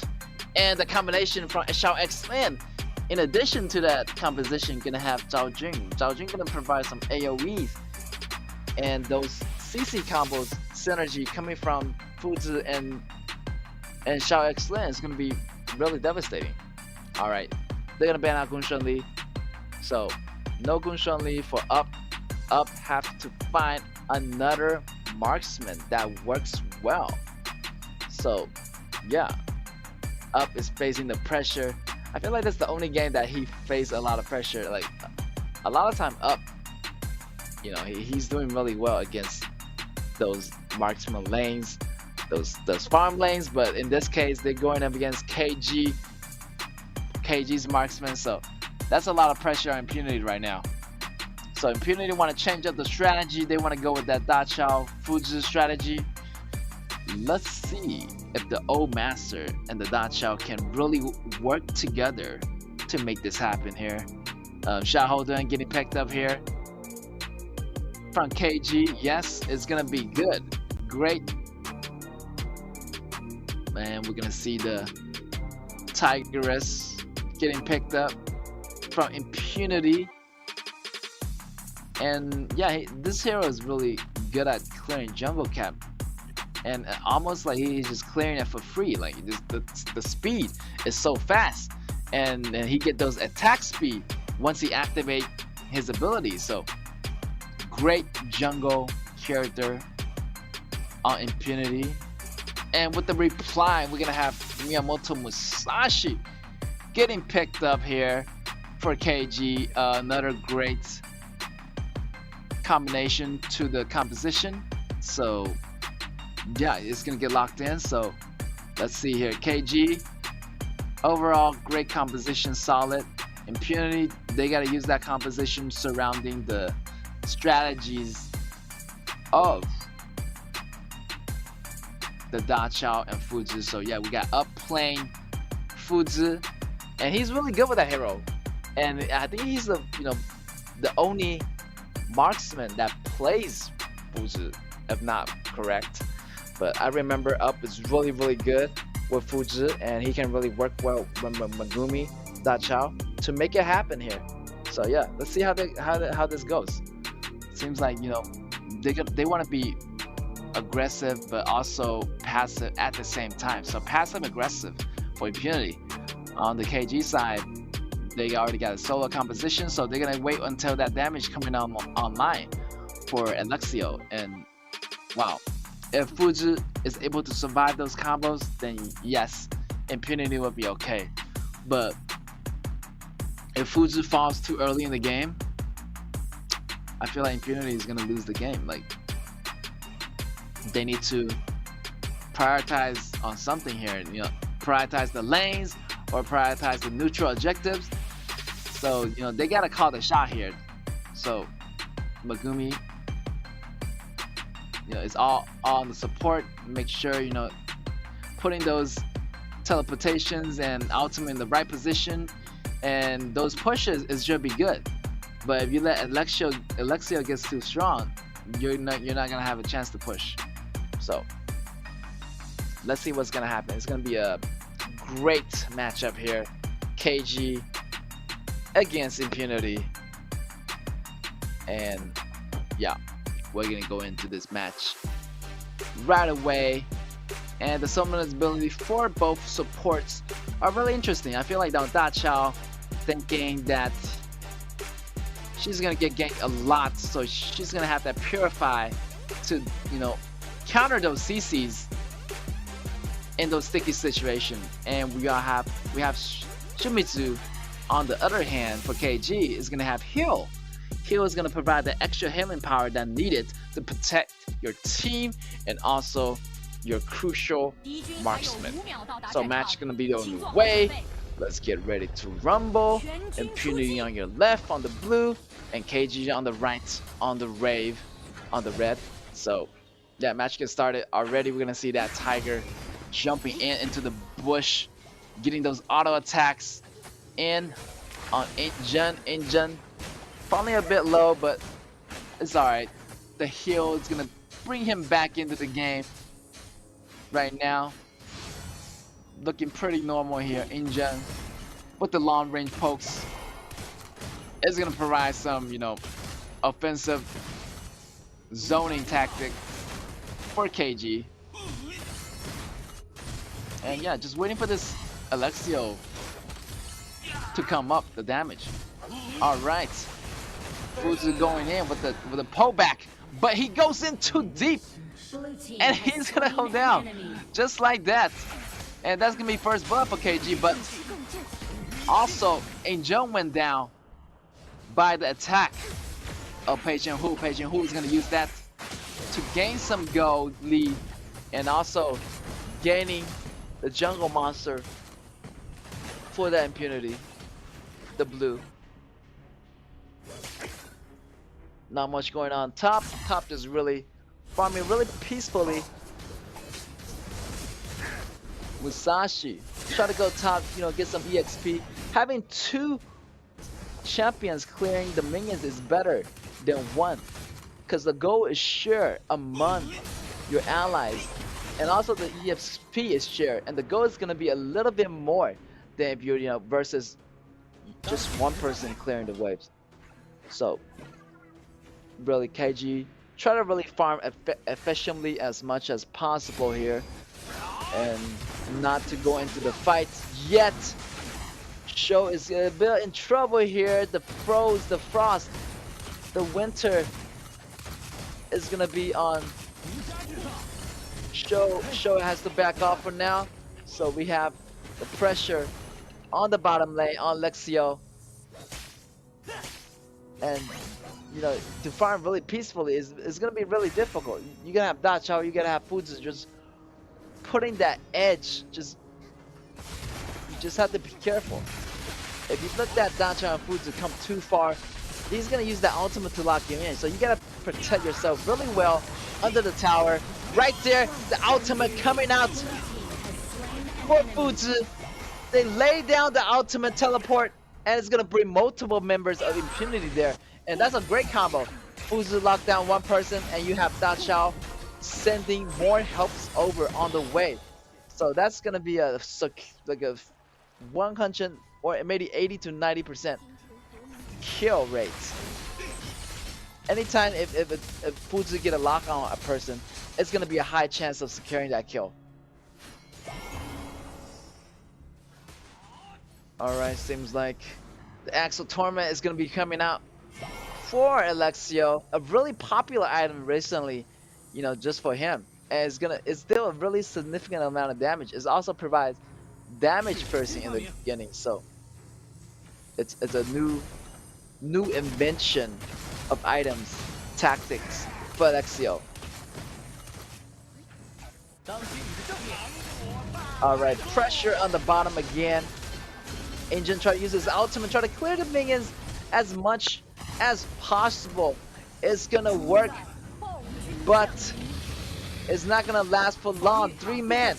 Look at that flash over the walls, getting that enemy in the process. Wow.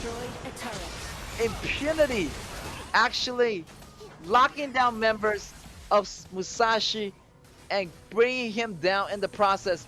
Right there, KG is feeling the pressure right now as they are behind in kill counts. Those attacks are coming in. Alexio trying to clear up Byron. Byron still surviving with a little bit HP left, and he's gonna run away, and he's gonna survive in the process right there. All right, slow and steady wins the game. Impunity try to play it out in the bottom, try to, you know, force out them into their fight, not under the tower. Seems like Alexio try to use that attack going into the jungle with his teammates. KG actually still have a little bit of control over here, you know, over the river. KG, in terms of the river control, I feel like they have it right here. And you're gonna have that tyrant, you know, cleared by Musashi in the process. In the meantime, maybe we'll see another fight happening right here. Fuji locking down Kuro. Kuro halfway, falling extremely deep. He's gonna take most of the damage. The flash coming in. This could be trouble for Impunity. KG using the ultimate. The flash comes out from X-Hero. He's gonna escape. No casualty here. I'm surprised. I thought that at least gonna be one casualty, but like the flash coming out both members. That's gonna do it for now. And yeah, Impunity looking to make that tower push. And that's when you see the Da Chao's combo come into effect. Da Chao and Fuji really working on those towers and just rotating different lanes right now. So they got the bottom tower. They want to work on the middle tower, and they also want to work on the top tower.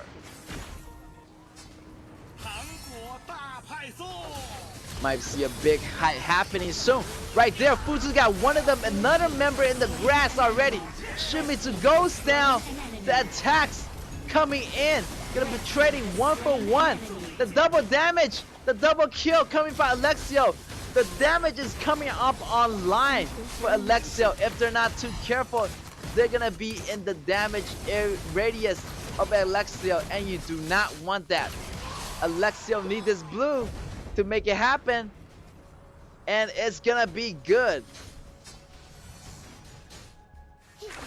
All right, KG got the money back in their pockets, goes equalizing.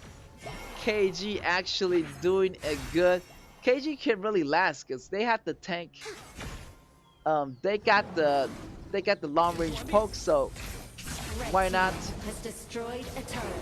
Red team already destroyed a torrent, and KG to make them move on the top turret.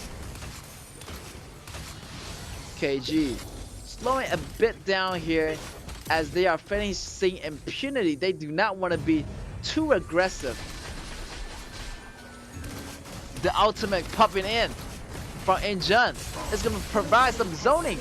But look at here, Impunity actually doesn't really care about the team fight. They want to clear the towers as much as possible with, you know, Peiche Hu, with Da Chao, with the Fuji. They're gonna find a way, try to clear the tower as much as possible. And they have to defend, or else their tower is gonna fall one by one. KG try to end the game early. If not, their towers are gonna get pushed one by one.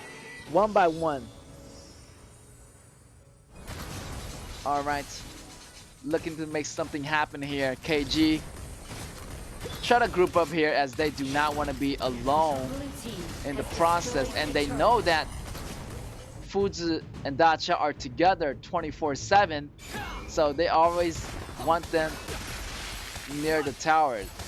So Da Chao and Fuji are going after the tower, going after the mid tower, or going after the high ground tower at the bottom. All right, KG taking a breather right here. The flash coming in from Fuji. That's gonna drive back 2 enemies. The attack's gonna come in. Shimizu gonna fall here. Alexio, the damage coming out online. The chase is gonna be on. The teleportation goes out. They're gonna make it make it way back safely. That's gonna be 1 for 1 trade for KG and Impunity right here. Yeah, the battle is very intense right now. The Dragons goes up. They're gonna refresh at the 10 minutes mark, and the pace is gonna get accelerated right now. The damage coming in for Alexio, you know, I feel like he needs to go after Alexio instead for that Shimizu. You know, Shimizu was getting taken out a lot of time, but They just have no choice. They just have to grab one member and take them down. Impunity looking to take that Overlord. Overlord lockup is gonna be there. They're gonna trade dragons. The buff, the tyrant, the dark buff is gonna go to the red team. Red team coming up on the Overlord. They're gonna choose to fight. What's the response from Impunity? Impunity is gonna go for that push on that top tower. They gotta be careful here. The ultimate going out on Fan. Fan got the ultimate going on. Now KG looking to invasion into the blue. KG putting the gas to the pedal right there. Using those ultimates right on time.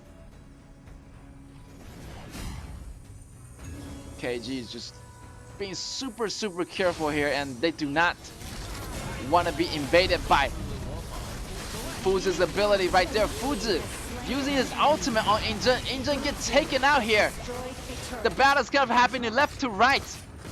But the damage from Musashi and the damage from Xiao Chu is going to be so devastating. I feel like KG is having a little bit of up their lead. Like if they can't get to Xiao Chu and Miyamoto Musashi, it's going to be really trouble for Impunity here. Impunity does not want to get this loss again. KG on the retreat here, and they will not be pushing any further as they want to find the position of Da Chao and Fuzi. You know, they want to take down Da Chao and Fuzi first, but watch out here. Watch out. They need to have someone track the grass here. The vision is very important here as we move on into the late game right here. Anything can happen. One small mistake could cost them the whole match. KG being super careful, but look at that Da Chao. They have to go back or else their base is gonna be in trouble right here, as they're gonna send one person back. Maybe they're gonna send Miyamoto Musashi and Impunity, Megumi, and up, just waiting for the right moment to engage. You know, waiting in the shadows, waiting for an opening. Just go for that court, and maybe the distraction from their teammates is gonna be possible. But as we are going through a small pause right now, we're gonna fix some technical difficulty. But as soon we're gonna get that fixed, we're gonna be right back. So yeah, Impunity and KG going toe to toe. This is so awesome. And wow, like that Da Chao Fuzi combo is super devastating. And it's just a race to the end, guys. Like Da Chao Fuzi is just waiting for the opportunity to happen, but KG won't let that happen. They always need to check the bushes, but it's very dangerous. You know, they don't have support to check the bushes, so the support need to buy that vision support, where he gained a small vision circle after using that ability on that support item. I feel it's gonna help them tremendously. I feel already, you know, Ming already got that item, so should be a little bit better for KG to see if there's someone in the grass. But then again, you know, Ming's first ability, you can really check the grass for enemies anyway, so they're gonna use that extra money for that extra protection of the shield ability. Alright, seems like KG have found their positioning and try to figure out Impunity's up and Megumi's position. So they always have someone to defend the towers. Having the jungler to defend the towers, and how would that work out for Impunity? Impunity going into the grass, sees Musashi. He's gonna use the ultimate on Musashi. Musashi goes down. This is gonna be bad. It's a race. It's a base race to the end. The top tower getting taken out. The bottom tower gets taken out. Ming-Zhen using that ultimate, try to clear the lane as much as possible here. Alexio and Ming at the bottom. They have to go back here, or else their base is gonna get crumbled. Alexio still on the bottom lane. Trying to clear that. That flash coming in from Fuzu. Fuzu's gonna get that attack on Alexio. Great combo. Wow. Xiao Chu did not see that coming. The fast execution coming out of up. And that's gonna put Impunity into a great position here.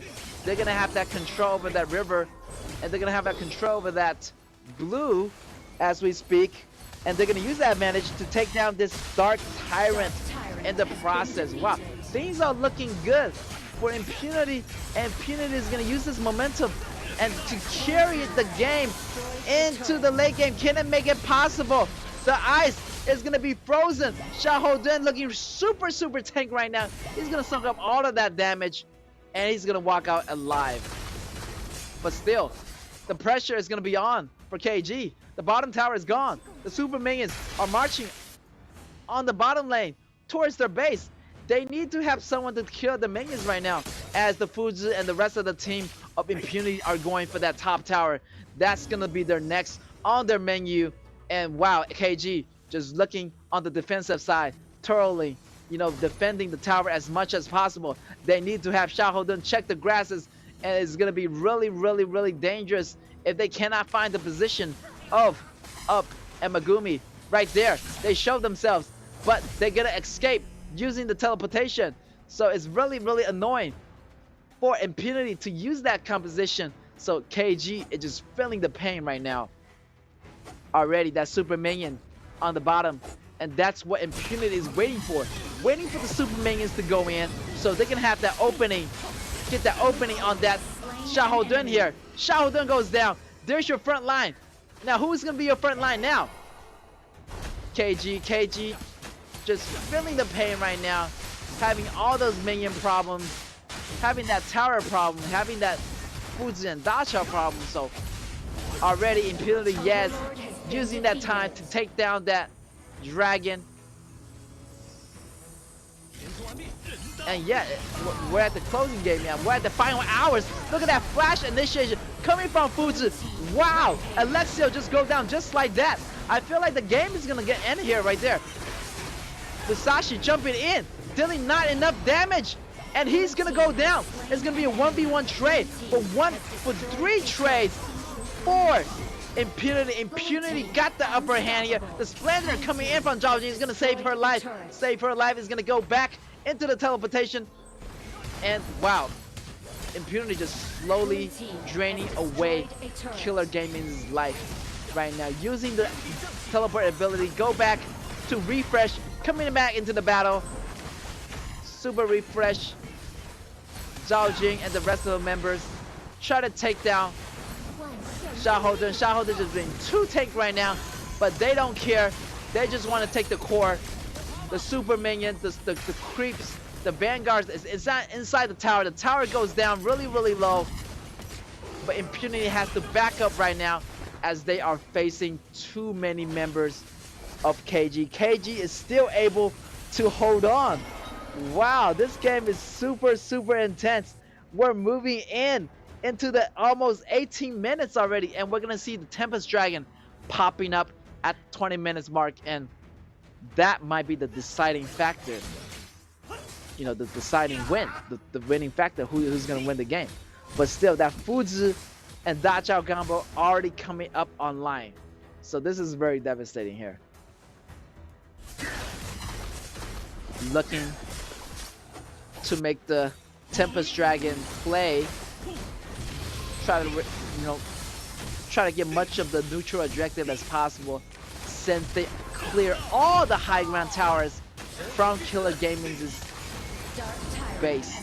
So those Dark Tyrant buff, those super minion are coming in on all lanes. That's gonna have a lot of pressure on KG. KG, they need to hold on. They need to take down Impunity. They need to take down Fuji. So, but how are they gonna do it?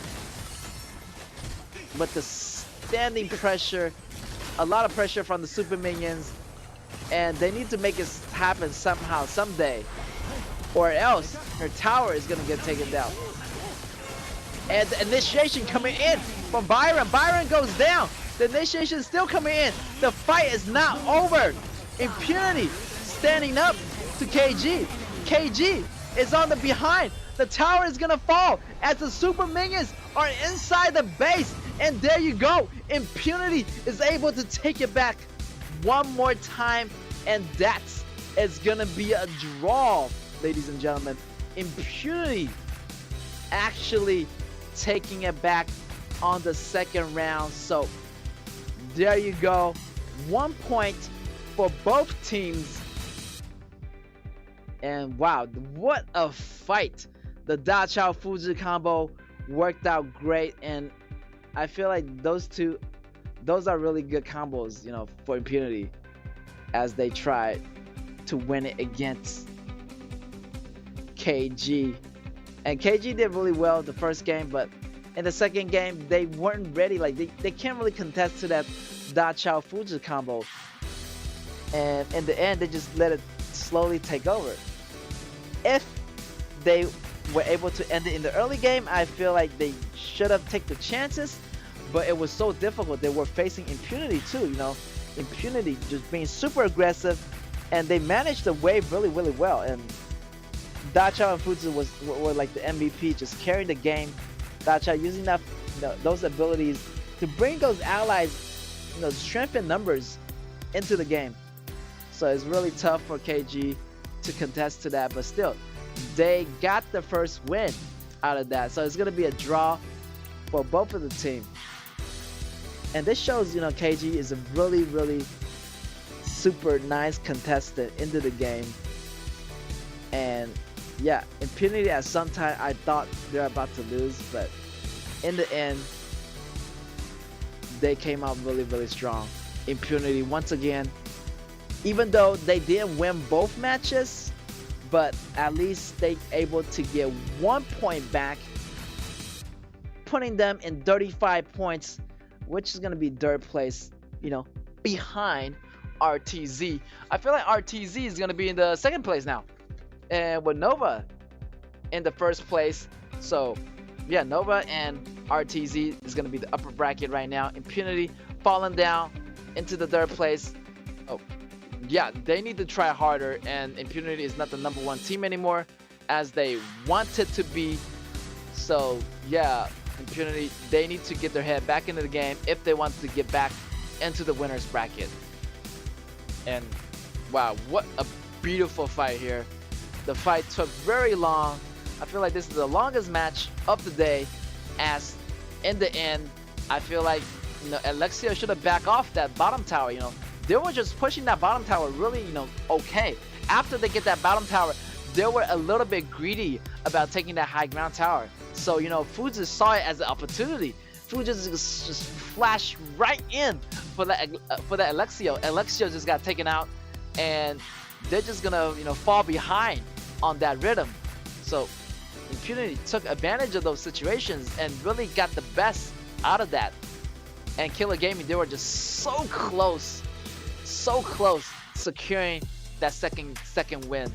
But too bad, both teams did a really good job. Too bad KG weren't able to get those 3 points, but instead, you know, they got a 1 point out of that. So it's a draw. Great job for both teams for fighting it out to the end. And yeah, Impunity side, which is a force to be reckoned with. That Da Chao Fuji combo, just the tower destroy combo, and the tankiness of those two, just those unmatched rivalry right there. So yeah, let's see the statistic here. Yeah, we got Da Chao, we got Fuji, just always dealing damage, always working around the clock. Like they were just doing the heavy lifting, you know, providing the teleportation, the recall, the teleportation, the whole group into battle.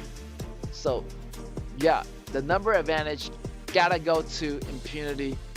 But KG actually was playing really smart in the beginning. You know, KG was a little bit dominating, and it all works out in the end for Impunity. KG would just can't contest with Fuji, the old master.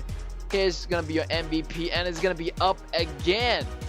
That's gonna be 11 MVP for him with 22.2 damage dealt, KDA of 538 across the board. And wow, Up really knows how to handle different kind of situation. Look at that. Using the combo. As soon as he lands that combo, you know, Da Chao is going to follow up with the big circle. The big circle is going to be the ultimate that brings in allies.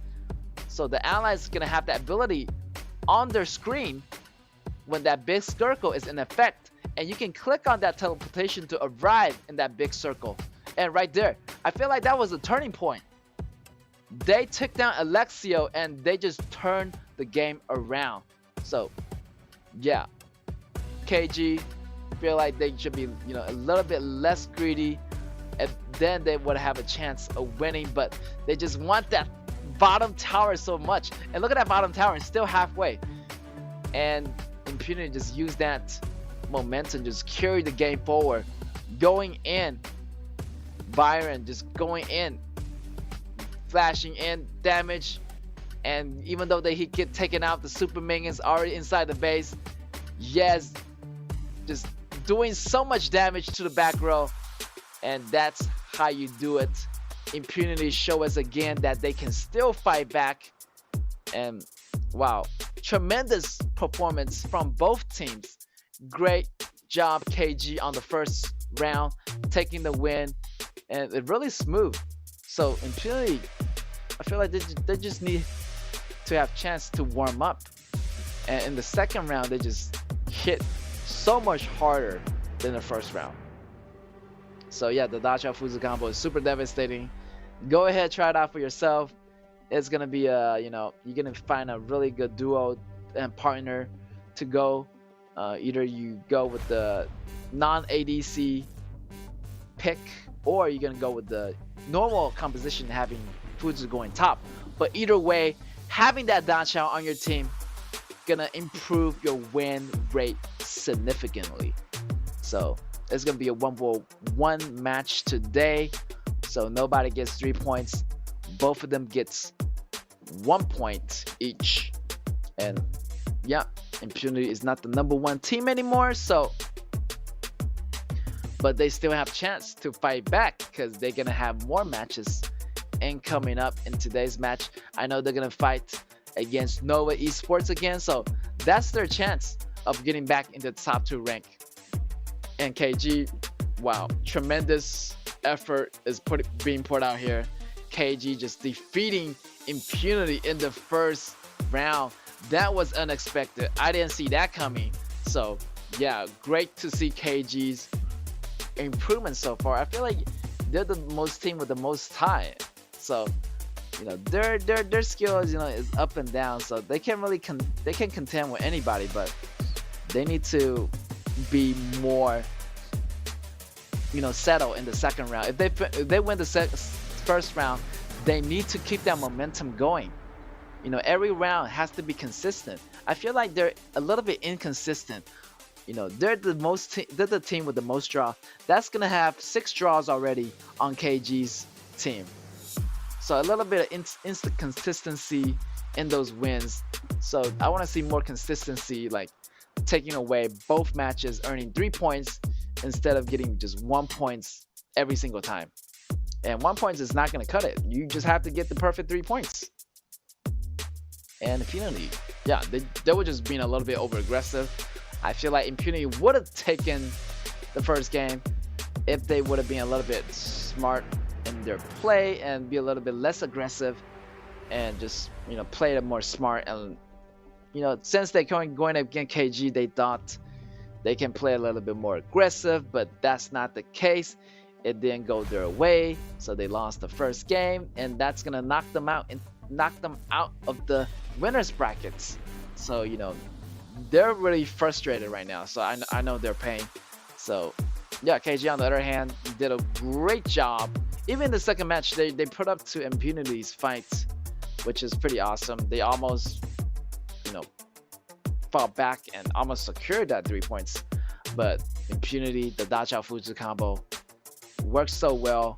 And Up playing that Fuzu like he's so good.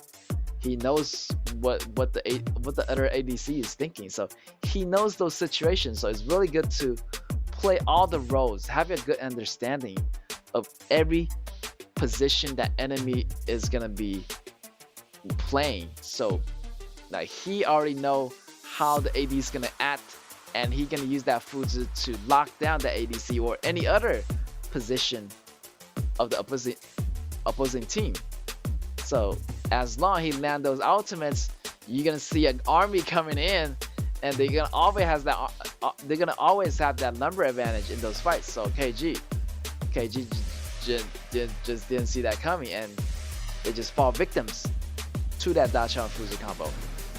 So yeah, make sure you try it out yourself. Dachao Fuzi combo. Fuzi's relatively easy to play, shouldn't be a problem there.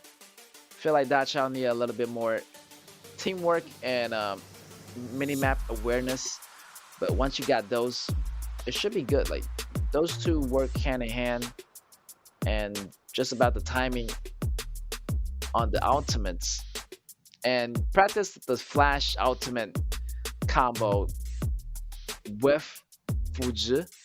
You know, you go in, you use the ultimate first, then you teleport. You're using the flash in the direction of your directional paths, and that's gonna instantly activate your ultimate and knocking down whoever is in the vicinity of Fuzi. So yeah, just go practice those heroes, and it should be a easy combo to learn, and composition that works well with the team. So yeah, you can use that combo with your team, or you can just use it as a dual rank combo. You are Fuzi, and you can have the Dachao coming out. Super effective for the late game push. And as you can see in today's results, first game, not surprised there. Nova Esports taking 2-0. Second round, another super toe-to-toe battle, but Scars taking away both rounds, so no surprise there either. And RTZ taking away both rounds from KAW Sports. No surprise there. The last round was really exciting, actually. I thought that Impunity was able to take both rounds, but instead, they came out with 1-1. So right now, look at that, the updated chart for the KAW tournament. We got Nova in #1 place. All right, first place, 38 points, 36 points is gonna go to RTZ. So those two is gonna be the top brackets for sure, but you never know, they might bounce out throughout the day, as we still have 3 more days of competition of the group stage coming. Impunity at 35 points, RCG at 29 points, Scars at 27 points, and KG just now at 24 points. And those are the top 6 ranks. Those teams are going to move on to the qualifiers if they maintain those top 6 points. For the bottom 4 ranks is going to be MAH. They tried their best, but it's going to be a long shot if they want to make their way into the qualifiers. Fennel again, another long shot if they want to make their way into the qualifiers. It's going to be tough for them. And so the bottom 2 ranks are just Alpha D and KAW Sports. They're just going to, enjoy their time in the competition, as they can't make their way into the qualifiers anymore, as not looking too promising for them. So they're just going to have a good time and have a bang. And we're going to move on to the MVP ranks, and it's still up. Is still up in the charts at #1 points. #1 spots is going to be 11 times your MVP, and that's your MVP. Followed by Shane and Autumn. Those players are catching up, I feel like. Autumn and Shane, I feel like they're catching up. They're almost catching up to up. And the rest of the players, I feel like, they're just going up and down, up and down. So we're going to see a lot of MVPs still coming out of up. And those Shane and those other players, third place, try to make it up into those charts. It's going to be tough. Those players are battling out for #1 spots of the MVP. It seems like up is always in the #1 forever.